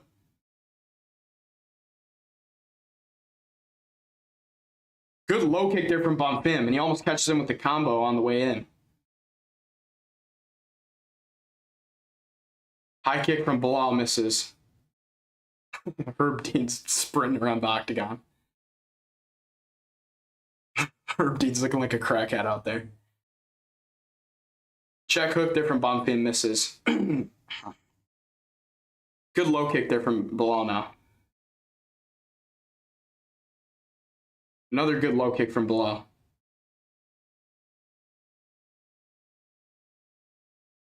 All right, last couple of seconds of the round. Both guys still looking pretty sharp out there. Cardio's holding up. Bilal winks at him at the end of the round. So corny. All right, 1-0 Bonfim.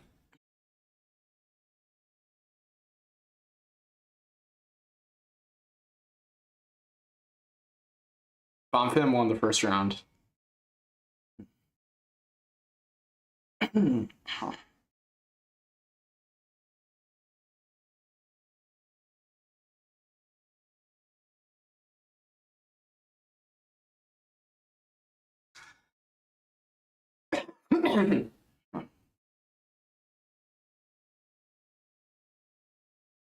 Bonfim's looking in great shape. He don't look that tired at all on the stool.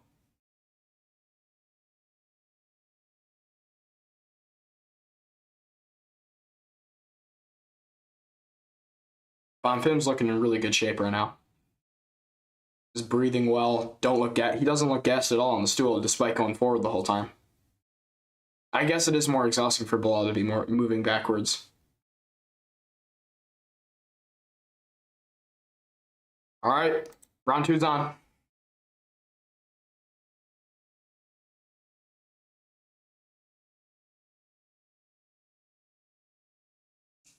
Bonfim back on the forward foot. 3-2 from Bonfim. Bilal checks the light kick now.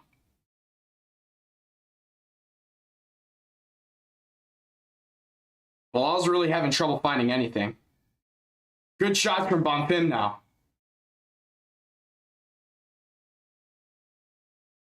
Bonfim gets hit with a 3-2 from Bilal now.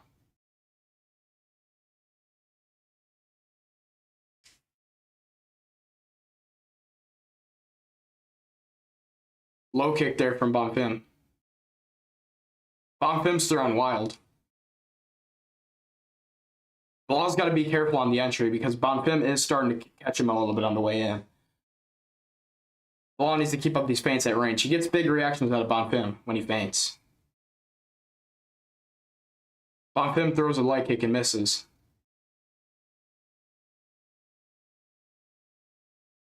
Little low kick there from Bonfim now. Bonfim really trying to find that left hook. And Bilal blitzes in really weird. He leaves openings when he blitzes. But then he pulls out like just at the right time. Pause. Jab there from Bonfim.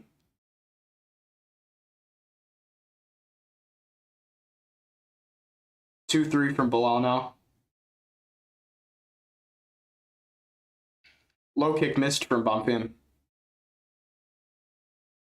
Bilal catches him with a little jab, it looks like, off the slip.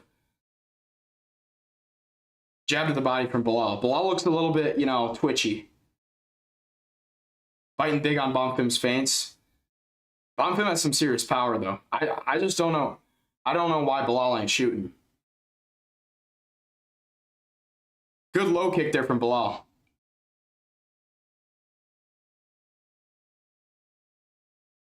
Low kick there body kick from Bilal, and it's caught by Bonfim for a second. Jab from Bilal.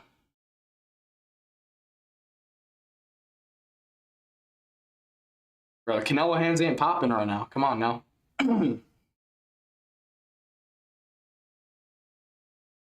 Yeah, Dominic Cruz just said it. This is a nightmare stylistic matchup for Bilal, low-key.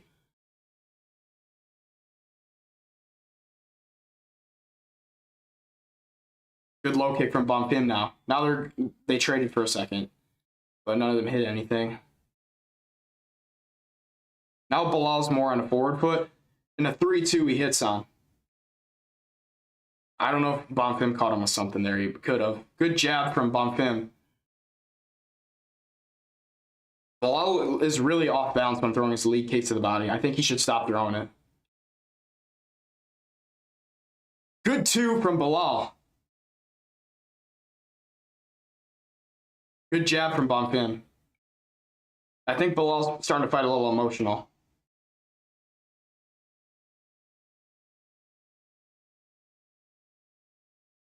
Good low kick there from Bonfim. Bonfim's tagging him. Little flurry there from Bilal, but it looks like he's been cut a little wider on the nose. Good 2-3 from Bilal now.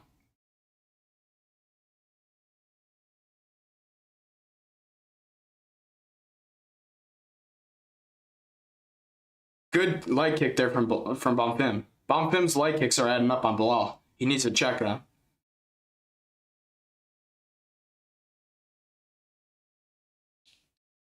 Bilal's starting to trade a little bit, and he keeps throwing that lead body kick, and it's weird, man. He's like so off balance with it.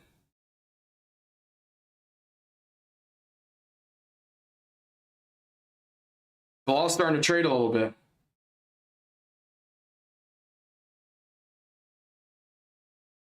I don't know what Dominic Cruz is talking about. That kick is not anything effective.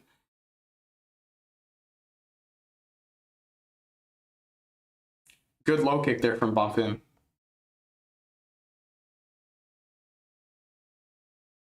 I can't believe Bilal hasn't shot yet. This is crazy.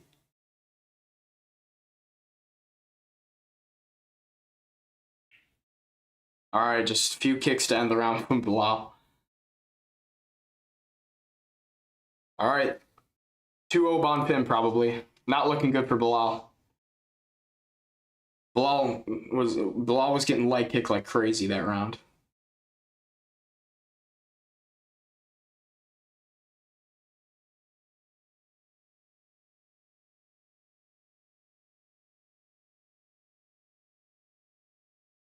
Yeah, his corner's telling him to wrestle. He should have started to impose his wrestling earlier.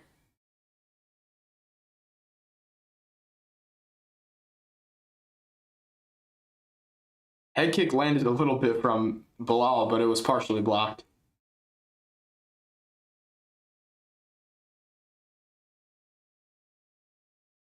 Round was a little closer than I thought, but I think Bonfim took it. 2-0 Bonfim.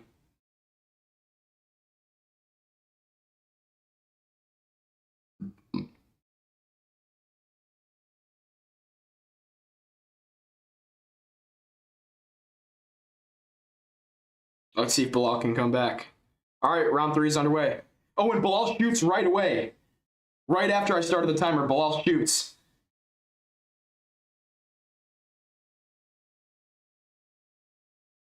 Bilal with the forward pressure. He didn't get the shot, and now they break. And now Bilal's back on the back foot. Bilal's got to shoot again. Good jab from Bonfim. Bonfim's just going to keep tagging him with these jabs and the low kicks. Bilal's biting hard on his feints. Good 1-2 from Bonfim. Bonfim rocked him with the 2.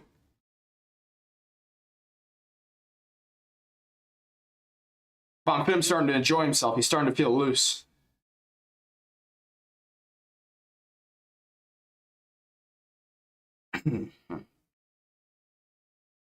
Bilal tries to catch him on the way in. Bonfim's starting to really catch him. Bonfim ain't gassing out.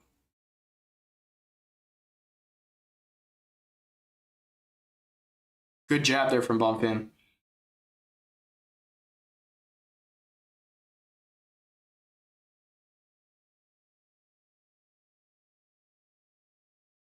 I mean, Bilal's not shooting at all. He shot once at the start of the round, and he hasn't shot since. Good low kick there from Bonfim. Bilal's tough, though. Good body kick there from Bilal. And he tries to enter now with a big overhand. Another low kick from Bonfim. Bonfim's got crazy power, man.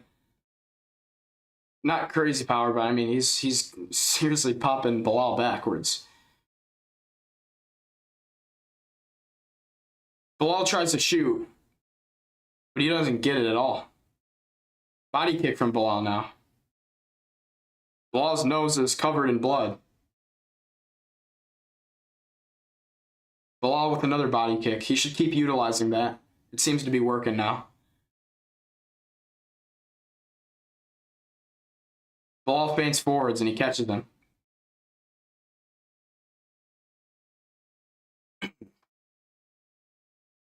Bilal with a level change and a good one too. Knocks out Bilal's mouthpiece.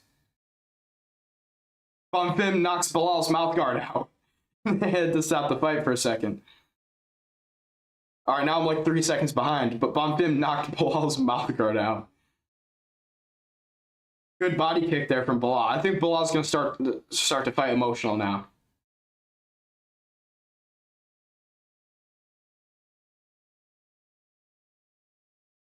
Bilal's got a crazy chin, man. I've been saying this.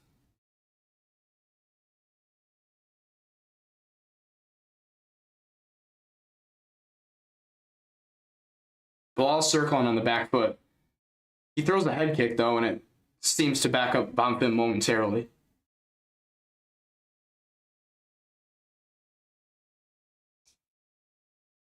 Bonfim, or not Bonfim, Bilal has really not shot yet, and he's eating a bunch of leg kicks.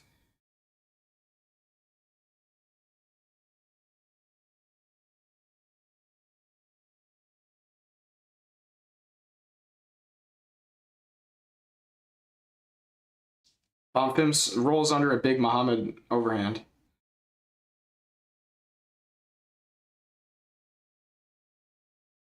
Oh! Big right hand from Bilal seemed to, or not Bilal, from Bonfim.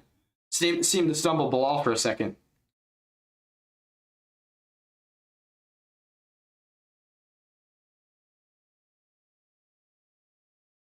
I don't think, I guess the flying unanimous decision won't happen because I think Bonfim's winning 3-0 right now. Good jab there from Bonfim.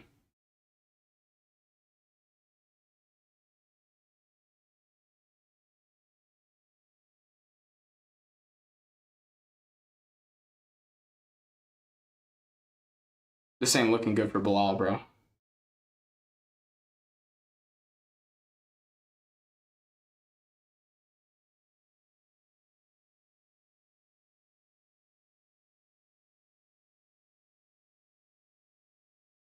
Bilal should try to get a crafty shot out here.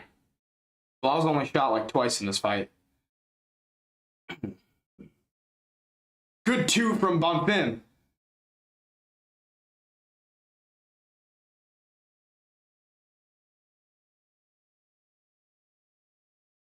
All right, and the round's over.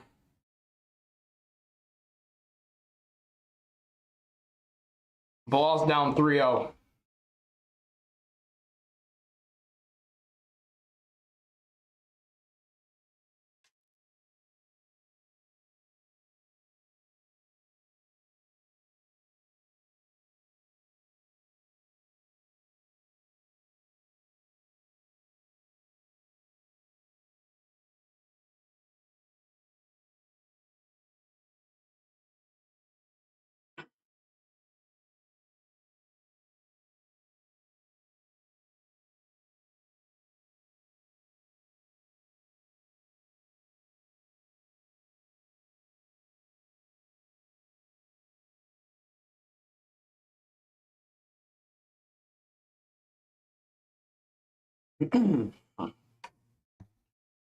Probably 3-0 Bonfim right now. There's a chance a judge gives round one to Bilal, though.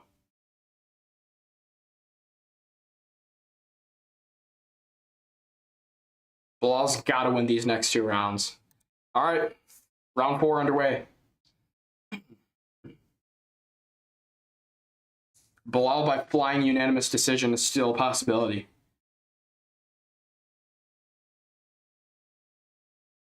Two jabs from Bilal, both miss.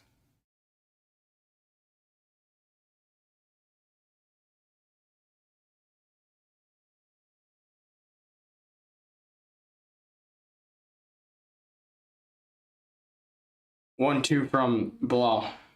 And a good 1-2 from Bilal now again.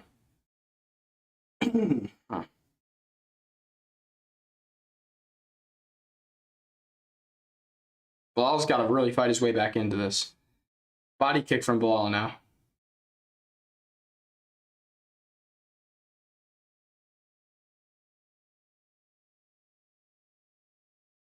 Good body kick from Bilal again.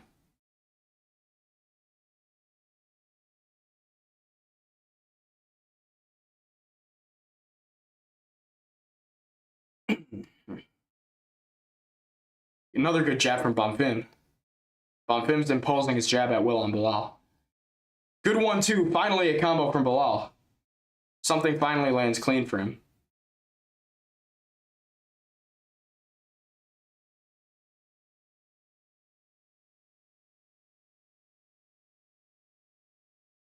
Bilal's starting to back him up a little bit more. Good body kick from Bilal.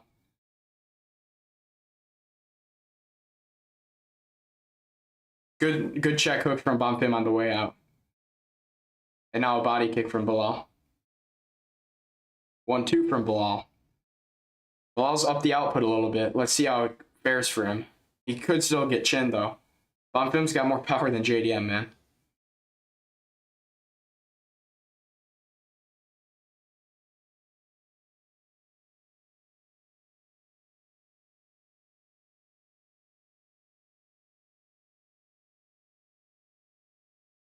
Another good jab from Bonfim. Bonfim's just tatting him up with this jab, and Bilal keeps throwing these body kicks. Another body kick for Bilal. Seems to just keep landing on the arms of Bonfim.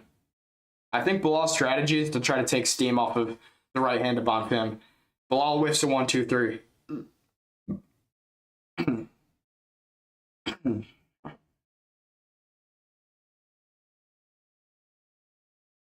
1-2 from Bilal. The two misses.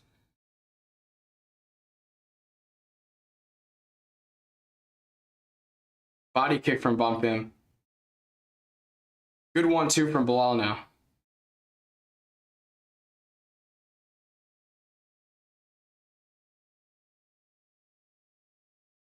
And a jab from Bonfim.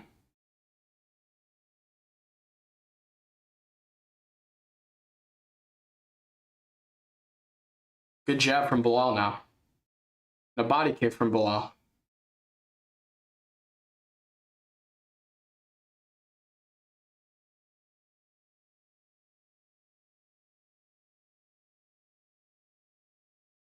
Good 1-2-3 from Bilal.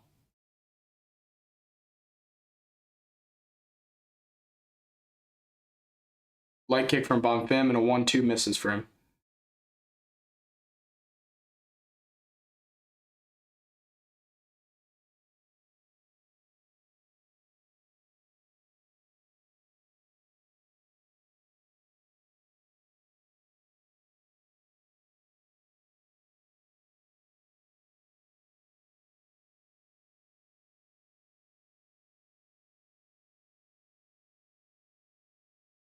Good 3 from Bilal. Bonfim firing back too, though. Good check hook from Bonfim, but it misses.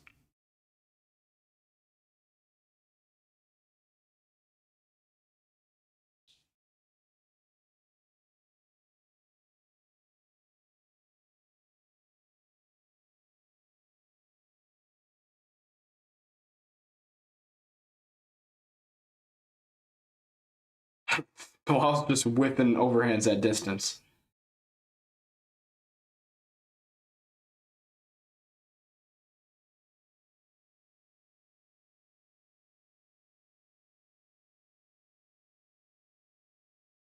Bilal hits a good right hand on Bonfim.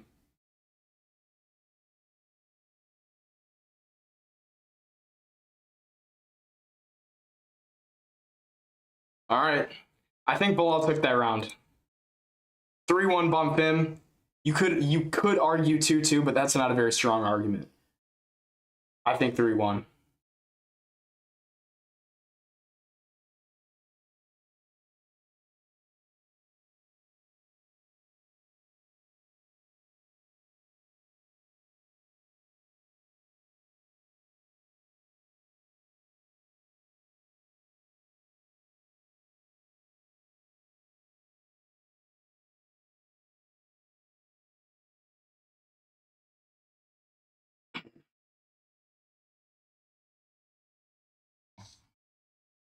Come on, Bilal. Explode his head with your Chicago Rage.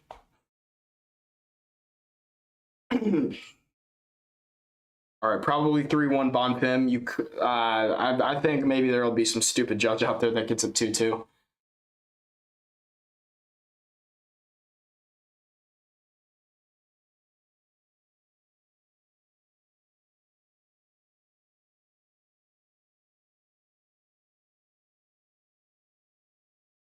All right, round 5 on.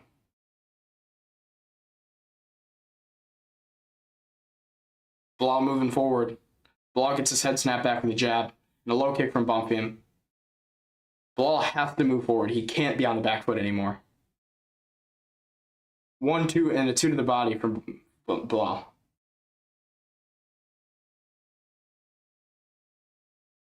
Hooks from Bilal. But none of them have any power on him. The second Bonfim hits his face with a jab, his nose opens up.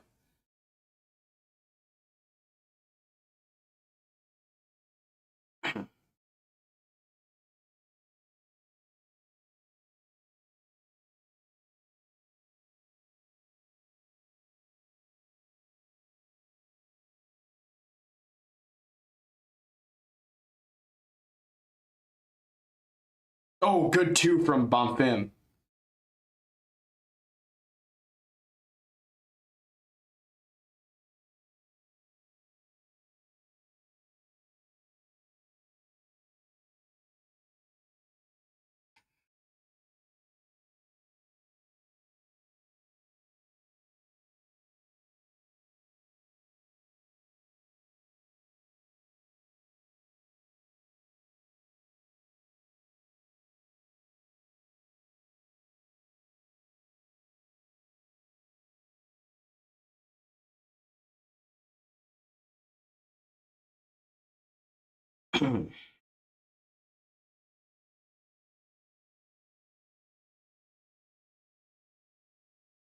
Good 1-2 from Bonfim.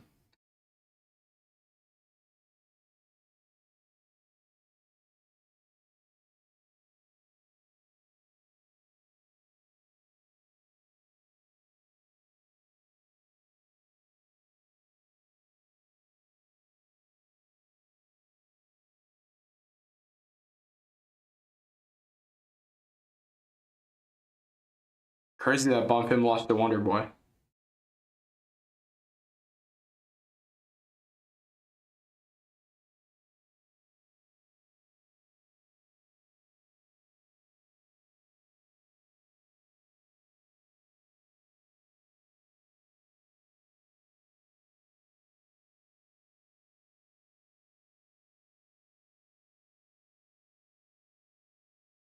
Bilal hasn't landed a single takedown on Bonfim.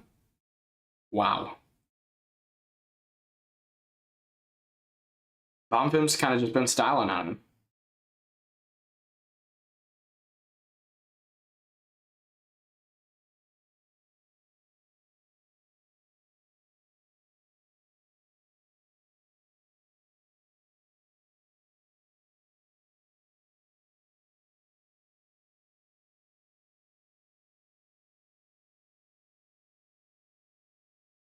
Oh, not Bonfim. Bilal's getting in the pocket now. Hold on now.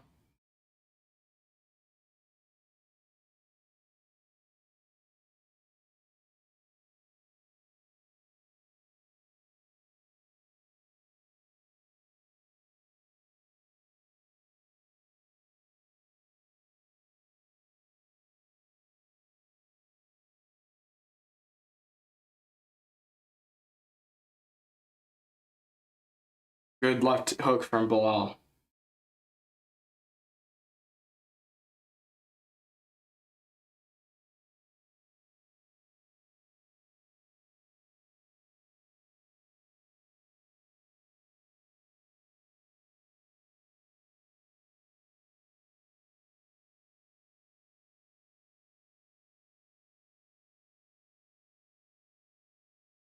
They're scrapping now.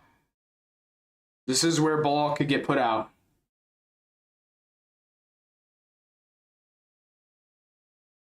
And Bonfim's just snapping him back with the jab now. The more Bilal gets into range, the more he just gets snapped back with the jab.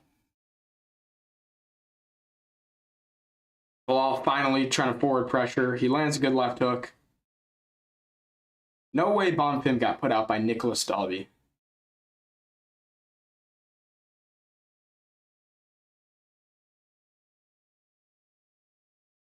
All right, now Bonfim just kind of circling away. Bilal tries a flying knee. Bilal running away even when...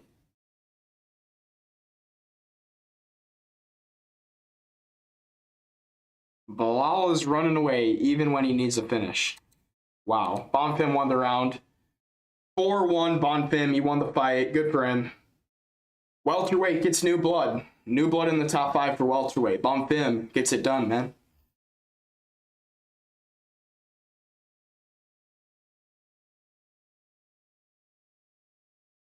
I don't think anybody was picking Bonfim, man.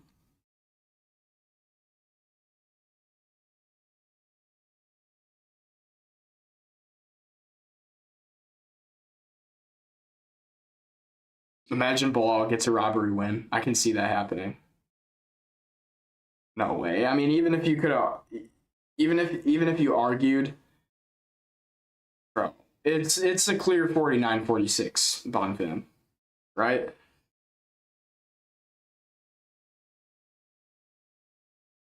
(48-47) would even be bad.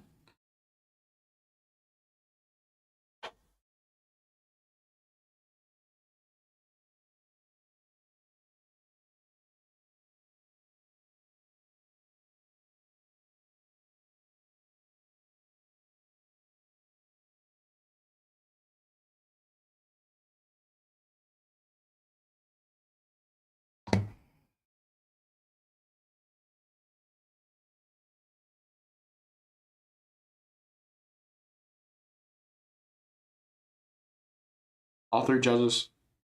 50-45. Okay.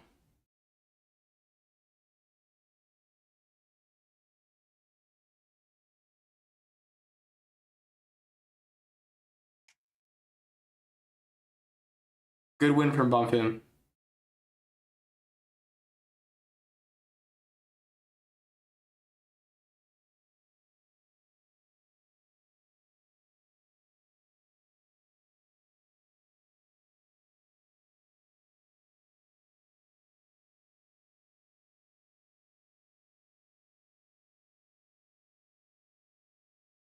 I don't think Bilal wants to be there with Bonfim right now.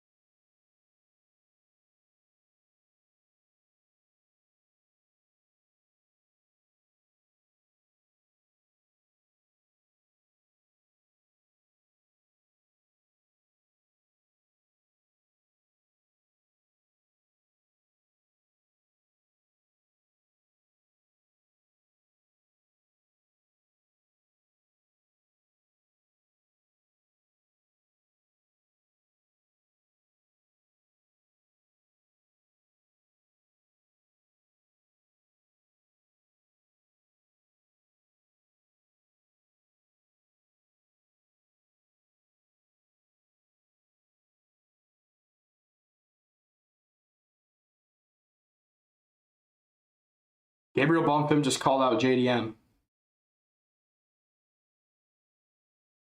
Gabriel Bonfim just called out JDM. Oh my gosh, who does this kid think he is?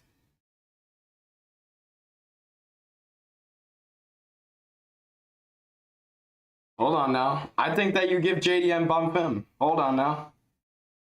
We got a new opponent for JDM. I was thinking Leon Mumblemouth Edwards, but I don't think Leon deserves to fight up, so. Hold on now. We got a new opponent for JDM.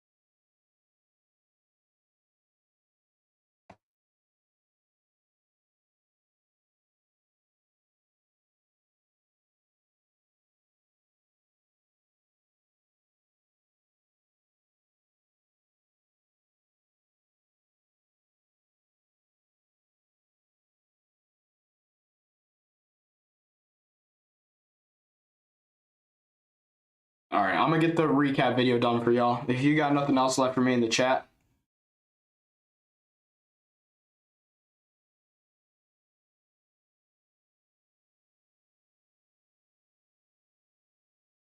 All right, well, I'm gonna get the recap video done. Big things coming up. White House fight week. I got like all my picks wrong. Oh my gosh, man. I think I actually might have been like 5-8 on picks. I'm gonna check my video, I'm gonna see which ones I got right and wrong. But yeah, like and subscribe. Thank you for watching. I'll see you guys later. Make sure to watch the upcoming video. Hey, we got a big week coming up, and then after the White House card, we're gonna drop a GOAT list. So like and subscribe. Thank you for watching. I'll see y'all later. Goodbye. Until the next one.